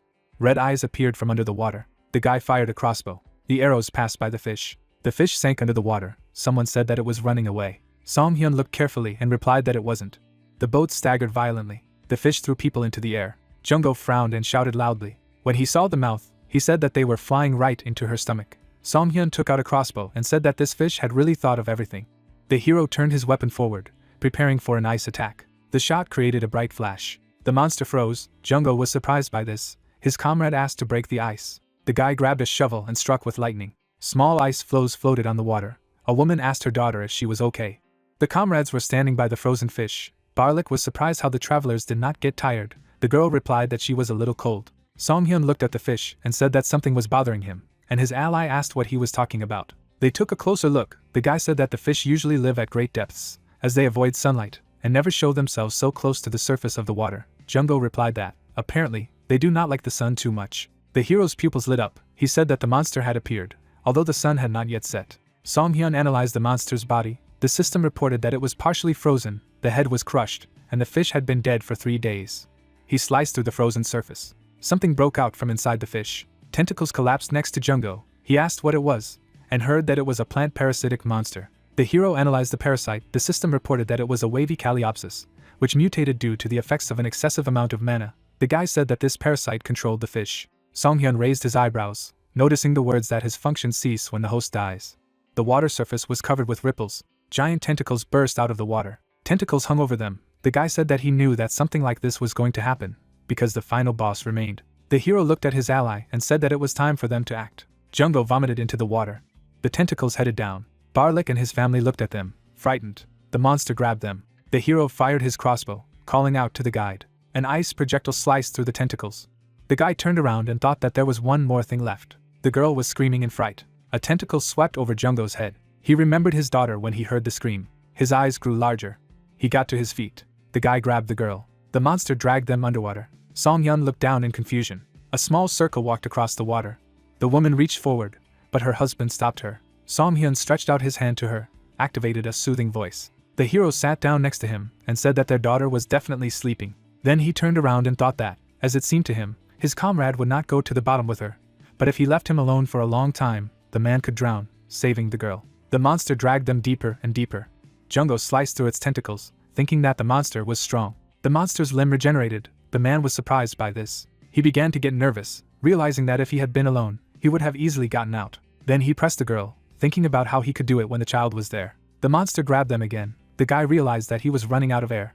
Suddenly, a bright glow appeared on the surface of the water. A message appeared about the creation of air arrows. 2 arrows pierced the man and the girl. Song Hyun rushed towards them. He cut the tentacles with a knife. Jungo looked at him happily. He called out to the healer holding an ice dagger in his hands, who asked his comrade how he always got into such a dagger. The sweeps cut off parts of the tentacles. The hero saw darkness below him. Jungo frowned and informed the guy of the danger, saying that the monster was endlessly regenerating its limbs. The ice shackled the limb. Song Hyun smiled contentedly. His friend clarified that he froze them. The guy replied that it was an unusual sashimi knife. He glanced at his weapon and thought that he had just carved it out of ice, and he was lucky. The knife shone slightly. The system reported that the achievement of miraculous hands was obtained, which is given with a very low probability when creating an item with his own hands. The guy thought that these were gacha achievements. Jungko began to swim with the girl. The hero told his ally not to worry about him and swam up. Songhyun swung his knife and thought about the fact that random enchantments would place 2 random enchantments on the item. He sliced through the tentacles, applying a freeze. The monster grabbed the stone. Then he threw it at the hero, who thought that he was trying to use everything that was around. A message appeared about the call of a crossbow. Songhyun pointed the weapon in front of him and created arrows from ice potions. The arrow rushed into the block. The cobblestone was covered with cracks. The guy thought that there was also a second charm. He managed to break the stone. The system reported that the second enchantment was a 400% damage bonus against frozen enemies. Songhyun noticed something. A monster's head appeared in front of him. A third eye shone on the squid's forehead. Songhyun smiled and thought that he had finally found his head. The squid looked at him angrily. The monster let out a roar. The hero put his hand to his ear. Several squids rushed towards them. They began to circle around the big one. The guy looked at them in surprise and thought that they were all infected, and the monster was trying to use them as a shield. Songhyun smiled and decided what he would do in such a case. The arrow flew near the squid. He looked back at the beam. A shell exploded behind him. The system reported the use of Holy Dawn water arrows. The hero held the crossbow, thinking that usually the wearer is not able to think normally because of the parasite, but still remains true to his instincts. Seeing how the squids turned their attention, the hero realized that their peculiarity was an attraction to light. All the squids swam past the monster. At that moment, an ice arrow hit him. Songhyun rushed to him and said that he could see everything clearly now. The guy smiled and said goodbye to his opponent. He struck several blows and slashed the monster. A system window appeared in front of him. The hero thought that the monster was finally dead. The system awarded him 12 points. The guy wondered why he got them. In the next second, the system opened many windows, awarding the guy a lot of points. He looked at it in confusion. I don't understand what's going on, because he doesn't get points for killing monsters. Songhyun looked around. The parasites began to come out of the squid. The guy thought that everything was counted as a treatment for parasites. Reports of achievements surrounded him. He thought that it must have been worth it. Songhyun emerged from the water. Then I went up to the ice floe and asked him how the family was doing. The man turned pale, looked at him with a sickly look and said that he was very glad that the guy was alive and well. But the hero called him useless. Later, they ended up on the shore, a man and a woman running to him asking if they were okay. The woman in tears turned to the hero to him, asking for help. Songhyun noticed something. The girl was trembling. The guy thought that maybe he came too late. The moon towered over the red forest. The man asked if everything would be all right with the girl. Touching the child, the healer said that she had hypothermia. He took the branches and said that they needed to warm her first. He would make a fire, and they should wrap her in a blanket. Jungko looked ahead and told the hero to look at the sky. The clouds blocked the light of the stars. The guy said that it seemed to him that it would rain soon. Barlik was holding the girl in his arms when Songhyun asked how far the city was from here and replied that even the shortest drive takes about 2 hours. The hero looked ahead and said that they would not have time to get there in time, offering to take shelter from the rain in the forest. The group walked along the forest. Songhyun glanced to the side and thought that this was the red forest. Jungko pointed his finger at the color around him, and the man replied that the animals were also red, even the people who lived nearby were affected by it. The interlocutor introduced red hair, saying that in Tragedy, everyone is born with it. The woman walked in front, asking not to lag behind, because strangers are constantly lost in the forest. Jungko clarified if this is because the trails are confusing. She put her hand to her face, replying that they tried to set up signs and make direct paths to the settlement. But nothing worked. The wizard said that there were strange forces in the red forest. The hero stopped. He stared ahead and told no one to move. The healer summoned a silver azure dagger from his inventory. Then he put it in front of him and told the unknown to stop hiding and go out. Someone smiled, noting what he noticed. The man came out from behind the bushes. A girl jumped down from the tree. The person holding the child shouted that it was a Red Road gang.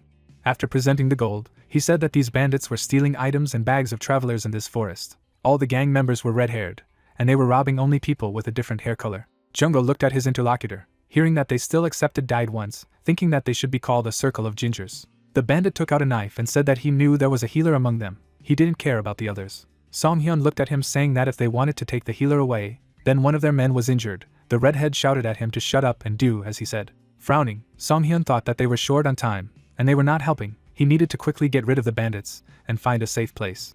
Suddenly I was surprised at my own thought about a safe place. The attacker was surprised when the hero asked for forgiveness and said that one of them was now sick. He smiled and said that they would like to use their hideout for one night. Songhyun raised his finger and said that it would rain soon. Jungko pulled his parents away when the thug shouted if he really thought they had an inn. The healer smiled and said that if they let them stay, then they wouldn't report them to the Adventurers Guild. The bandits were annoyed. They rushed at him. The girl picked up the knives and told him to try to hand them over if he survived. The hero dodged the attacks. Then he intercepted his weapon. Songhyun struck with the hilt. The swing of the second opponent passed near the face. The hero pushed him away with his foot. The redhead held his stomach and asked why he was so fast. The girl said that he was definitely using some skill, suggesting to use something. The guy tore up the scroll and said that he was finished. The hero is entangled in magical chains. He looked at them and thought that these chains were limiting mana. The bandit rushed to him again and said that he was nothing without his skills. The chains began to crack. Songhyun broke the shackles, noting that he was not using mana. Then he hit the guy in the face. The girl looked at him in shock. The hero turned to her. He smiled and clenched his fist. The birds flew away from the loud sound. The bandits folded their hands, apologized and said that they would bring them safe and sound to their shelter. Later, they appeared to be at a cliff. The bandit said that this was their hideout. A symbol lit up under his hand. The boulder moved away. Songhyun was behind. There were sick people lying on the ground. They said that they had a stomachache, a headache, and so on. Jungko covered his mouth and said that they looked sickly. The hero asked if that was why they needed a healer. The bandit nodded and replied that everything was fine. But suddenly they all started having pain. He didn't know why. Seeing how his comrades suffered, he thought that the healer would be able to cure them. The girl looked into the stolen when she heard the question who asked who all these people were. A man who introduced himself as Mr. Rosen came out to them. Looking at him, Songhyun thought that it must be the leader of the Red Road gang. The man held the cloak, saying that the comrades were only looking for a healer. Jungko stood up in front of the family, hearing that there were too many people to see, and asked what happened. The girl scratched her head, wondering how he could tell him that they had been beaten and had to be brought here. The healer smiled and said that he had beaten them and they offered to shelter them. The hero took his hand aside when the interlocutor said that they were wanted in the city, so they could not really accept strangers. The guy asked not to worry, they would not inform on them. He raised his finger and said that he was a healer. Songhyun pointed to the sick and said that he could heal them. The leader of the bandits looked at him as he said that in return, he wanted them to let them spend one night here. He lowered his head and said that he must be a mighty traveler since he himself had come to the rogue's hideout. Then he looked at the hero and asked him to promise not to create problems. Songhyun put his hand to his chest, making a promise, and thought that it couldn't be that this guy was a real leader.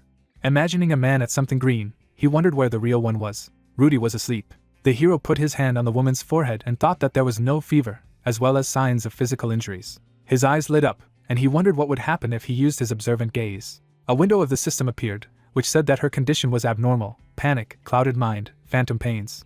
Jungko put his hand on his belt and asked if he had found anything. He replied that it was phantom pain caused by mental damage. Imagining the knight on his knees, Songhyun mused that phantom pain meant pain from a lost limb as if it were still there. But in Azul, the word meant painful sensations even when the body was fine. Examining the patient, the hero said that phantom pains do not damage your endurance, but harm your sanity. Over time the pain intensifies and causes more and more harm to the mind. Rodent looked at him, hearing that phantom pains have no definite boundaries, so they are even more difficult to treat, and asked if this meant that there were no methods to heal them. Songhyun stood up and replied that they needed to get rid of the cause of the phantom pain. Raising his finger, the hero said that at the moment they were suffering from excessive mental damage, so they would need mental and calming potions. Songhyun looked down and said he could make them, but finding the right ingredients was quite difficult. Jungko pointed to the cabinet and asked if these ingredients would work. The healer came up to him and told him that there seemed to be herbs growing in the red forest, and they were all red. Looking at the shelves, the hero listed the plants that he saw in front of him. After that, he took the branch in his hands and said that he could use all this in the preparation of mental potions. Rodent exhaled when asked how many of his men were capable of moving around now, and he replied that there were about 25, including him. Songhyun put his hand on his shoulder and said that they would be enough. Then he smiled and asked to take his people and find as many herbs from this list in the forest as they could. It was raining outside. The guy and the girl were outraged and shouted that they did not touch him, only because he was a healer. How dare he tell him what to do, demanding to leave. Songhyun looked at them with a smile, thinking that they had become more talkative. The bandits went to collect herbs. There were ingredients on the table. Jungko asked how he knew so much. The hero showed the diary and said that this was all his experience. He kept notes about cured patients and new facts that he found. Stretching out his hand, the healer asked to give him what his companion had in his hands. He dropped the can. She rolled on the floor. Jungko went to get the jar when the hero said that apparently he had already begun to have tremors. He bent down and asked what it was. He showed the beetle to his friend. The hero looked at him and said that it was a scarab. His comrade asked if these were the beetles they had met in the ancient dungeon, noting that the place was terrible. A few more lay aside. Jungko added that there were a whole bunch of them. A system window appeared that the hero used the skill of observational gaze. Examining the beetle, the hero saw that this scarab was in deep hibernation. It could wake up in certain conditions. His friend threw the find away when he heard that it was a petrified monster. Songhyun touched his chin and said that if someone collects them, they wouldn't leave them lying on the floor like that. And it's impossible that scarabs live here, asking a friend to dig up the ground. Jungko was visibly worried and asked why. He replied that he would understand when he started digging. There were even more beetles in the ground. The healer sat down and said that he knew so. He took the earth and said that perhaps the whole cave was made up of scarabs. Song Hyun brought the ground closer, saying he had a few questions. It was raining. The vials were filled with potions. The hero said that it was good that they found fresh ingredients. Then he raised his hand and said that the constant acceptance of potions was the most important part. The interlocutor thanked him. Rodent brought his hand to his face and said that he thought he was some kind of fake healer when he said he was going to treat them with a potion. The bandits hugged and said that they would make sure that their comrades drank potions every day. The guys helped the others, saying that they would take care of them until they were completely cured. The hero smiled and replied that apparently even heartless rogues who exploit others for the sake of money see the value of their comrades. Song Hyun crossed his arms over his chest and said he had a question. The healer looked to the side, saying that phantom pain is a rare abnormal condition. He then introduced the monsters, saying that it was at the highest level among mental states and could only be subjected to it inside the most dangerous dungeons or in the most infected parts of Azul. Rodent was very nervous when the hero said that suddenly this happened to a lot of people in an empty shelter. It makes no sense. The hero looked at him with a smile, noting that this is impossible only if they do not hide something. Keeping his hands in his pockets, Song Hyun said he began to suspect them from the beginning. He remembered the chains, saying that they were rare, but they used it as if it were some kind of trifle. Then he looked away, adding that a money-hungry thief wouldn't do that. Rodent stared at him in shock when he heard about the land forming the inside of the vault. Imagining the forest, the guy said that the soil of the red forest was moist and soft. After digging a hole, saying that here it is full of sand and gravel. He said that this cave seemed to have moved here from another place. Song Hyun hovered over the interlocutors and told him to tell him the truth. Who are they? Rodent closed his eyes and agreed to tell. He looked down and asked if they could do him a favor after they had listened. Song Hyun looked at him and replied that he would make a decision when he found out what was going on. Introducing the forest, the leader of the bandits said that there had been nothing in this place before, but 3 months ago, a cave suddenly appeared here. Then he remembered the scarabs, saying that there were monsters inside the cave that they had never seen before. After Bright Gold, saying that she was full of expensive things, Jungo pointed his finger at him and asked if there were really monsters and things here. They were surrounded by spiders when the interlocutor confirmed and said that this cave is a kind of dungeon. The hero looked at him in surprise and thought that somewhere before he had heard about wandering dungeons. Song Hyun lowered his eyes. Imagining people in a magic circle, the hero reflected that ordinary dungeons exist exclusively in other dimensions, and it is impossible to enter them without a portal. But there is one exception. Imagining a monster in the city, the guy thought that for some reason, an entire dungeon had once appeared in the middle of the continent, and this was a wandering dungeon. The guy frowned and thought that the last time such a thing was seen was several hundred years ago. He looked at the leader and said that the scroll must be one of the items they found here, who replied that he had never seen such an item, so he was happy. But things took a bad turn when their young people found the anti-magic scroll. The bandits approached people on the street. They got into a fight with wizards in the city. The girl tore the scroll. Since they usually cannot defeat the wizard on their own, they bowed down. But that day was different. Darkness gathered around the robber. The robbers loomed menacingly over the man. Song Hyun folded his hands and said that they had completely destroyed them. His companion added that it was impossible to use a spell in the area of anti-magic. Rodent looked down and said that it was a historic day for them. They had a lot of grudges against the mages.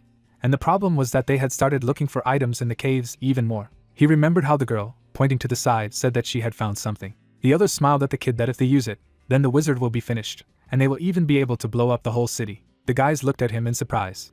He covered his face with his hand and said that he did not know what they had found, but they were already out of their minds. Then he glanced at his interlocutors, asking them to stop them. Jungo scratched his head and asked what they would do. The heroes replied that he didn't like mages either. Song Hyun remembered his comrades saying that he did not want to see the fall of the city that he had just saved. The hero smiled and asked where the real captain of the gang was. Shadows were visible on the ground. The guy asked if he understood correctly that they first needed to defeat the hidden officers and the captain. Jungo looked around the room and asked where the room they had been told about was, because everything was the same. The hero pointed to his eyes and said that it was not so difficult to find her. He used the skill of observant gaze. His eyes began to glow.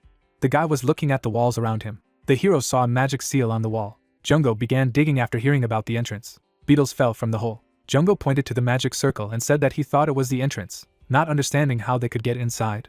Song Hyun materialized the sphere and said that he knew one way. The bandit raised his head and asked what the noise was. The wall began to crack. The hero burst inside. Everyone jumped to their feet, and he said it was a pleasure to meet him, and they said why the hell he was being nice as if nothing had happened. The bandit drew his blade and asked how he had found them. Song Hyun rushed towards them. The guy struck quick blows. The girl flew away. The hero approached her and asked her to help them find their captain. Song Hyun glanced to the side when someone asked if he was there to see him. Someone's footsteps were heard. The man put his hand on his belt and said that he did not recognize his face. Song Hyun turned around and said that he had been told that they had found something dangerous in this cave. The leader looked at him and asked again. A smile appeared on his face. The hero looked at him in surprise when he asked if Rodin had told him everything. He rubbed the back of his head and added that this old man seemed to be really frightened, The guy did not understand such a reaction. The bandit looked at the hero menacingly and asked if he had said that he could die if he pretended to be who knows what. Songhyun lowered his eyes. Debris scattered from the explosions. A clenched fist moved forward. The hero dodged the blow of the red-haired man. Jungo watched their fight and said that this fool was demolishing all the supports. Large stones fell down.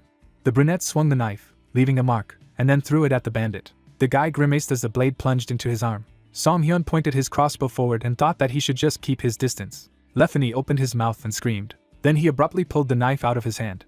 Throwing it away, he rushed towards the enemy. The healer frowned and wondered if he had gone ahead. The redhead gritted his teeth. A bright arrow struck the stone. Moving in a zigzag, the bandit approached the hero. Looking with shining eyes, the brunette thought that he was fast. Jungo ran towards them with a shovel, shouting that he was here too. Swinging, he hit the bandit in the face with a shovel. Blue lightning surrounded the weapon. A bright glow surrounded the bodies of the guys. Songhyun frowned and called out to his comrade. Jungo was holding a shovel from which lightning was emanating, and the hero assumed that it was a reverse flow of mana. The man stepped forcefully on his chest. Frowning, the guy with the bandage ordered to drop the weapon and surrender. He put his foot on the brunette's throat and threatened that otherwise he would break his neck. The healer smirked and said that he would regret it. The system reported the creation of an arrow from a small mana potion. 3 shining arrows flew forward. The silhouette disappeared in a dazzling glow. Surrounded by lightning, he frowned on the hero's name. The system reported that he used the ability to counter mana, due to which he has a strong resistance to mana. Contact with it causes an explosion. The guy looked at him with blue eyes and thought that he knew that he was opposed to mana. Looking at the opponent's silhouette, he reflected that opponents of mana are born with strong mana resistance. He takes half the damage from normal skills that require mana. Looking carefully ahead, Songhyun understood why he was in opposition to the magi. Lefany looked at his palms and asked what he had just done. It didn't hurt at all. There was a red artifact above the guy's palm. He asked if he didn't understand. It was a magic arrow. Holding a shining diamond, the healer said with a smile that he was a magician. Lefany stared at him in shock and asked, could it be the emblem of the Manhwa Tower? He removed his leg from his victim's neck. Rushing at the brunette, Lefany shouted that he was a magician. A fist slammed into the wall. Rocks were falling down. Songhyun thought he was freaking out. He dodged another blow with a smile and thought that it would be easier for him if he acted like a man and said aloud that he seemed to hate mages. The red-haired man opened his mouth and ordered him to be silent. Suddenly, the attacking Jungo appeared behind him, and words were heard saying that it was too easy. The man hit Lefany on the head with a shovel. The bandit turned around in displeasure and asked if he called it an attack, and the answer was that of course not. A system window appeared with information that the spell Rift Carapace had been cast. The guy with glasses said with a satisfied smile that he had just fallen into a trap. The system reported that the effectiveness of the skill was half due to magic resistance. Target defense decreased. The scarred guy looked back in surprise. Songhyun swung his fist with a smile, and then he hit his opponent several times, saying that it was perfect for the last blow. The healer, surrounded by a blue whirlwind, closed his eyes and called on the traveler of the snow-covered path to embrace the curse of the permafrost in his hands.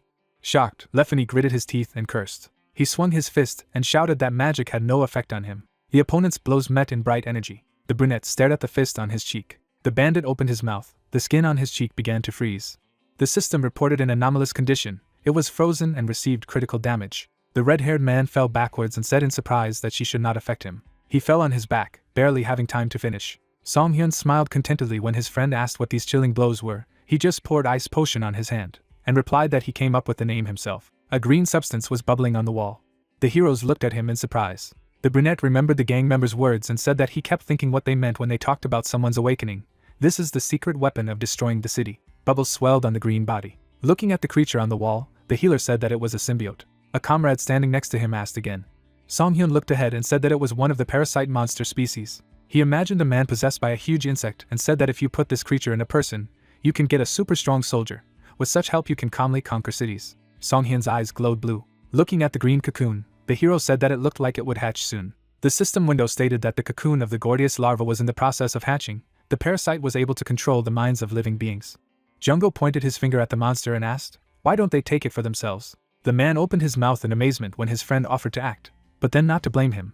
When this creature begins to consume his life, memory, energy, and so on, the symbiotes ask a very high price for their gift. The brunette took out a crossbow when someone shouted from behind. Opening his mouth wide, the man shouted that they were fools. Lefany attacked them from above, swinging his leg.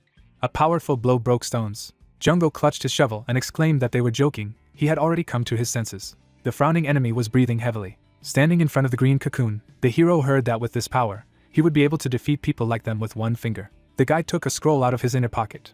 Tearing it apart, Lefany yelled for them to stop their futile attempts to stop them. A purple magic circle appeared under the hero's feet. Jungo was surrounded by pixels and screamed that he was disappearing. An artifact began to appear in Songhyun's palm. He said that it was a teleportation scroll. The thrown object bounced off the floor. The heroes in the magic circle disappeared. The same shining portal appeared in the red forest at the entrance to the cave. The heroes appeared inside the magic circle. Touching the ground with his foot, the guy said that he got rid of them very easily. Standing near the entrance of the cave, Songhyun said that he was playing for time to let the larva hatch. The comrade asked what they should do. Standing in the rain, the brunette closed his eyes and replied that while he was there, it would be difficult to destroy the parasite. He offered to finish it off quickly. Jungo scratched his head hesitantly, and said that killing was the last resort, and suggested that they look for another option. The healer looked down and thought that he had forgotten what a pacifist he was. Stepping inside the cave, the hero said that they would then wait. He smiled and said that everything would go smoothly very soon. Lefany approached the cocoon. He winced, touching his head, and cursed. At his foot was a bottle with blue contents, and he realized that it was a mana potion. Picked it up. The red-haired man thought that theoretically, with this, he would be able to speed up the hatching process. He splashed the potion on the symbiote, and thought that it was worth hurrying up to destroy the city. A parasite silhouette appeared inside the cocoon. The guy at the monster froze when he heard the scream. Turning around tensely, the leader realized that these were the screams of his men. Outside the secret room, the man was running quickly down the corridor. In front was Songhyun standing with his back to him. The leader was surprised to see his comrades lying on the ground. There were tears on the red-haired guy's face. Lefany furrowed his eyebrows angrily, recognizing Rodent. He swung his fist, angrily asking what he had done to them. The hero stopped him with his fist. Grinning, he mockingly said that he had done it to them. The scarred guy looked at him in shock. Imagining the monster doused with the potion, Songhyun asked if he used the mana potion. It strengthened the symbiote's ability to control minds. He was a rebel. He would not be harmed. He continued to hold the gang leader's fist and said that others could become disabled or even die. Lefany looked at them in amazement and asked if it was because of him. The brunette looked at him with a smirk and thought that although he had left a mana potion there, yes. He lowered his hand and said that he could help. He could cure everyone. He approached and said seriously that he would only do so if he left the city alone. Lefany furrowed his eyebrows angrily and said that he knew it would be so. The hero waved his hand to introduce the monster and said that he assumed that the symbiote was actually the boss of the dungeon. Imagining the buildings engulfed in flames, he continued that if the monster that possessed his body was freed, not only Kamar would suffer, but the entire continent. Songhyun touched his chin and told him to think carefully. The lives of his people were not worth it. The leader opened his mouth angrily, but then he gritted his teeth, lowering his gaze. He lowered his head and replied that he understood, and then asked to help them.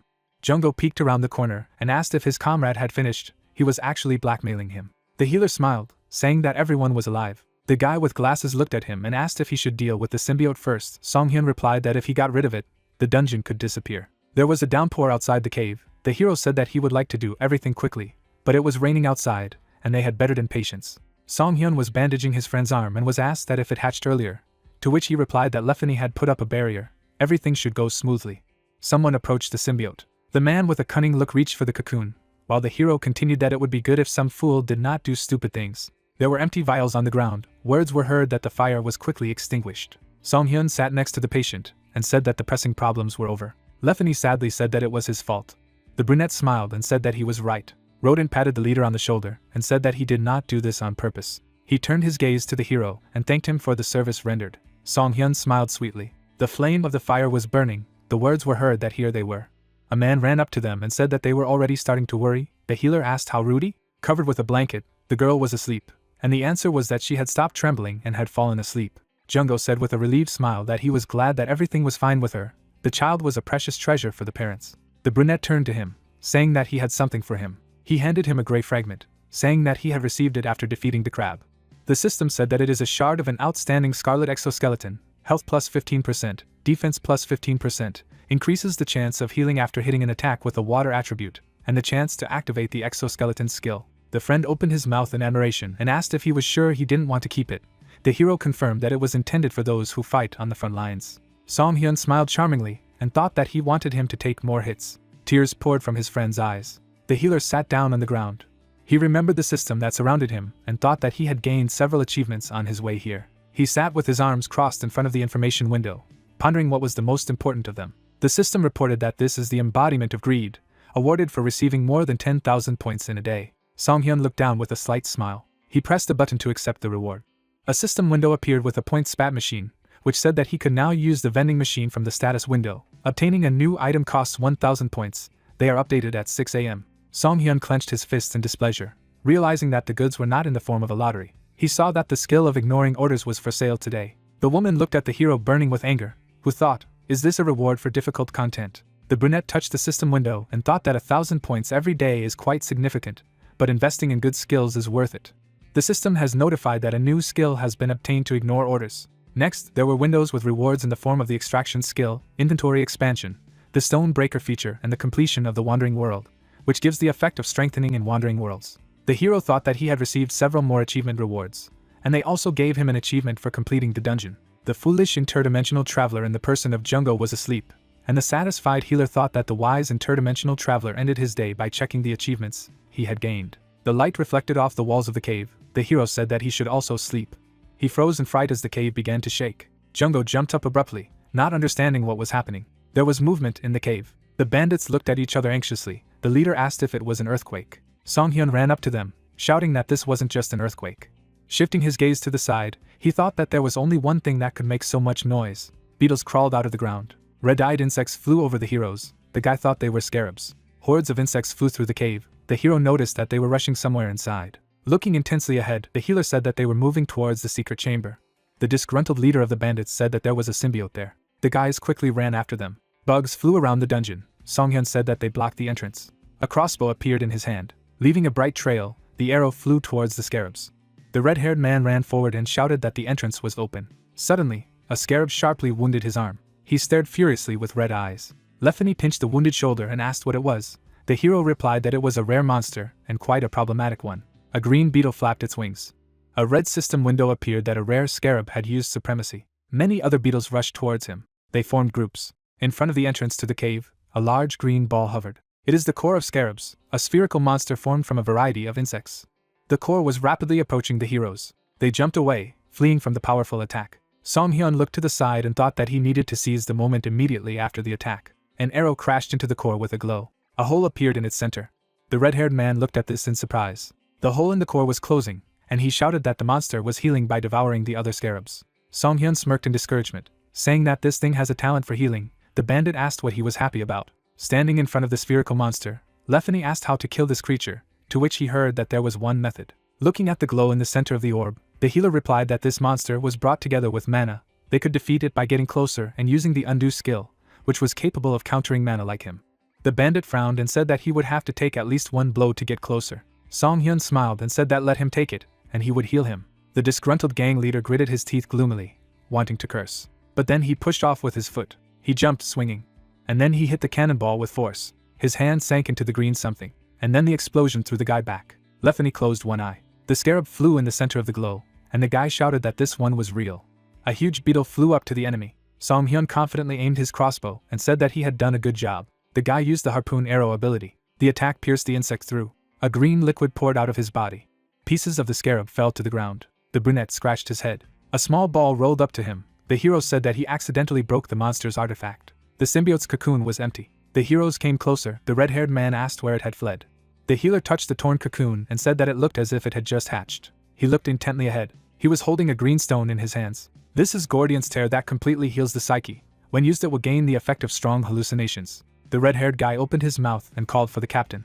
Lefany glanced sideways at the man behind him, recognizing Bill. Songhyun looked at the guy and thought that he was probably one of the top of this gang, and said aloud that he was advising the leader to move away from him. He was already infected with the symbiote. Bill stared at them emotionlessly. The system reported that he was infected. The parasite successfully took control of the victim. The infected man smiled good-naturedly and said not to worry, he was perfectly fine. He remembered the monster's attack and said that when the creature rushed at him, his head was about to split, but he was able to keep control of himself. Lefany smiled enthusiastically. He patted the guy's hair and said that he had already begun to worry. The brunette looked at him carefully and doubted that he was okay. The healer was holding a crossbow and said that this did not negate the fact that he was infected. He advised him to run as far away from him as possible. Bill touched his chest with his hand and asked him to wait and listen to him. Suddenly, a green sword appeared in his hand. The hero looked at him in surprise, and he barely managed to dodge the attack. Shocked, Lefany opened his mouth. The healer looked at the remaining green footprint and thought that this was incredible. Bill smiled broadly and said that with this, they would completely destroy Kamar. He bowed to the leader with a smile and said that they had been dreaming of getting rid of these magi for so long. The eyes of the possessed man glowed green. He reminded him that this was the whole plan from the beginning. Lefany stared at him in amazement as he heard that since the parasite no longer controlled him, this was their chance. The palm of the infected was pierced by a flying arrow. Songhyun held the crossbow and said with a smile that he was now sure. The red-haired man squeezed his arrow-pierced hand, and the guy continued that he was not Bill. Green Eyes frowned when asked how he knew so many symbiotes. The brunette looked at him seriously, and said that no one knew that the symbiote's name was Gordian. Surrounded by the haze, Bill lowered his head. Wings protruded from its back. A white-haired guy with wings said that this boar was getting on his nerves. The symbiote flew swiftly forward. He swung his sword and insidiously said that he would kill him right away. Song-hyun crouched down to escape the blow. The approaching opponent summoned a spell. A powerful flash arose from the attack. Lefany swung his fist and ordered Bill to be released. The symbiote turned around in displeasure, and he grabbed the leader by the wrist, and then he threw it back with powerful blows. The guy collapsed and hit the ground. Song-hyun was holding a crossbow, and after hearing a cry about how much it hurt, he asked what he expected from the boss. Looking ahead, the hero thought that he had removed his skill before touching Lefany, so he knew that he was a mana rebel. The healer quickly ran forward and ordered them to leave. Bill swung his sword and shouted that he would not escape. The red-haired man turned around as he ran. A kick shattered the cave wall. The fallen rocks blocked the impact of the monster's green liquid. It spread on the ground below them. The symbiote gritted its teeth furiously. The leader stopped in the cave and tiredly asked what the plan was. This monster was too fast. He looked at Song-hyun in bewilderment when he offered to pray and hope for the best, but said he was joking. Lefany looked at the healer intensely as he addressed him. Song-hyun showed him a syringe and asked if he had ever donated blood. The man took a step. Bill gritted his teeth and cursed, asking where they were hiding. Lefany watched from cover as he walked by.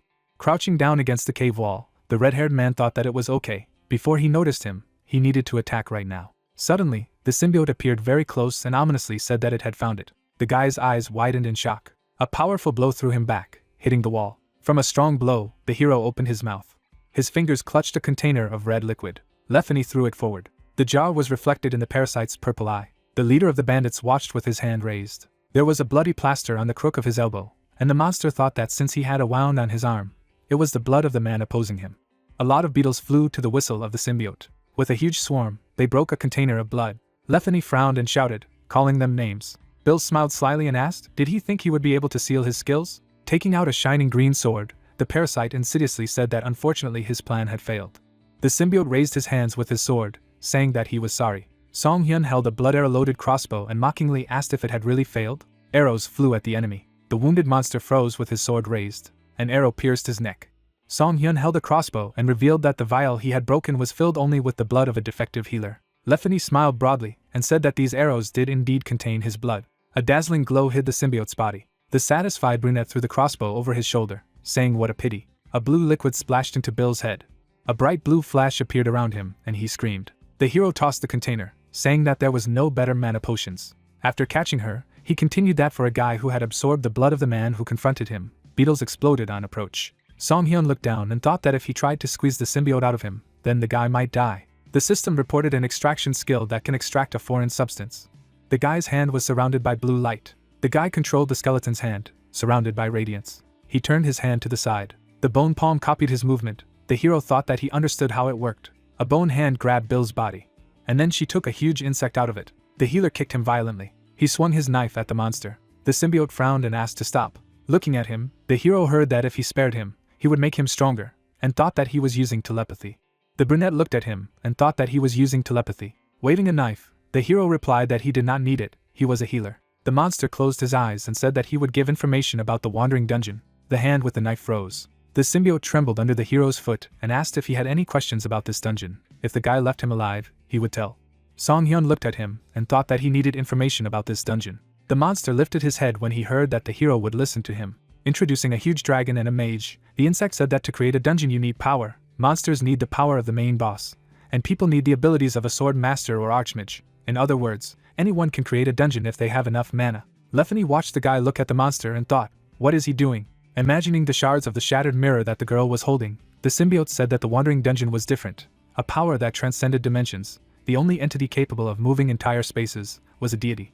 The hero looked down and asked again, so the gods. Stones were descending from the cave. He said that they had been silent for the last hundreds of years. Why now? The beetle replied that he had no idea. When he noticed the change, he was already here. Imagining a ball bending space, he said that moving one dimension into another in this way causes some harm to the dimension. He does not know what kind of god did it. Song-hyun pinned the monster to the ground when he heard that it was definitely not one of the good guys. Shifting his gaze to the side, the guy thought that if the wandering dungeons continued to appear, Azul might not be able to withstand the collision of dimensions and disappear. He imagined ghosts in the blazing flames and thought that this meant that the evil god wanted to destroy this world. The brunette looked at the monster and thought, How did such important information disappear? The healer removed the leg from the beetle's body and said that he did not expect anything, and this turned out to be valuable information. The monster bared its mouth, and then he quickly flew to the guy, saying that he had relaxed his vigilance. Green rays penetrated the hero's body. Lethany opened his mouth in amazement. The white-haired Songhyun looked up in confusion. The hero stared ahead in shock, hearing the order to obey in his head. Lethany sat holding on to his wounded stomach and called out to him. The healer's body was surrounded by a green glow, and a friend asked him to wake up. The silhouette of the monster hovered over the hero and said that he liked this mighty body. The symbiote's eyes sparkled, and he declared that he would destroy this world with his body. Opening his mouth, the healer said that he was incorrigible. Behind him, a bony hand reached out to the monster.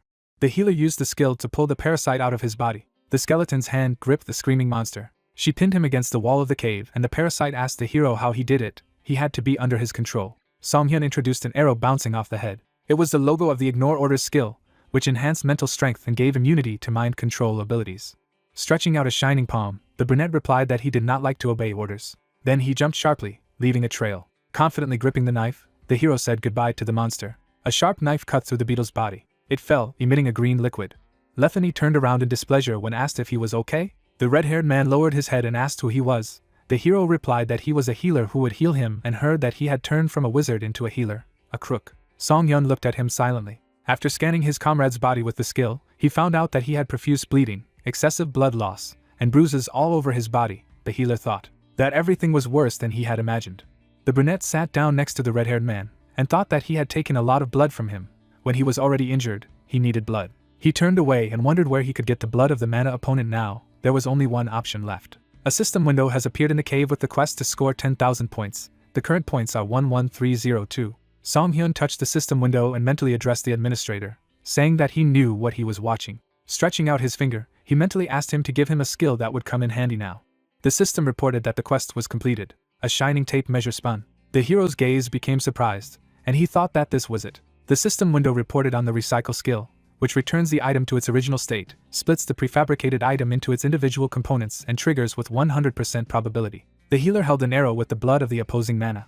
He looked at the red arrow and thought that with this skill, he would be able to refine these arrows into blood again. The hero abruptly broke the arrow in his fist. The system reported the use of the skill. The inventory notification said to receive the blood of the counter mana. The red-haired girl smiled happily, exclaiming that he had woken up, and the guy asked if he was okay.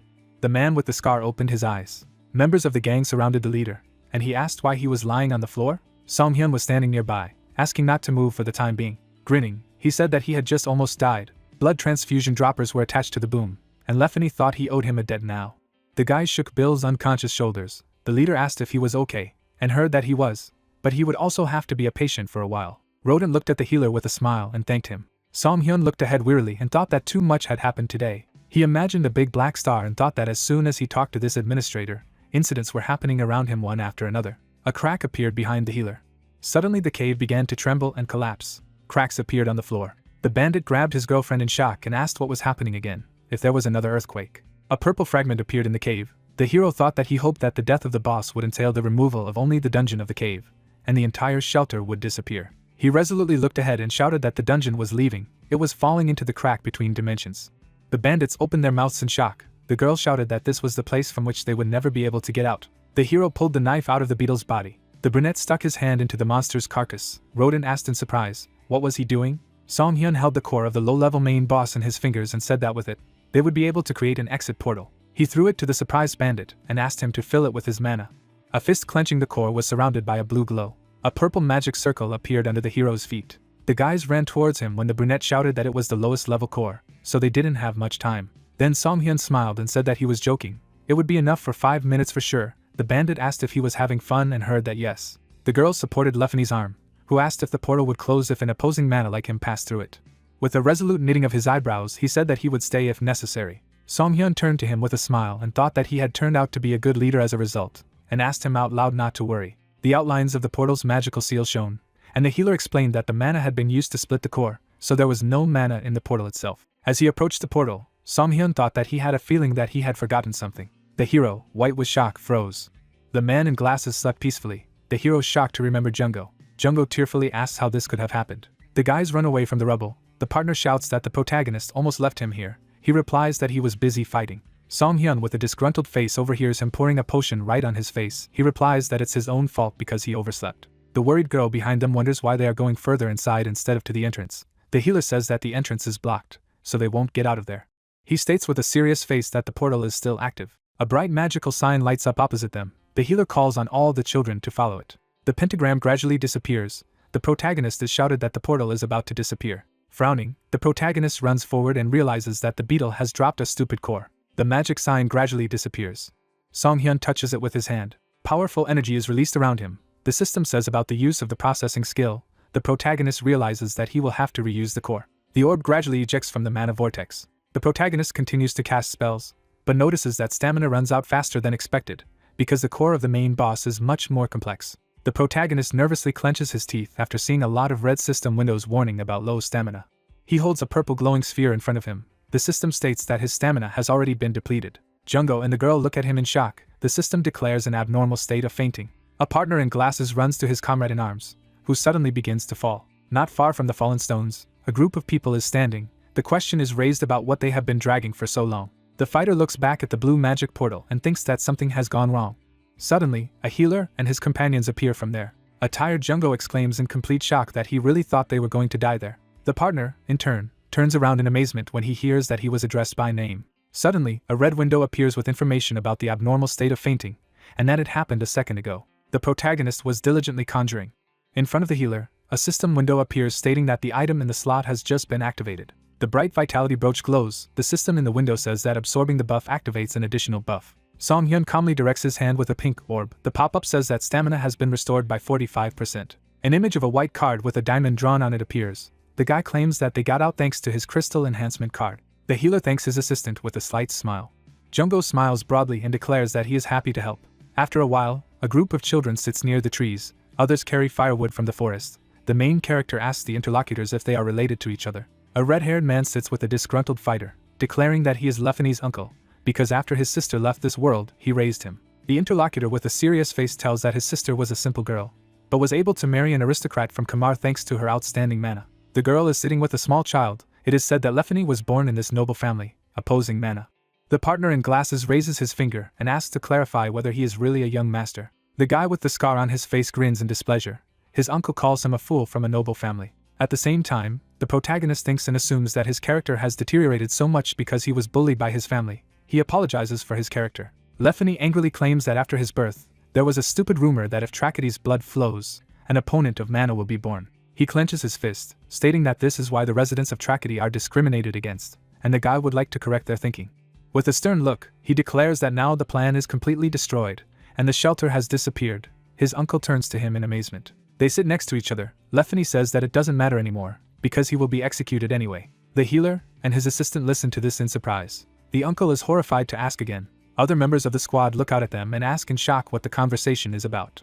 Lefany sighs with an important look and explains that they are actually wanted criminals, and it is only a matter of time before they are caught, since the dungeon is missing. A dirty prison is shown. It is said that the moment they are caught, all the officers will be executed, and the rest will rot in the casemates. The guy with the scar declares that in this case, they have only one way out. Outraged associates hear that Lefany is going to buy them some time, and they will dump somewhere far away. They, in turn, declare that they will not allow this. The discouraged uncle listens to his nephew, who claims that he is the son of a noble family, and they cannot really execute him, so there is no need to worry about the aristocrat. It is better to take care of your simple lives.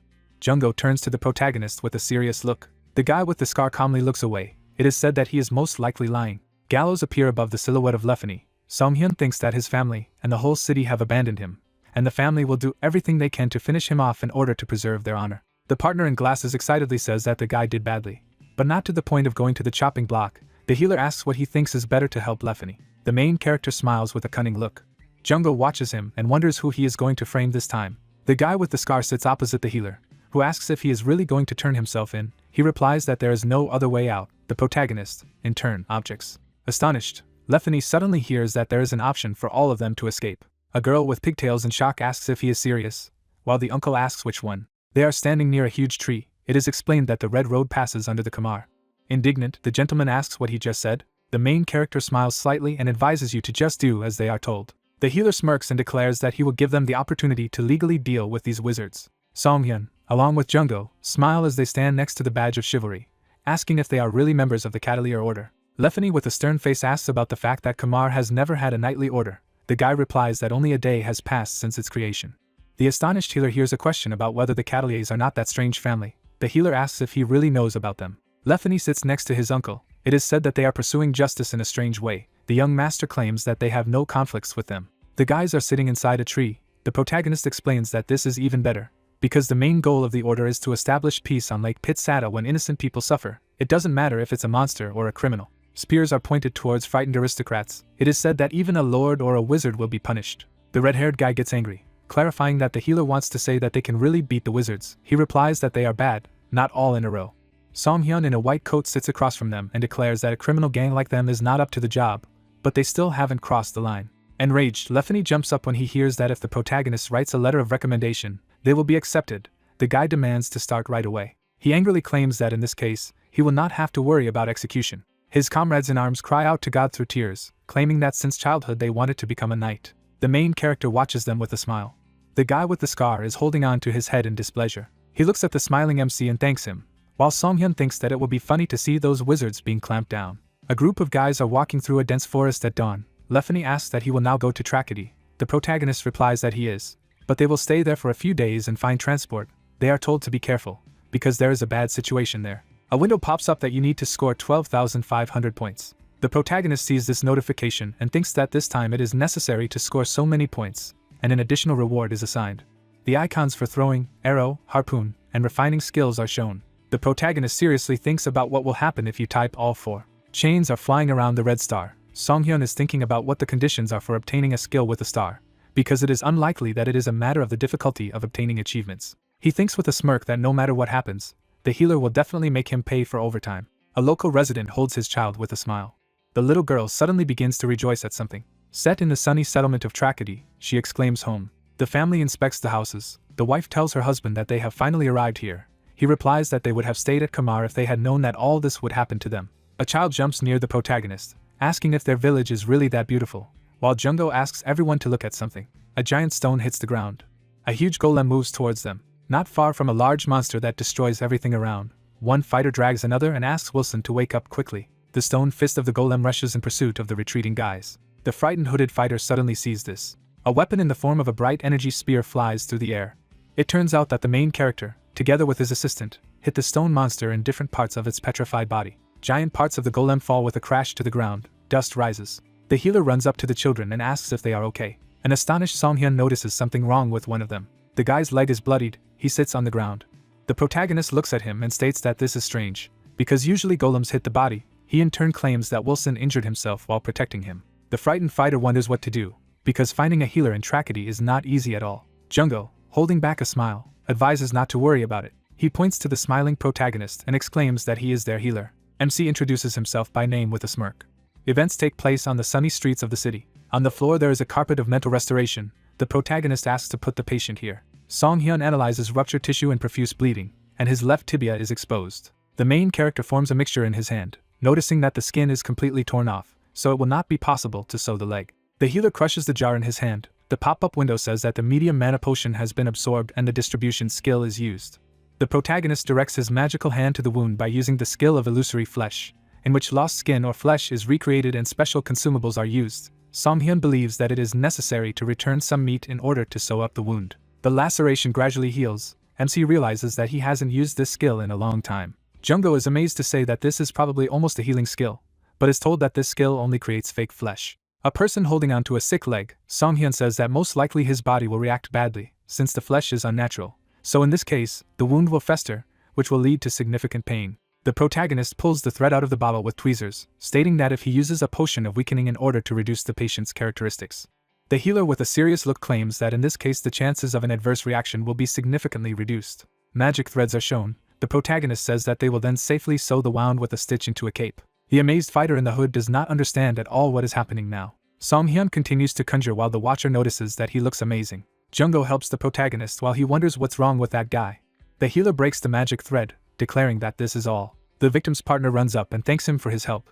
While wondering how to repay the favor, MC replies that if there are any potions left, then he will have enough. The hood flies off the head of the interlocutor. Red hair is visible. The embarrassed blue-eyed girl sighs. The protagonist looks at her and notices her red hair. The lady immediately covers her head, while the main character is surprised that she is from Tragedy, because he considered her an adventurer. Turning away, the girl takes a yellow potion out of her bag and thanks him for his help. Jungo stands in front of her and asks if there really aren't many healers in Tragedy, and she replies that they do, and they fight each other all the time. A priest in a cassock prays. It is said that the church prioritizes following God's will. A gray-haired mage in a red robe holds a trident. It is explained that the tower, in turn, is engaged in the study of magic, and two groups with radically opposite ways of thinking do not treat each other well. Sunlight falls on the surrounding area. It is said that the area is influenced by Kamar and the Tower of Mages, so the church cannot afford much. Jungo stands next to the protagonist and asks what about the healers of adventurers. He replies that they do not need to stay here, because they can be in a big city. The girl stands with a smile next to her injured friend and declares that they are very lucky to find them. The protagonist smirks, hearing that she will definitely thank her for her work. The family looks at him with a smile. The father declares that they will go in this case. The guy waves his hand. Jungo stands next to the protagonist and wonders when he will be able to return home. Songhyun asks if there is a reason to return. He replies that there is no reason for this. The assistant raises his head and says that he has unfinished business. MC smiles and agrees with him. There are cozy houses around them. The protagonist suggests not to be sad, but better to find a place to spend the night.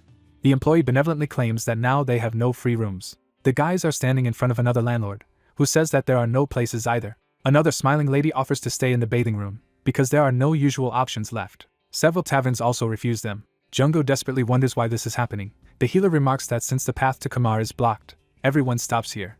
The disgruntled protagonist hears a scream that they will have to sleep in the open air again. Smiling, MC opens the door and exclaims that this is their last hope. Friendly guys at the reception of the Adventurers Guild greet the guys. The protagonist approaches the counter and says that they would really like to rent a room. A book with notes is shown. It is explained that you can find a room in the guild, but there is an important nuance. The page says about the housing system for the task, in which each class has its own room. The healer, crossing his arms, thinks that he can exclude the S-class apartment for significant persons. In order to rent a room, you need to take a task of the same rank. The healer concludes with a smirk that this is a cheap ploy to exploit adventurers. The guy mockingly asks to take a look at them. Not far from the main character and his assistant, fighters are sitting and discussing new slaves for the guild who decided to stay here. Outraged, Jungo wonders why they suddenly started saying this. The arrogant interlocutor points his finger and claims that today they will not be able to rent rooms of A and B classes, because they are used as a warehouse of things. Discouraged, Songhyun and his partner discuss that they really did the task just to put things there, while the healer notes that it's not a bad idea and he wants it too. The fighter goes inside, while MC says that there are still some C-class rooms left, so you can take them. He approaches the reception and asks if it is possible to rent a Class D room. The protagonist looks around when he hears the girl refuse, pointing out that the rooms of this class are already occupied. Songhyun says with a serious look that this is strange, because the D-class rooms are rarely different and there are a lot of them, while the adventurers at the table laugh. A lot of keys are pouring on the table. The adventurer mocks that it's because they have occupied D-class rooms as well. In shock, Jungo asks the worker standing across from her if this is really possible, and she replies that it is not against the rules at all. The discouraged adventurer suddenly hears that there are still C-class rooms left, so you can take a task on them, but not for beginners, who are not even capable of this. Jungo breaks down in a rage and goes to the sitting villains, shouting that this is too much, because they don't even get paid for housing tasks. He absolutely does not understand why to do this. The adventurers only laugh haughtily in response, stating that this is just a joke and there is no need to be so serious. The main character calmly takes out his sheet of paper and says that in this case he will also joke. He puts the paper on the worker's desk and talks about the S-class rooms for the most important people. The astonished employee hears a question about whether they can really rent anything except such an apartment. He agrees in response. Songhyun pokes his finger down with a smirk and asks to rent the entire building. The partner and the other adventurer hear this in complete shock, exclaiming if the protagonist really wants this. The surprised guys change their smile to fear and confusion, while the protagonist claims that he will rent the entire building, except for the S-class apartments. They point their fingers in rage and ask if he is crazy, not knowing if he will actually use the entire Adventurers Guild, while MC responds by wishing them to leave here forever. He scratches his neck in bewilderment, while the scoundrels shout that MC also wants to take the task board. They can't figure out how to make money now. Songhyun asks with a snide grin if they really don't have the money. The main character smiles haughtily and asks why they are so serious, because he is just joking. The bullies look at him in full rage in response. At this time, someone goes downstairs. The girl shouts that not allowing other adventurers to take tasks is against the rules. The lady calmly claims that in this case this is not the case at all. The workers at the counter are shocked to say that the boss has come. The head of the Marson Guild branch with a serious face says that this is considered an exercise of the right to housing, and not an obstacle to the completion of the task. She approaches the guys, declaring that she can do as she pleases, delicately circumvent the rules, and insult the Adventurers Guild. Songhyun, smiling, says that the girl is right in a way.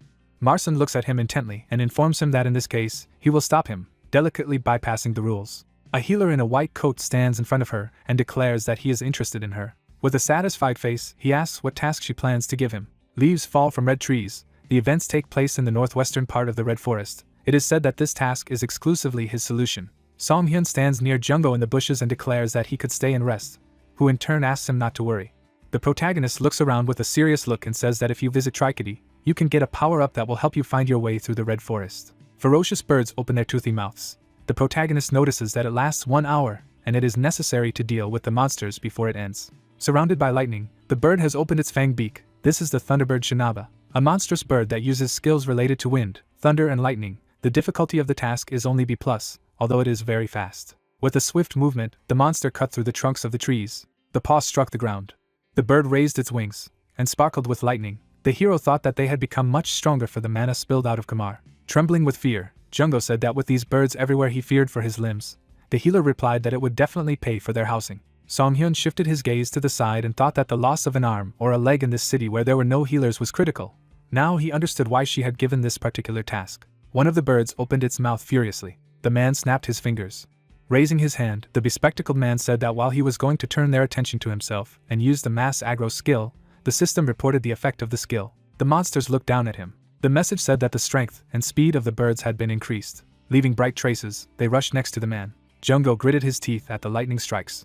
The system reported that the effect of the Mantle of Shadows has been activated. Elemental damage is reduced by half from attributes, electricity, and wind. The healer looked at his friend with a wide smile and said that the effect of the Shadow Mantle was expected to be good. The friend shouted that he had stopped looking and demanded that these creatures be finally killed. The system window reported the use of the observational gaze skill. Song-hyun's eyes glowed blue. Looking at the birds attacking his friend, the healer thought that it was impossible to follow them with ordinary eyes. The focus of the skill was on the bird, and the hero thought that the skill would help him make it in time. The brunette swung his knife and decided that he was using the speed of the Thunderbird rushing at him. The knife flew towards the monster, leaving a trail. A bright attack beam sliced the monster's body in half. Other birds were surprised by what they saw. The wind ruffled the hair of the tense hero who heard their scream. A huge whirlwind was rushing towards the healer. From the rapid movement around, cuts appeared on the brunette's body. Opening his mouth, his comrade shouted that they had attacked the wrong person. Putting his hand to his mouth, he used mass aggro, and shouted at the birds to look at him. One of the birds swooped down rapidly. The beak of the discouraged bird crumpled from the impact on the golden shovel. Satisfied, Jungho smiled and said that she definitely did not expect this. An attacking healer appeared behind him, who said that he did a great job. He plunged a shining knife into the bird's body. The blood-stained Song-hyun looked to the side. The bird spread its wings, and he said that there was the last one left. The monster's eyes burned with rage. The hero decided that she needed to be dealt with quickly. In the open beak there was a bright light of lightning. A shining electric ball burst out of the monster's mouth. Looking at this anxiously, the comrade noted that she was trying to release all her energy at once. The healer replied that the situation could become more complicated. A bottle materialized in Song-hyun's hand and he said he was prepared. The enraged bird gathered energy into a shining ball. The hero resolutely gripped the crossbow. The system reported the creation of an arrow from a large isolation potion. The electric beam and the bright arrow were rapidly approaching each other. A powerful explosion rang out in the clearing. Lightning surrounded the trees. The bird spread its wings and made a surprised sound. Then she stared angrily with her eyes with a vertical pupil and roared. The guy waved the knife. The flying blade pierced the bird's neck. Blood splashed from his beak. Song-hyun, who threw the knife, said with a smile that not too long ago he realized that there was no point in pulling out his trump card too early. Not far from the lying carcasses there were silhouettes of the heroes. Song-hyun said that they were finished, and asked if his comrade was okay. He replied that his ears were ringing, but in general it was fine. The cunning healer held the elixir, saying that his friend was fine. He took a sip of the yellow potion and thought that they turned out to be quite dangerous. The man with glasses sat on the ground and said with relief that he could certainly take their attacks, but it still hurt so much. The friend replied that he understood, and thought that it would be much more difficult without him. Suddenly, the brunette noticed something to the side. The man approached the bird's body and said that it was incredible, they really coped. The blonde guy put his hand in his pocket, saying that he didn't think they would turn out to be so strong. The girl added that she had doubts. Jungho arched an eyebrow, realizing that this was the team of those fools. The healer asked, "What did these two forget here?" The guy came up with his arms outstretched, and said that he knew that they would have nowhere to live if they returned to the guild safely. With a cunning smile, he stretched out his hand and demanded that they give them the birds' carcasses.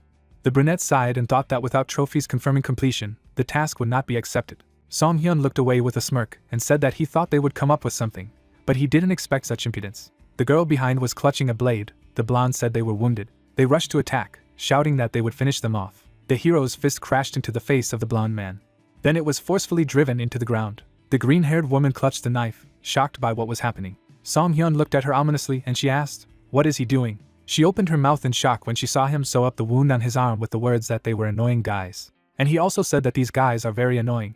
His hand abruptly grabbed the girl's face. Song Hyun lifted his opponent off the ground with a smile and wondered aloud what to do with them. She begged them not to kill. The man with glasses asked in discouragement if he was really going to kill them and heard the answer of his comrade that he was not a murderer. He did not kill people just like that. Song Hyun smiled confidently and thought that if he killed someone here, they would be caught. Remembering the meeting at the hotel, the hero thought that what they had done to them should be punished as they deserved. The girl fell to the ground when the hero said that he would let them go, because he is a sweet and innocent healer. She opened her mouth in surprise, thanking him, and thought to herself in surprise that this guy was a healer? The soiled brunette opened his mouth in surprise, noticing that they looked like they were wounded. The girl sat next to her tormented friend, and replied that it was thanks to him. Song Hyun took out a potion vial from his inventory with a smile, and said that unfortunately, there were no healers in the city. He splashed a yellow potion at the heroes and said that he would heal them personally. A golden ball flew from the palm of the guy's hand. The system reported the use of the skill Illusory Flesh. The rays of the skill surrounded the wounded. The hero thought that it was a skill that used a mana potion to create new flesh, but it was also possible to use an endurance potion. The wound on her arm glowed, recovering. Squinting, Song Hyun thought that there was a reason why it was recommended to use a mana potion. Suddenly, the heroes fell to the ground, screaming in pain. The healer continued to think that the reason was that the process of flesh formation with the use of an endurance potion was quite painful. He winked sweetly and said that he had forgotten to warn them that it would hurt a little, but they would be cured anyway, so don't worry. His opponents, trembling with pain, heard that he would take the keys to the rooms as payment. The brunette smiled at being called the devil, and Jungo said that he was glad as always that they weren't enemies. The system window notified that the ability to move freely through the redwood is disappearing. The remaining time is 11 minutes. Information windows appeared in front of the characters. The hero said that time was running out, and suggested that they get ready. The healer turned, gesturing to stop and asked to wait a minute. He thought that he should take the weapon he was throwing. I wonder where he threw them. The healer scanned the forest with the observational eye skill, and found out that there seemed to be something in the bushes. The hero walked between the cut trees. Jungo asked where he was going, and heard the answer that he was looking for his daggers. The blades began to appear in his comrade's hands, and he asked if he was talking about them. He picked them up. The brunette lowered his thoughtful gaze. There was a square object with a pattern on the ground, and he thought, what was it then? The sun shone on the building of the Adventurers Guild. Words were heard that were impossible to believe. In the bag were the heads of thunderbirds. Crouching down next to him, the red-haired woman said that she did not expect them to make it, and the healer sarcastically apologized for not living up to her expectations. Marcin exhaled in frustration and admitted that they had won. Song Hyun caught the item after hearing that it would allow them to rent the entire Adventurers Guild building. A thin silver key lay in his palm, and words were heard that this meant that the adventurer had the same privileges as the head of the branch. The system reported that the item of the Adventurers Guild manager had been obtained. The man with glasses looked at the object enthusiastically, and the healer said that he did not expect her to give him her key. Marcin smiled a little and replied that those were the terms of the deal. The heroes shook hands. The guy added that he wanted to say that he would receive him with gratitude. He thought that those bastards had not been thrown out, and the rooms had been given to newcomers. There was a luxurious chandelier in the room. The hero thought that they had kicked out the bad people, and the D-class rooms were given to newcomers. There were rich red sofas in the room. The hero thought that in fact he had become the head of the branch. Song Hyun was lying on his bed in an expensive A-class room, thinking about what a productive day it had been. A found box appeared above his palm. Examining her carefully, the brunette wondered why she seemed so familiar to him. Imagining the layout of the rooms, he thought that his friend was most likely sleeping behind the wall. Apparently he would have to go to the artifact appraiser alone. Red lightning bolts emanated from the door of the artifact evaluation office. The box hit the floor and flew off. The heroes turned around in shock as they looked at her. A discouraged Song Hyun ominously asked the employee what she was doing, and she apologized in fright, saying that she had failed to unseal the artifact. The brunette shifted his gaze to the side, thinking that the artifact appraiser from the guild could not cope with the printing. Usually their abilities could be trusted. The girl picked up the box from the floor and, having heard the question what was the reason, replied that this box was sealed in a very intricate way. Introducing many gold chains with locks, she explained what they call this a skein seal. The process becomes even more confusing if you try to remove it incorrectly. Touching the box with her hand, the employee said that it also appeared to have been sealed hundreds of years ago. The method used here is very different from how it is done today. The healer stared at the box in discouragement, and thought that now he was even more curious. Were there no other options? The notification stated that the observational gaze skill had been applied. Looking at the artifact with the help of the skill, the hero learned that the first seal of the box was destroyed. The second seal was present. Looking at the cube box with a pattern, the hero learned that there is a secret clue at the bottom of the box. The girl opened her mouth in fright when she heard the demand to apply the evaluation skill to the bottom of the box. A golden glow emanated from her palm, revealing the symbols on the object.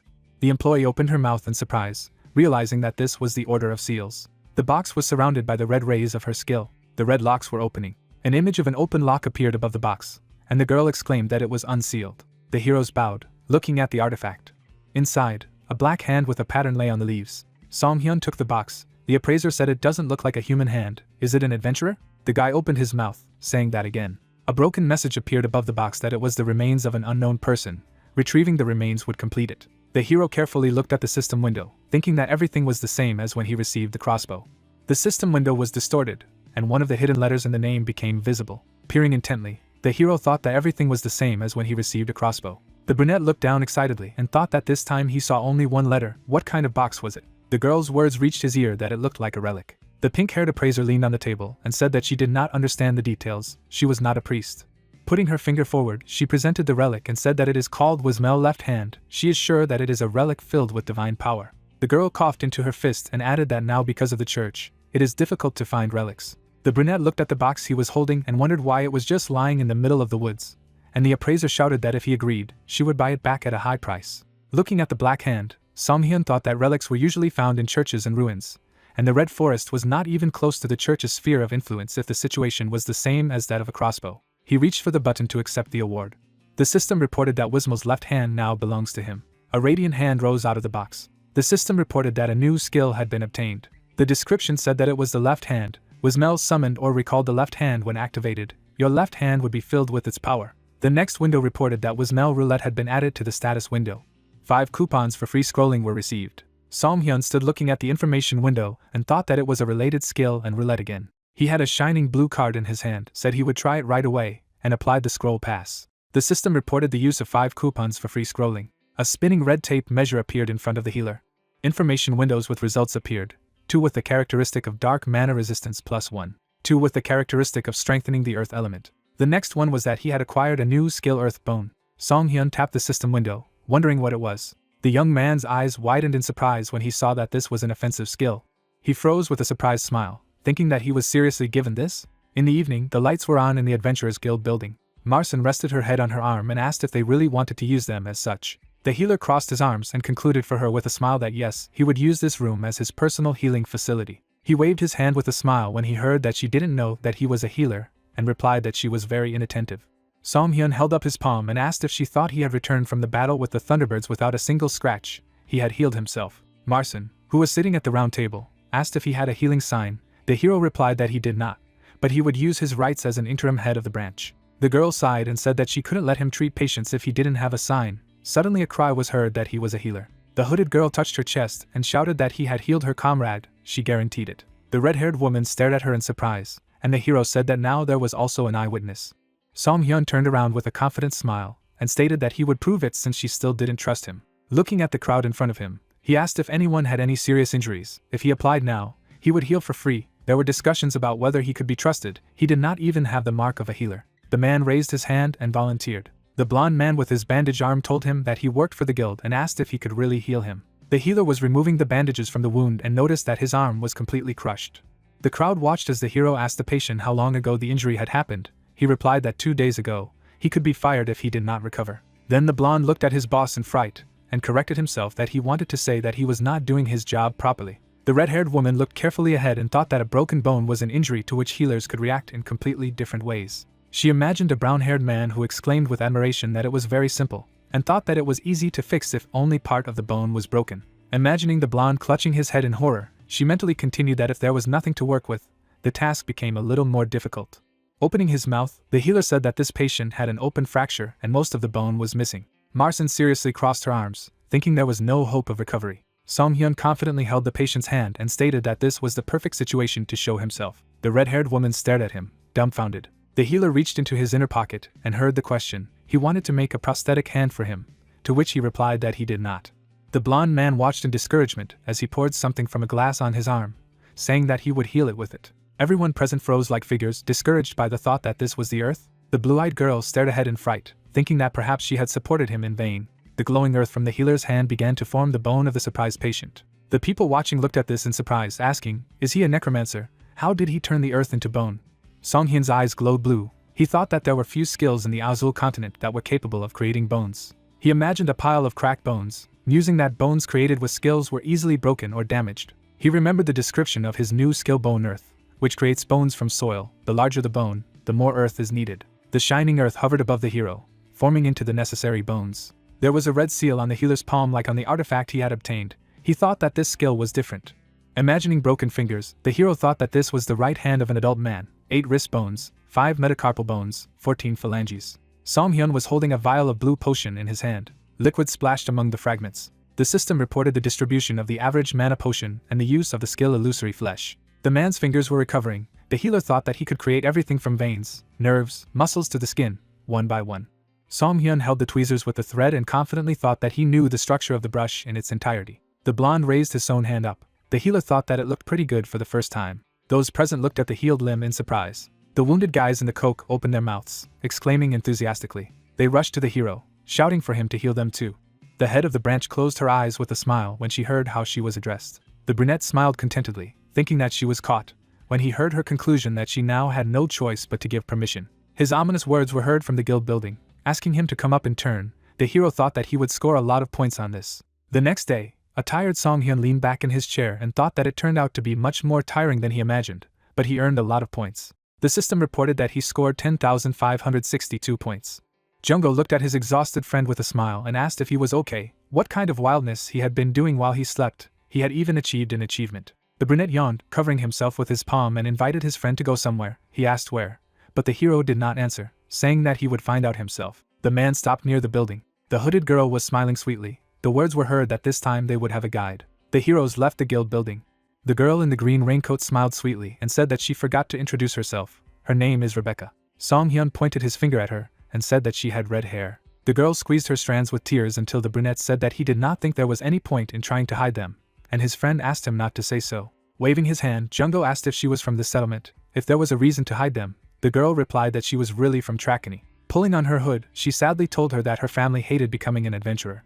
Turning her back, Rebecca continued that she only hides her hair in the settlement, just in case she crosses paths with her family. Song-hyun replied that if he were her, he would never return home. The girl introduced the happy residents and various dishes and said that the family was stressful for her, but the Trakani itself is a really nice settlement. It has nice people, views and food. She pathetically touched her chest and said that that was why she would like to give them a tour of the settlement. Jungo tugged at his friend's sleeve and asked, did he want to walk around the settlement? The wind carried autumn leaves. Song-hyun replied that it seemed so. The heroes walked along a street with small houses. The girl said that the settlement is not very large, so it won't take much time to walk, then said that there are a lot of ceramics around. There were various dishes in the stall. The girl said that Trakani is a pottery settlement, and here they can find high-quality clay products. She presented small sculptures near the shops and said that there are workshops here and you can buy the creations of local residents. The most popular of them are clay dolls, and skilled craftsmen are called puppeteers. They are able to create golems from special clay. Arching her eyebrows, Rebecca said that even Koma respects Trakani's doll workshops. On one of the showcases there were small pendants. The sign said that it was handmade. The Trakani mascots would be ready in 1 to 2 hours after ordering. The person said that it looked great. Jungo pointed his finger at the amulet and said that he wanted to buy one as a souvenir. Whether to take it for a friend, he agreed. Song-hyun looked at his palm, remembering the print, and thought of workshops that work with clay. Wismo's left hand is also connected to clay. The girl turned around, looking at the brunette, who asked if she was familiar with the name Wismel. The healer looked away when he heard that it was the first time she had heard such a thing, and thought that even the people from the settlement did not know him. He imagined black hands among the supple branches, and thought that if Wismel was the wolf of the Red Forest, where he had found the relic hand, then someone from Trakani must know about it. At this time, Jungo was buying 2 talismans. The hero asked if the girl knew where the history museum was, if there was any archival or data on relics, but he heard that there was nothing in their small village. The healer turned sad, thinking that there was a museum in the last settlement. Rebecca clarified, is this something important? She looked down thoughtfully, remembering the place where the old data was stored. A clock hung near the small tower near the building, and she remembered that it was the town hall. The green-haired guy sat over the open book and clarified, do they need archival data? His desk was littered with books. The town hall employee asked if they were here on an assignment. The healer replied that they were on personal business. Closing his eyes, the green-haired man said that he had not. The heroes looked at him indignantly. Jungo exclaimed that he didn't even look, and Rebecca added that it was important. Resting his head on his hand, the guy replied that they should take out the papers from the Adventurers Guild. Song-hyun towered over him gloomily, thinking that this guy him off. The guy with glasses looked away, hearing that since he needed the paper, he could write it out right there. His eyes almost popped out of their sockets when Song-hyun showed him the key to the guild and sweetly asked if he should write a note about his dismissal. The guy trembled in horror, asking where he got the key. Is he the head of the branch? The employee hit his forehead on the table and asked to deal with him. Song-hyun told him to be quiet and give him the key to the archive. The heroes were standing among the bookshelves. Jungo asked, "He thinks they will find something here." Songhyun replied that they will definitely find something if they keep looking. When he touched one of the books, the question was heard, "Why are so many books damaged?" Jungo showed his friend one of the books, and he replied that it looked quite old. What was it he was looking for? Opening the tattered cover volume, the healer thought that it looked at least 1,000 years old. The book had illustrations of an autumn forest. There were some pictures on each page. The hero said that there were no words. There were only children's drawings everywhere. The girl asked what it was.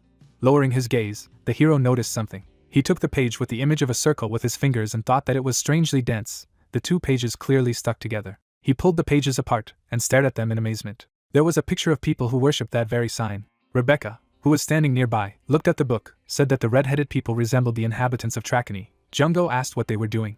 Songhyun touched the drawing with his fingers and thought that this symbol was the same one on Wismel's left hand. Opening his mouth in surprise, he said that the orb was Wismel, the god worshipped by the people of Trakani. Rebecca looked at him in surprise, that she never knew that Trakani had its own god. The hero introduced the person who made the notes in the book, and said that as they can see, the whole book is not sloppily painted with scribbles. Most likely, this was done on purpose to avoid unnecessary attention, to pass this information on to future generations, even ancient books with damaged pages from this archive. Holding the book in his hand, Songhyun claimed that someone had deliberately concealed the existence of this god.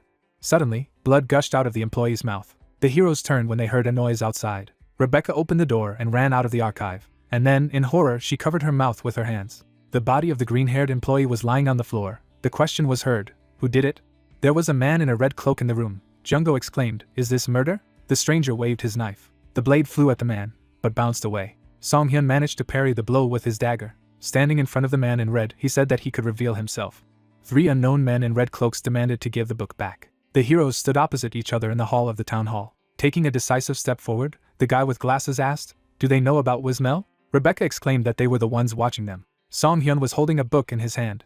His eye glowed blue. The system reported that the observation eye skill was used. He analyzed the body of the employee lying on the floor and saw that the abnormal condition was a severe wound, a knife stab in the neck area, and thought that fortunately, he was still alive. The striker saw him sit down next to the guy. A bright light emanated from the healer's palm. The stranger clarified, dissatisfied, did he not hear them? The system reported that the hemostasis skill was used. Looking down, Songhyun heard a demand to hand over the book and asked permission to ask one thing. He healed the wound on the guy's neck and continued why they attacked him. They didn't succeed in attacking. It's not enough to kill. The man in the red cloak waved his hand and replied that he had blocked the entrance and interfered with them. So let him stop chatting and give him the book. The masked man's eye flashed ominously. He asked, should he put it next to him? The system reported that the throwing skill was used. The silver blade was rapidly flying forward. He crashed into the body of one of the people standing in front of him. The comrades saw how he fell. Songhyun held the book in his hand and said that he did not expect them to respond in a good way. Waving the volume with a smile, he said that if he were in their place, he would have attacked at this moment. The hooded and masked man looked furious and cursed. Weapons crossed in attack. The man threw the Rebecca away with a kick. Behind him, Jungo was fighting another man. The girl said that they had attacked the innocent. The man in red was approaching Jungo, who was thinking, who are they? Songhyun threw the attacker away with his foot. The system reported the summoning of a crossbow. The brunette clutched the shining weapon in his hand. He used the harpoon arrow skill. Surrounded by a blue glow, the arrow flew towards the stranger. A pink flash appeared in the man's palm, and he said that he had not tried. A red substance rose from the floor. Like a shield, it shielded a person from flying arrows. Looking at the barrier, Songhyun thought that it was the magic of the earth attribute. In the palm of the man's hand there was a shining handful of earth. He called the hero. And then he rushed to the attack and, squeezing the earthen floor, shouted that he would make a hole in it. Songhyun stretched out his hand. A radiance spread from the palm of his hand. The system reported that the earth bone skill was used. The spear in the attacker's hand turned into several bones. They fell to the floor, and he asked in discouragement, what kind of nonsense was this? Next to the masked man, the tip of an arrow flashed. The shot knocked him down, throwing him back. Songhyun came closer, saying that he was sorry. Looking at the trembling opponent, he said that it would be more fun without the ground. His comrades also held the attackers. Jungo said they all captured and the heroes praised them. Looking down, the brunette wondered if it was time to hand them over to interrogate. Bound strangers were imprisoned in the dungeon of the Adventurers Guild. Marcin was standing at the camera and, when asked if they had given anything away, she replied that they were not. They were silent. The woman thoughtfully touched her chin and repeated, Wismel is the god of Trakani. Shifting her gaze to the hero, she heard that she quickly accepted his story. This is absurd. She looked away and remained silent when she heard the question. Did she know anything about this? The woman crossed her arms and said whether it was related or not, an unusual mood had recently reigned among the residents. Remembering the man with the scar who warned him to be careful, the hero thought that Lefany had said so when they said goodbye. Crossing her arms, Marcin said that at one point there were people claiming that they should stay away from the mosquitoes. They were convinced that they were apostles sent by God. The villagers looked at the cloaked men who shouted that Trachini must become independent. They must break out of the shadow of the mosquito. The look of the masked men was wild. They shouted that the mosquito would soon fall. Residents mockingly discussed it. The girls said that most took it as stories, and no one listened to them. She stood with her hands on her hips and said that it was until the Scarlet Tower collapsed a few days ago. She imagined the haze surrounding the tower and the surprised people, and said that the livelihood of most of the residents of Trachini depended on Komar. But as the apostles had predicted, there was a crisis in such a situation. In such a situation it was impossible to stop the provocations. Looking down thoughtfully, Songhyun said that fear had paralyzed their minds. Opening her mouth, the woman said that she thought it was just a group of cruel swindlers. But it turned out that the forgotten old god could really exist. The heroes turned around abruptly when they heard that they were in big trouble. The man's hand seemed to be flowing down. His face was made of red earth. Shocked, Marcin saw a mountain of earth and a cloak instead of a prisoner. Turning abruptly to the officer, she asked what had happened to him. She was sure that there was strict surveillance here. The other two apostles were tied up, and the man reported that they had used truth serum to interrogate them, just as one of them was about to say something. Songhyun grimaced in displeasure and thought that they had -1, a curse that prevented secrets from being revealed. The people had black masks on their faces. Looking at the apostles sitting in the cell, Songhyun thought that they were even crazier than he had thought. Junggo and Rebecca came down the stairs, asking what had happened here. Pieces of earth lay on the floor under the red cloak, and the girl exclaimed that such a thing could not be. The healer crossed his arms and explained that they had been cursed with silence, so they shouldn't have been tortured. Barnacle scratched his head and asked if the arrow of dawn would not help against this curse, to which the interlocutor replied in the negative, since black magic was not involved. The girl looked down questioningly. She stretched out her hand to the brown substance. The hero turned to her and asked what she was doing, and Rebecca muttered that she was a little worried about this land. The adventurer sat down and introduced the craftsmen, telling them that it was the highest grade clay that Trachini used to make precious dolls, so why were these criminals cursed with such expensive land?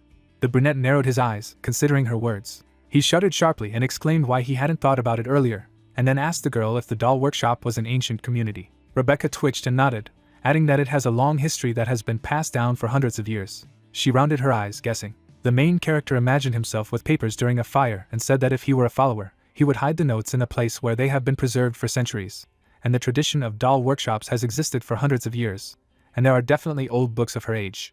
He thought about the material and added that the only ones who can spend expensive land as if nothing had happened is a doll workshop. There are no other options. The captives sweated and shuddered when they heard this. Songhyun looked at them with a grin and noted that their faces spoke without words that he was right. Marcin knitted her eyebrows and said it was a headache, as many of the members of the workshop were Trachini nobles. The woman sighed and added that if they touched the nobles in vain, the government would foam at the mouth, and the bespectacled man nodded that they could not do anything either. The healer moved towards the exit, asking to entrust them with the investigation of the workshop, and the manager stopped him. The brunette stopped when he heard that several people had gone missing in the redwood recently. He stood with his back to her, clarifying whether all sorts of strangers wandered there, but the interlocutor added that now the inhabitants of the settlement themselves began to disappear. Marcin took a look at Rebecca, which was in charge of finding the missing people, and suggested that the fact that they were tracked down had something to do with the disappearances. The main character looked at the woman when she asked them to do this business as well, while she investigates the puppeteer's workshop. Sometime later, the trio approached the Trachini workshop building. The girl looked inside and gave a voice. There was almost no one in the room, although the adventurer said that it was usually full of people. There were several men with bags at the stairs, and she assumed that they were adventurers on a mission. The guy with the ponytail approached the guests and asked what brought them here. The healer smiled and said that he had heard about renting a horse golem wagon here, thinking that this was the original purpose of coming to Trachini anyway. Someone approached from behind when the interlocutor replied that he had to get permission from the master to rent a wagon. A man with a mustache came closer and said that it was about him. Harvey Sarvan put it down, touched his chest and introduced himself as the owner of a doll workshop. Songhyun extended his hand to greet him and was about to introduce himself, but he abruptly pulled away and said that he did not need the name of the person he had just met.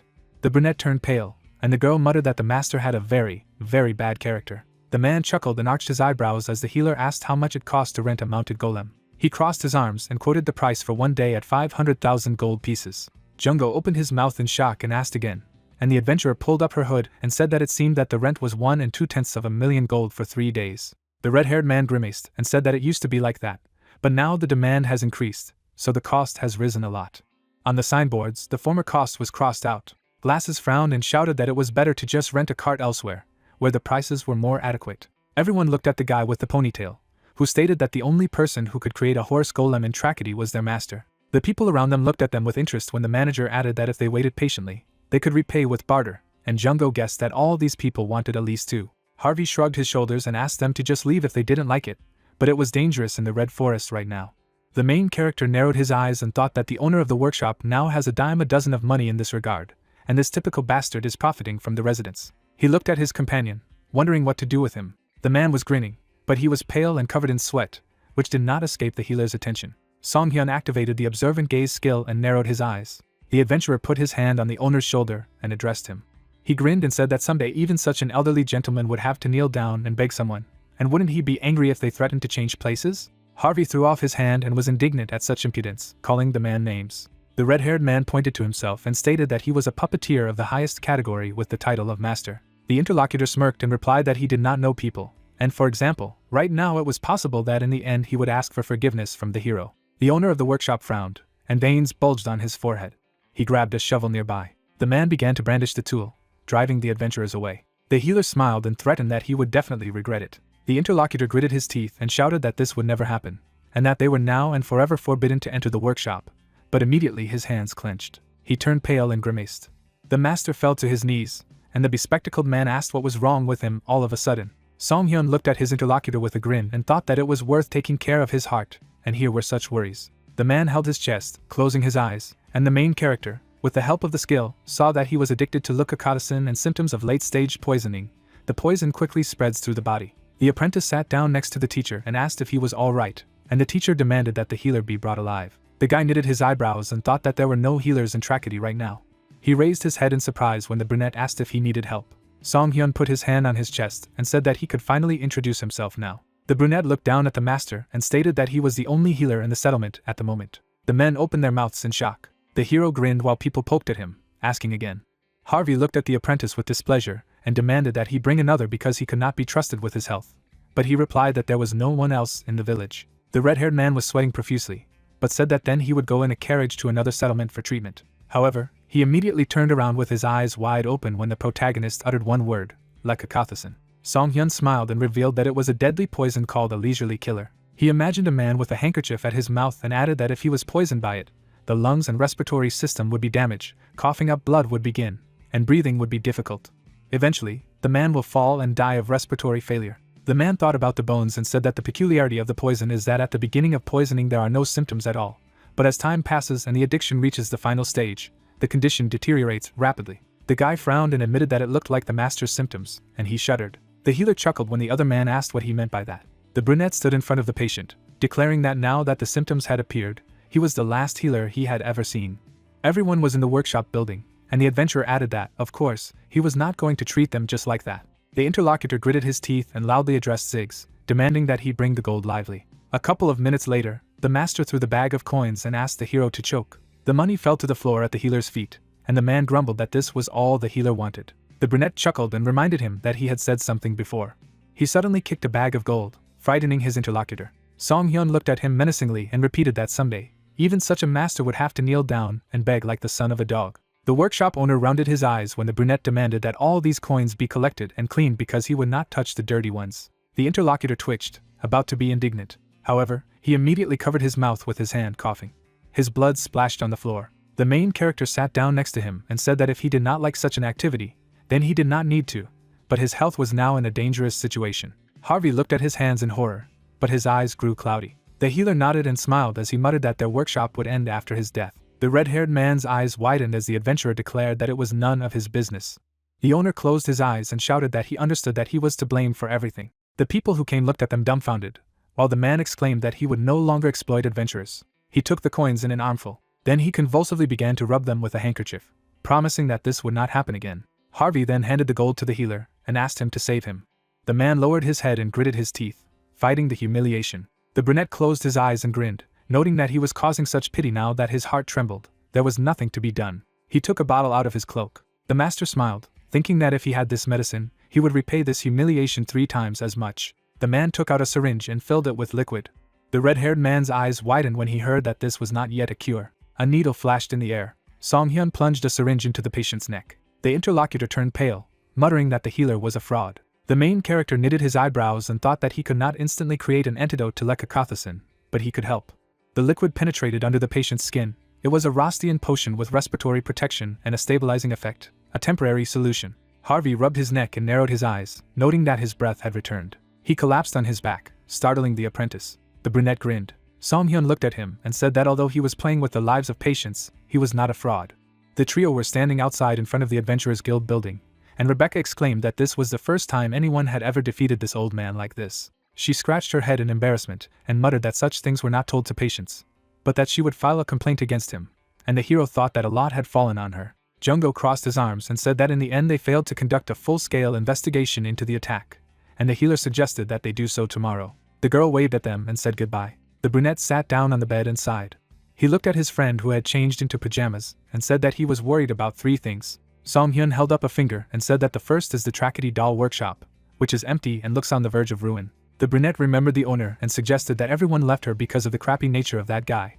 But the hero noted that Harvey's personality has always been filthy, so there must be something different. Then the healer held up a second finger and remembered Rebecca's attitude. He thought of the girl and assumed that she had something to do with the doll shop. The main character remembered how the adventurer in the workshop became silent and tried to hide her identity, as if she was a person who was not allowed to show her face there. Besides, thanks to her, they learned that the clay used in the curse was used to make dolls. The healer narrowed his eyes and decided that she worked in a workshop. Jungo looked with glowing eyes at her friend, who had finally added Mr. Harvey's addiction to the list. The brunette shook his head and decided not to say anything more, otherwise it would not be interesting. Someone was watching their window from the street, and the man offered to go to bed today. The man with red hair and eyes frowned. The next day, the sun was shining over the building of the doll shop, and an indignant scream was heard inside. Harvey jumped up in fright and asked why the protagonist had come again. Had he not been satisfied with the bullying yesterday? The brunette grinned and reminded me that he had already explained. He presented the bottles and reiterated that he didn't have the ingredients to make an antidote to leukocothosin, and it would be best to try to hold out until the poison was completely out of the old man's body, so he needed to take the Rostan potion every 3 hours. The master narrowed his eyes and asked what it was. The healer winked and said that he had kindly arrived to check on his condition. The interlocutor clenched his fist in irritation, mentally calling the adventurer a bastard swindler. The red-haired man remembered that yesterday the hero had shown him a bottle, giving him medicine for only 1 day, and said that he would give one every time he begged on his knees. The owner frowned and thought that the fact that Song-hyun didn't wait for him and came to the workshop himself meant that he still had something to rip off from him. The master lifted a chair and asked why the brunette had actually come, and the brunette agreed that he had a question. He laid out the photos on the table and asked if the man was familiar with these faces. The red-haired man looked at them indifferently and asked how he knew them, and the clothes were strange. The protagonist looked at the table and replied that these people are presumably followers of an unknown religion that has spread among the residents of Trackety in recent weeks. But the interlocutor said that he does not care what the peasants live and what they do. Harvey's eyes widened when the healer asked what about Wismel. Glasses also leaned forward, noticing the man's reaction. The master sweated and turned away, muttering confusedly that it was the first time he had heard the name. Song-hyun chuckled. The adventurer hovered over the interlocutor, noting that he did not even say that it was a name.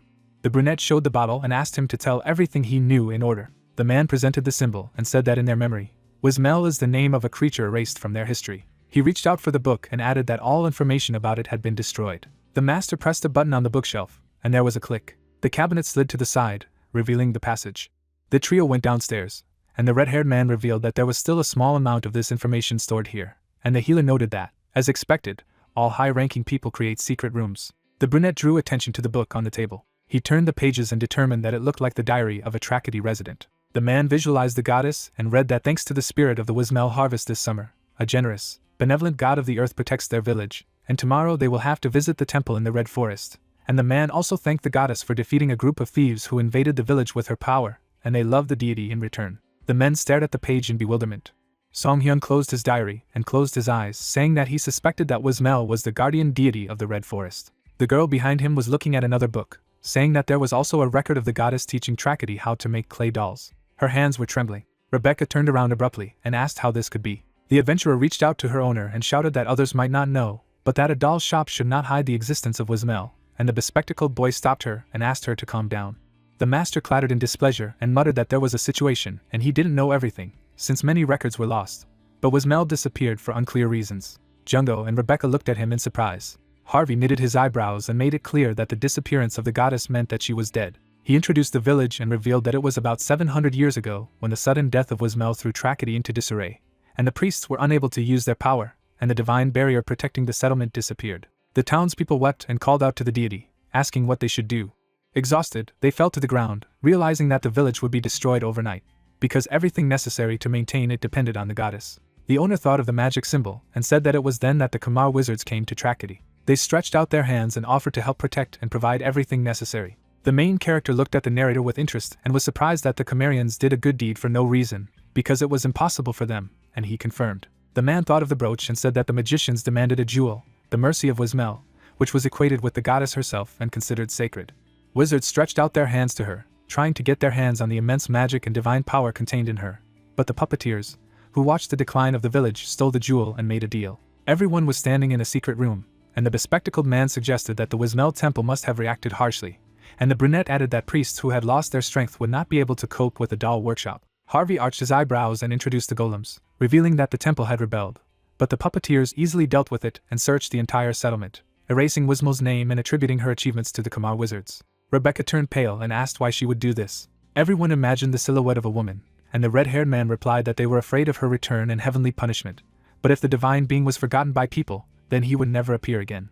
The owner turned to the cabinets and said that they had not gotten rid of everything, and the records were passed down from generation to generation from owner to owner of the workshop, even if others had forgotten, but they should know the truth. He glanced sideways at the healer, and wondered how he knew about Wismel. The hero looked at him and replied that it was top secret, and would cause a wave of indignation, and then admitted that they thought it was a doll workshop trying to revive the temple. The interlocutor mockingly pointed at him and asked why they would do this. Because if the goddess came to life, their workshop would be punished. Song-hyun sat upset on the floor, musing that he was sure the puppeteers were behind it.